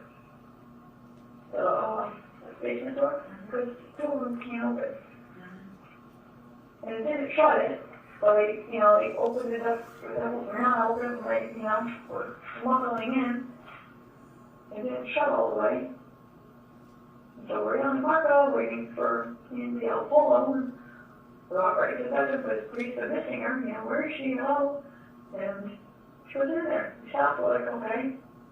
So we came on the kitchen, Marco, and that's when Greece said, downstairs, because Anne's, you know, she's usually downstairs, she gets ready, we have all of our uniforms. And all mine are just easier, you know. What was she leaving when you left? What was that? What was she leaving when you left? What was she wearing when you left? I want to say jammies. You know what I mean? Like, usually, They never wears jeans. Regular day. No, she's going out of the house. Always sweats her. Hospital pants or just sweats. Most likely sweats. You don't remember what she was wearing when you left? I can tell you, she only wears jeans when she leaves the house, so it's sweats. She always wears sweats. So does she typically come home and what does she do? Walks right downstairs. Takes off all the work stuff. So washes up, face and hands and goes into her door and puts on like sweats and a t-shirt. So the clothes are down there that she would wear? If she wore them the day before and they weren't dirty, she leaves them on. It's like if what I mean? So they might have been, I don't know. At that point, I don't know. So typically she'll go downstairs, change her clothes. It will we start having to come up naked because if you don't have anything that's clean down there, then you just come up naked and you go get your stuff. But we leave all our work stuff down the basement because we're running out of terms and stuff. Right. So that's what we do. We go down there, we start to leave all our stuff there. We have it all set up, really nice. Okay. So you go downstairs? Yeah. What? I went downstairs. You went downstairs with Brianna? Okay, with me. No. You didn't bring Brianna? No. What did you do? We came to the kitchen, really hard to go. And reach out, I went downstairs. And I walked around. The door was open. Maybe so much. And I could see her lying face down. Just a book. And so I freaked out. I see red on the carpet. I think. I saw what? I turned around. And Bree's like, Mama down there? And I didn't know what to do. I just wanted to scream. I wanted to run down there. But I didn't want to freak Brianna out. I didn't know. So I ran up the house right across the front. And the neighbor's window, and you got there and they threw Brianna and said, call 911, something's wrong. And I went running back to the house. And what did you do? I went in, I ran down the stairs, and tripped. I know I tripped. Well, I don't even know. I think I landed on her. I think I landed on her feet or her legs. My hand shot out. Her back, I don't even know. And I'm like, I was screaming. What did you say? She was lame. She was lame. Really? She lay on her belly.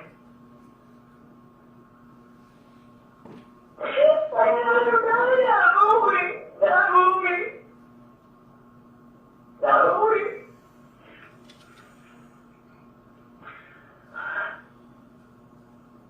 What else did you say?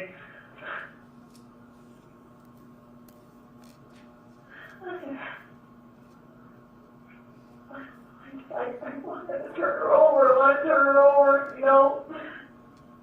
don't know. Did you turn her over? Yeah, I did. Yeah. I wanted to turn her over, she was cold. Cold. What time did you leave? Where? What time did you leave the house? Do you remember? Good afternoon. What do you think happened? What do you think happened? No, that's just it. What do you think? That picture focus there, you know what I mean? There was a vacuum cleaner. I know. What is the vacuum cleaner usually kept? right at the bottom of the stairs. They stay right there. Where is it? I'm walking down these stairs. Where, left or right? Straight in, right in front of the dog food. Right in front of the dog food? Right in front of the dog food. It's right there at the bottom of the stairs. They stand there and that's where we leave them. And that's what you tripped over, you think? I put an landed on. You leave? Yeah, and at the bottom. There's a blue one at the bottom, I think. I think I landed on it. It was by her feet. Okay. Yeah. You want me to? Do you want to take a break for a minute? No. Do you want a glass of water? No, but I feel like I'm very, very upset. Oh, I understand you very upset. There's no doubt in my mind. I feel like you're pointing your questions at me like I had something to do with it. Well, I don't think I'm pointing my questions at all like that. I'm asking you what you saw, but you're the last one that saw her alive. I know. You're the one that said that, it's kind of been tumultuous. You're the one that said that you've been fighting all night and all day. Well, I'm not fighting, just not screaming. Yeah, I'm with you. So come sit over here. What do you think? No. So you're the last one that saw her. You're the one that called 911. No, I didn't. Well, you had to call 911. Yeah. You said earlier that this fight, that you had a fight before, but not like today's fight. So I just don't know. What do you mean not like today's fight? That's what you said, not like this. You said, you had a fight before, I think the time with the grilled cheese, but not like today's fight. Oh, yeah, no, the grilled cheese was before, Right. that was before therapy. No, we don't fight like that at all anymore. We don't fight like that at all anymore. Ours is more, we agree, you state your point, and then you agree to disagree, or you ask for a timeout. We got. Well, I don't think she subscribes to those rules, from what you've told me. So She got there at the timeout tonight, because I feel like, because she'll take timeout, like it's not fair when she puts the timeout in. So I feel like I was in for and then, so I'm not as good at getting time. I'm not as good at getting, timeouts like she has been, but no, we don't. As far as arguing, it's not crazy the way it used to be. Before there was no end. Now it's kind of like, okay, you feel your way, and you put yourself in the other person's shoes, and you're supposed to, experience what they would be experiencing. So being upset, before I'd be like, if you're upset, you'll get over it. But now, it's kind of like, all right, you're upset, and I should recognize you're upset, and I can do all my power to explain to you why you shouldn't be upset. But I also, don't want to stop having a life. So it's quite different now. Yeah. well, she kind of stopped you from having a life. I've chosen that. There you have. I have. That's not her. That's not her. She didn't do that to me. I'm doing it. I need to learn more how to handle how she would feel. Because she works through a lot of stuff inside. She gets very upset. She gets very upset if I go out. And she doesn't know how to calm herself, I think. So she needs a constant reinforcement. And so half of that was me learning how to give her some reassurance, but at the same time, holding strong to what I want to do. I'm not doing anything bad, not by any means, not like that at all. But, before it would be like, okay, you deal with it, it's your problem. Now I'm like this therapy that doesn't help our communication. So we've gotten a lot better, So now I let her rattle off, and I'll come back with, something not as, heightened, but more just level tone, try to explain, So it is quite different. And then she calms down on her own. See, that's the whole point. That's completely different. This time around with her after therapy. Before she would calm down, probably because I gave in, but now she calms down on her own. So whether she realizes that I'm not backing down from my decision, or that it's not getting anywhere. I don't know what it is, but So when you go downstairs,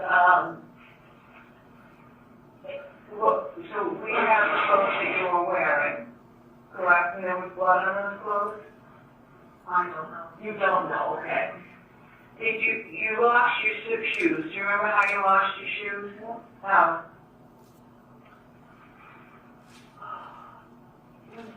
When I was before, I got in place, I got up, and I realized she's face down, and I wanted to turn her over, so I took a step, and I slipped.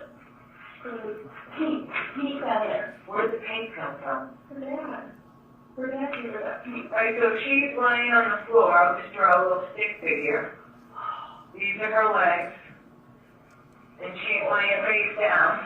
These are the stairs, right? Right? Where's the vacuum cleaner? I'm leaving on it. I think here. We're on the floor. So you think the vacuum cleaner somewhere in here? And then what side of her did you go on? You went over to this side? Yeah. And how did you try to turn her? How did you turn her? I did. I tried to turn her with her arm, and then I couldn't because she was so cold. So then I grabbed her leg to try to turn her over, and it didn't work. So then I tried this side to pull her this way, and it didn't work. And so then I sat here, and I turned her over, and so I was sitting here, and my legs were under. My legs were straight out, and she was laying on me like this. And then, what did you do?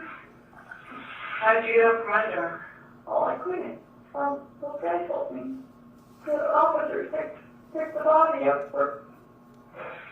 God!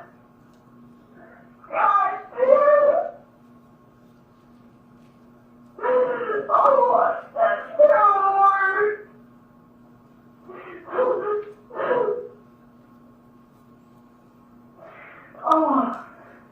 Oh, gosh. My head was falling off. Oh.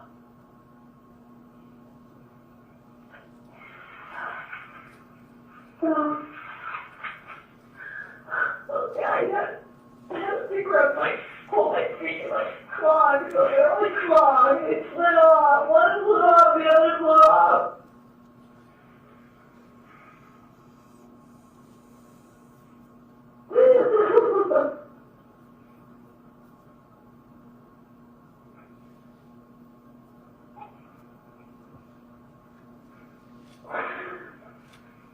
Where was the paint?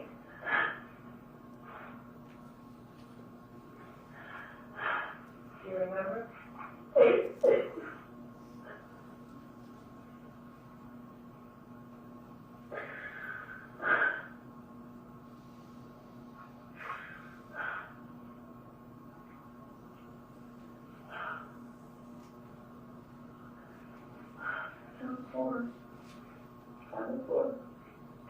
We had all the paint down on the rack and extra on the board. Like this time. So, yeah, I don't know. How did the paint get open, do you know? No, I don't. Was the paint all over her back? When I Before you rolled her over? No, I don't think so. I don't think so at all.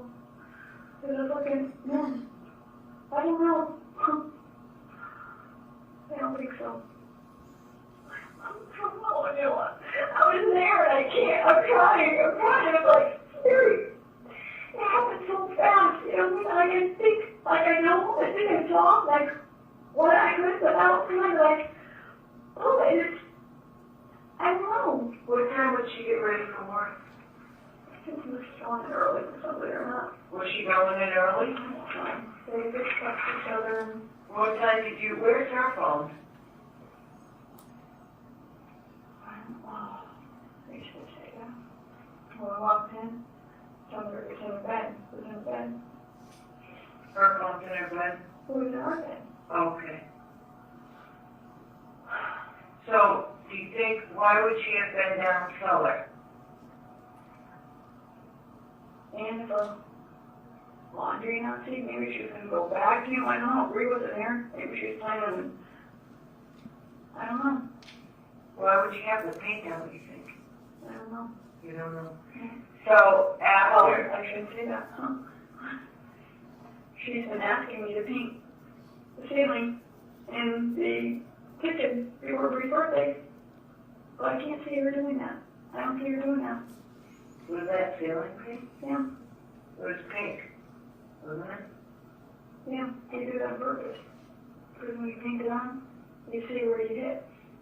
When it dries, the paint goes away. Her dad covers that. You got this switch too. Let me know that there's 2 spots in the kitchen still working her. She's been asking me to get done before Brianna's birthday, but it's not till May. You know, birthday's not till end of May. So, well, let's say, what time did she work tonight? Was she supposed to work tonight? She normally goes in at short shift, 8 P to 8 A. Well, what time would she get ready? It all depends on if she already has an arrangement to go in early, or if you show up early and you get the other person to leave, she makes overtime. So I know that's what she did last night. Somebody's calling her going early, and she said she couldn't, or she would if she could, or she'll try and get there like half hour, 45 minutes early, see if anybody leaves, because then that she winds up leaking another half hour. Well, if you do that over the whole shift, I mean, you have 4 or 5 hours of overtime right there, the whole week. Mm-hmm. They all text each other like crazy, like the whole office. So, your memory is that, or you think she was wearing sweats when you left? I know she wasn't wearing jeans, because she doesn't wear jeans unless she's leaving the house. She always wears pajamas or sweats. What are pajamas? Like hospital pants. Pajamas or sweats. Aren't those what she wears to work? Wears to work now? No, we wear, dark blues. Oh, okay. You know, the pocket down inside, yes. Our uniforms are all hanging, you know what I mean? Right. I didn't see that. Did she have a t-shirt on? Does she usually wear a t-shirt? She was a t-shirt during the day, she's very warm-blooded. So there wouldn't be any, why would she just have a bra on, you know? Maybe she, I don't know. I don't know. Maybe she was going down to do laundry, maybe, I don't know. Maybe she had them on, I don't know. I thought she had one on. Had what on? I don't know. I thought she had a t-shirt on. I don't know. I'm not quite sure. So, again, so now we go back to the question is, would someone hurt her? I can't see that. I mean, I can't see that. I mean, she gets in arguments all the time with people. All the time. She is a very thick-headed person, you know, she says what she means, what she feels, you know, and some people take offense. You know? What do you think happened? I want to say, like, if I had to guess, I said, she fell down the stairs, 3 steps. She tripped on the stupid shoes, you know, her shoes all the way down there. Around the shoes, all her shoes. We leave them on the stairs to the side.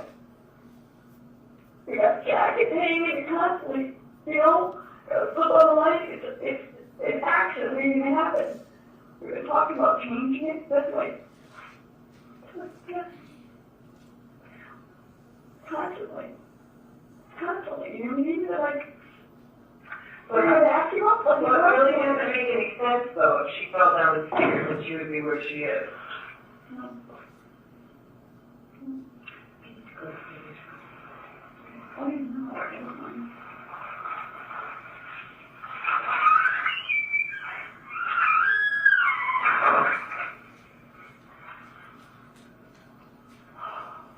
She got any water or anything?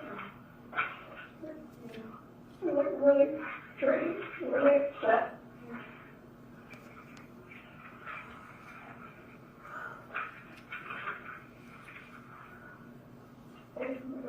comfortable with your wife and family. You know, I've been very patient for everything. You know, and everything that they're asking me to do, I haven't had any support. You know, it's very hard. And it's starting to feel like something that they were pointed at me. I just put some support. It comes a lot to it. You know, I'll do anything you ask. I feel like I'm burning out. You know, I wish I answered. I wish, yeah.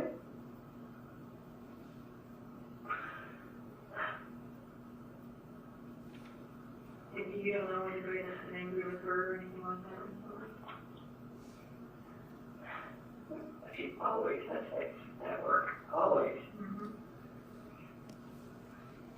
I don't want to start naming names. I don't know. This guy Paul, and we don't talk anymore. They had a big blowout. He left.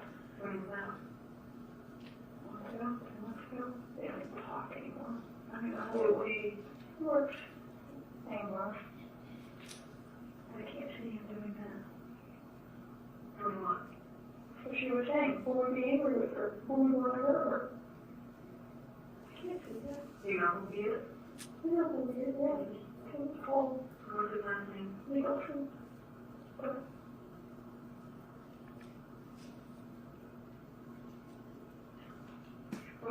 He's got a money problem too. What kind of relationship do they have? Writing each other up, trying to get him fired, because he does stupid things to deserve. Because recently they got into a big argument about, They hate each other, they honest to God hate each other. He won't even work with her, he won't even talk to her. right? She walks in the room, I don't know. There's a work call, I'm sure. You don't know what it is? I want to say it was a work call. I can't remember the specifics, but I remember him telling me it was over a work call they disagreed in. Like, you know, it was bad. Like, you know what I mean? At the hospital, one they get him fired, and That was the most recent? oh yeah. But she works in the Holyoke community. Some of the people that you go to pick up on animals are really scary. It's never no one in Holyoke. Like, Springfield is bad too, but you just don't be in the wrong place at the wrong time, you know?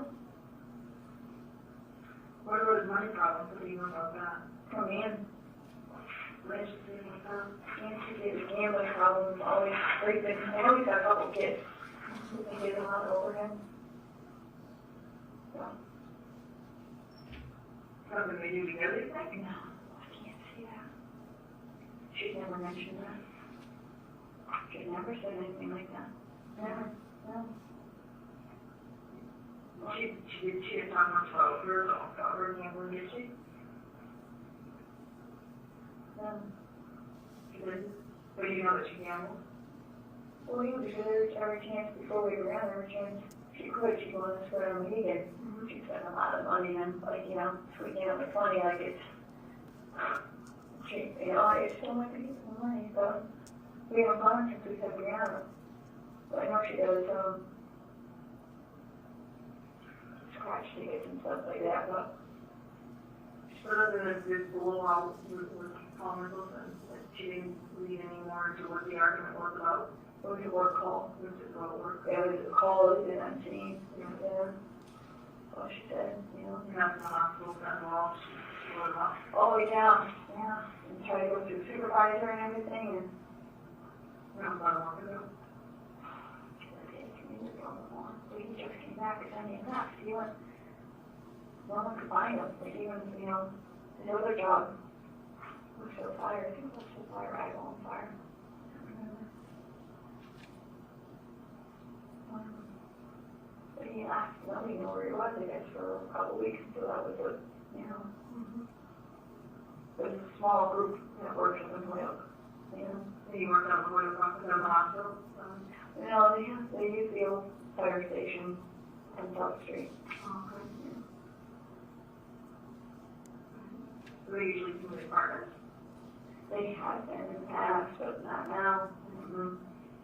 She says he doesn't even look her way. Yeah.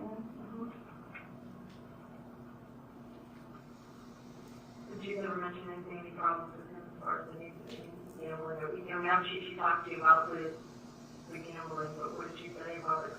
Him? Yeah. If that he owes a lot of money, he's really into the gambling, like numbers, or I want you to say that. He said, she said he owes lots of people money, like thousands of dollars, and was asking people to loan him money. Did you know he asked her? She didn't say. She didn't say that.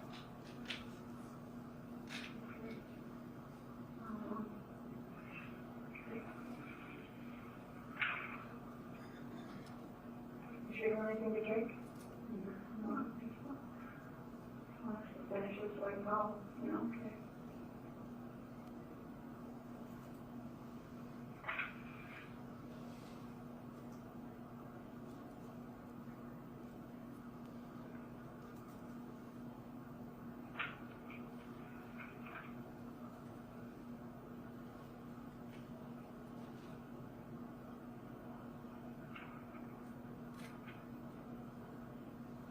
Do you know anything about him? Anything else about him? He's got a lot of things. I think it's single, I think. He's nice, he's very smooth, he's like a lady to me. Really? Yeah. Did you ever see them fight at all? No, they were like up in Hoyok, right? It was more related. It was more work related. It was all, they did together. Yeah. They had different opinions, I guess, and things just escalated, and I work at, I don't see them at work, I mean, very, very rare, from Hoyok, so we normally almost never work the same night, because we're on and all, you know what I mean? Yeah.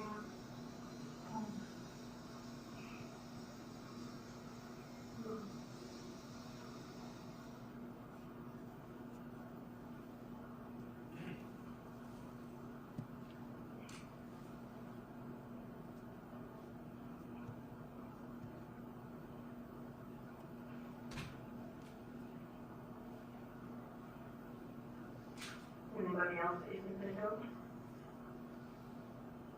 Who she would, like, fight with? Any conversations with? She's so confrontational, you're saying? Well, tic-tacs, but nobody, she's mentioned, but I just, the cruise thing kind of, kind of got really upset over it. And I was just like, I didn't know what to do, and so it was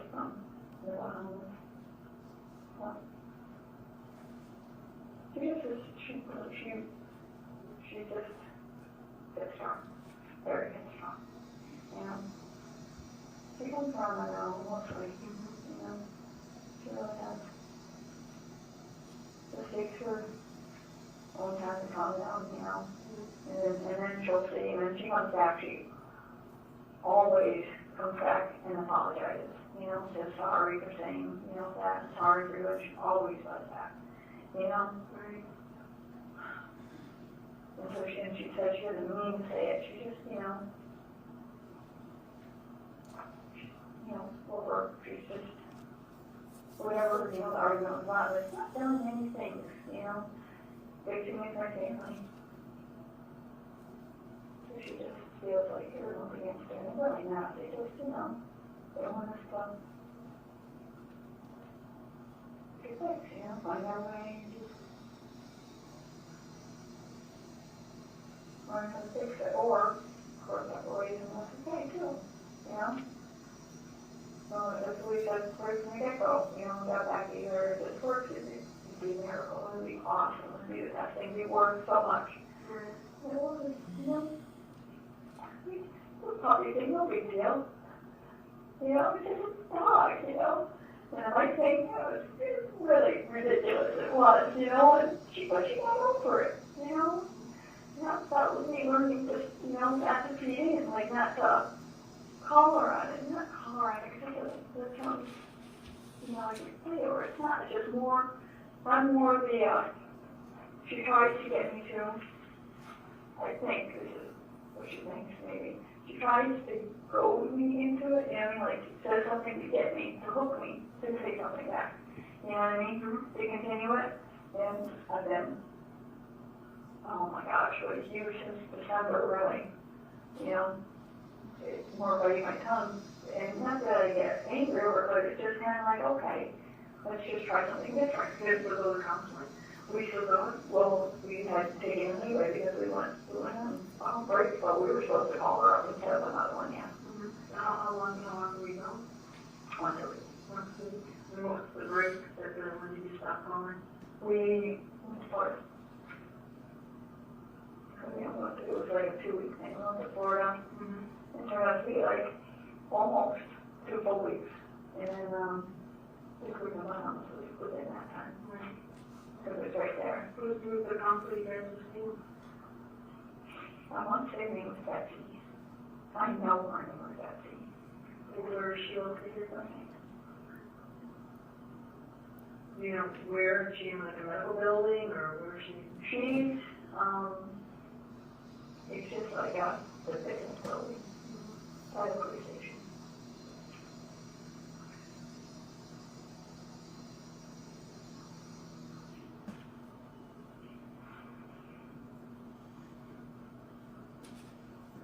I know you said you were on months ago, was the time span of several months, and then she came back in November. Yeah, we started December, I can't remember really. It's been doing wonders, I mean, she's just home working.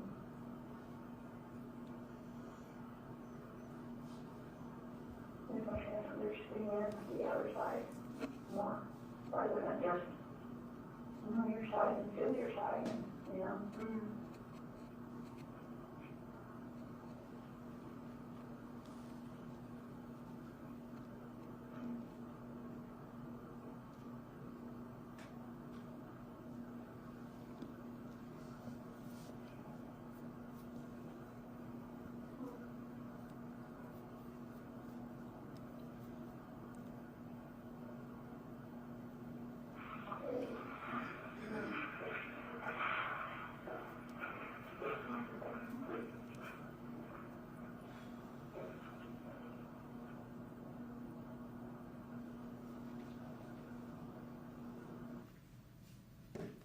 I think this would be an appropriate place to stop for the day.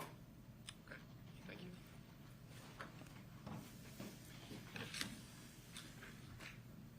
Right, members of the jury, we are going to conclude for the day. Once again, please don't discuss this case with anyone, including each other. Please refrain from any outside research or investigation.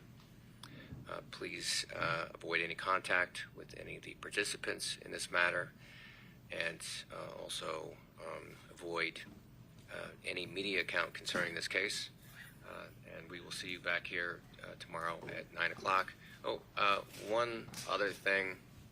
I think we provide you with water, but feel free to bring some other type of beverage, such as a caffeinated beverage. You can bring that into the courthouse and into the courtroom. You can't bring food, but you can bring a different kind of beverage if you'd like. All right, we'll see you tomorrow.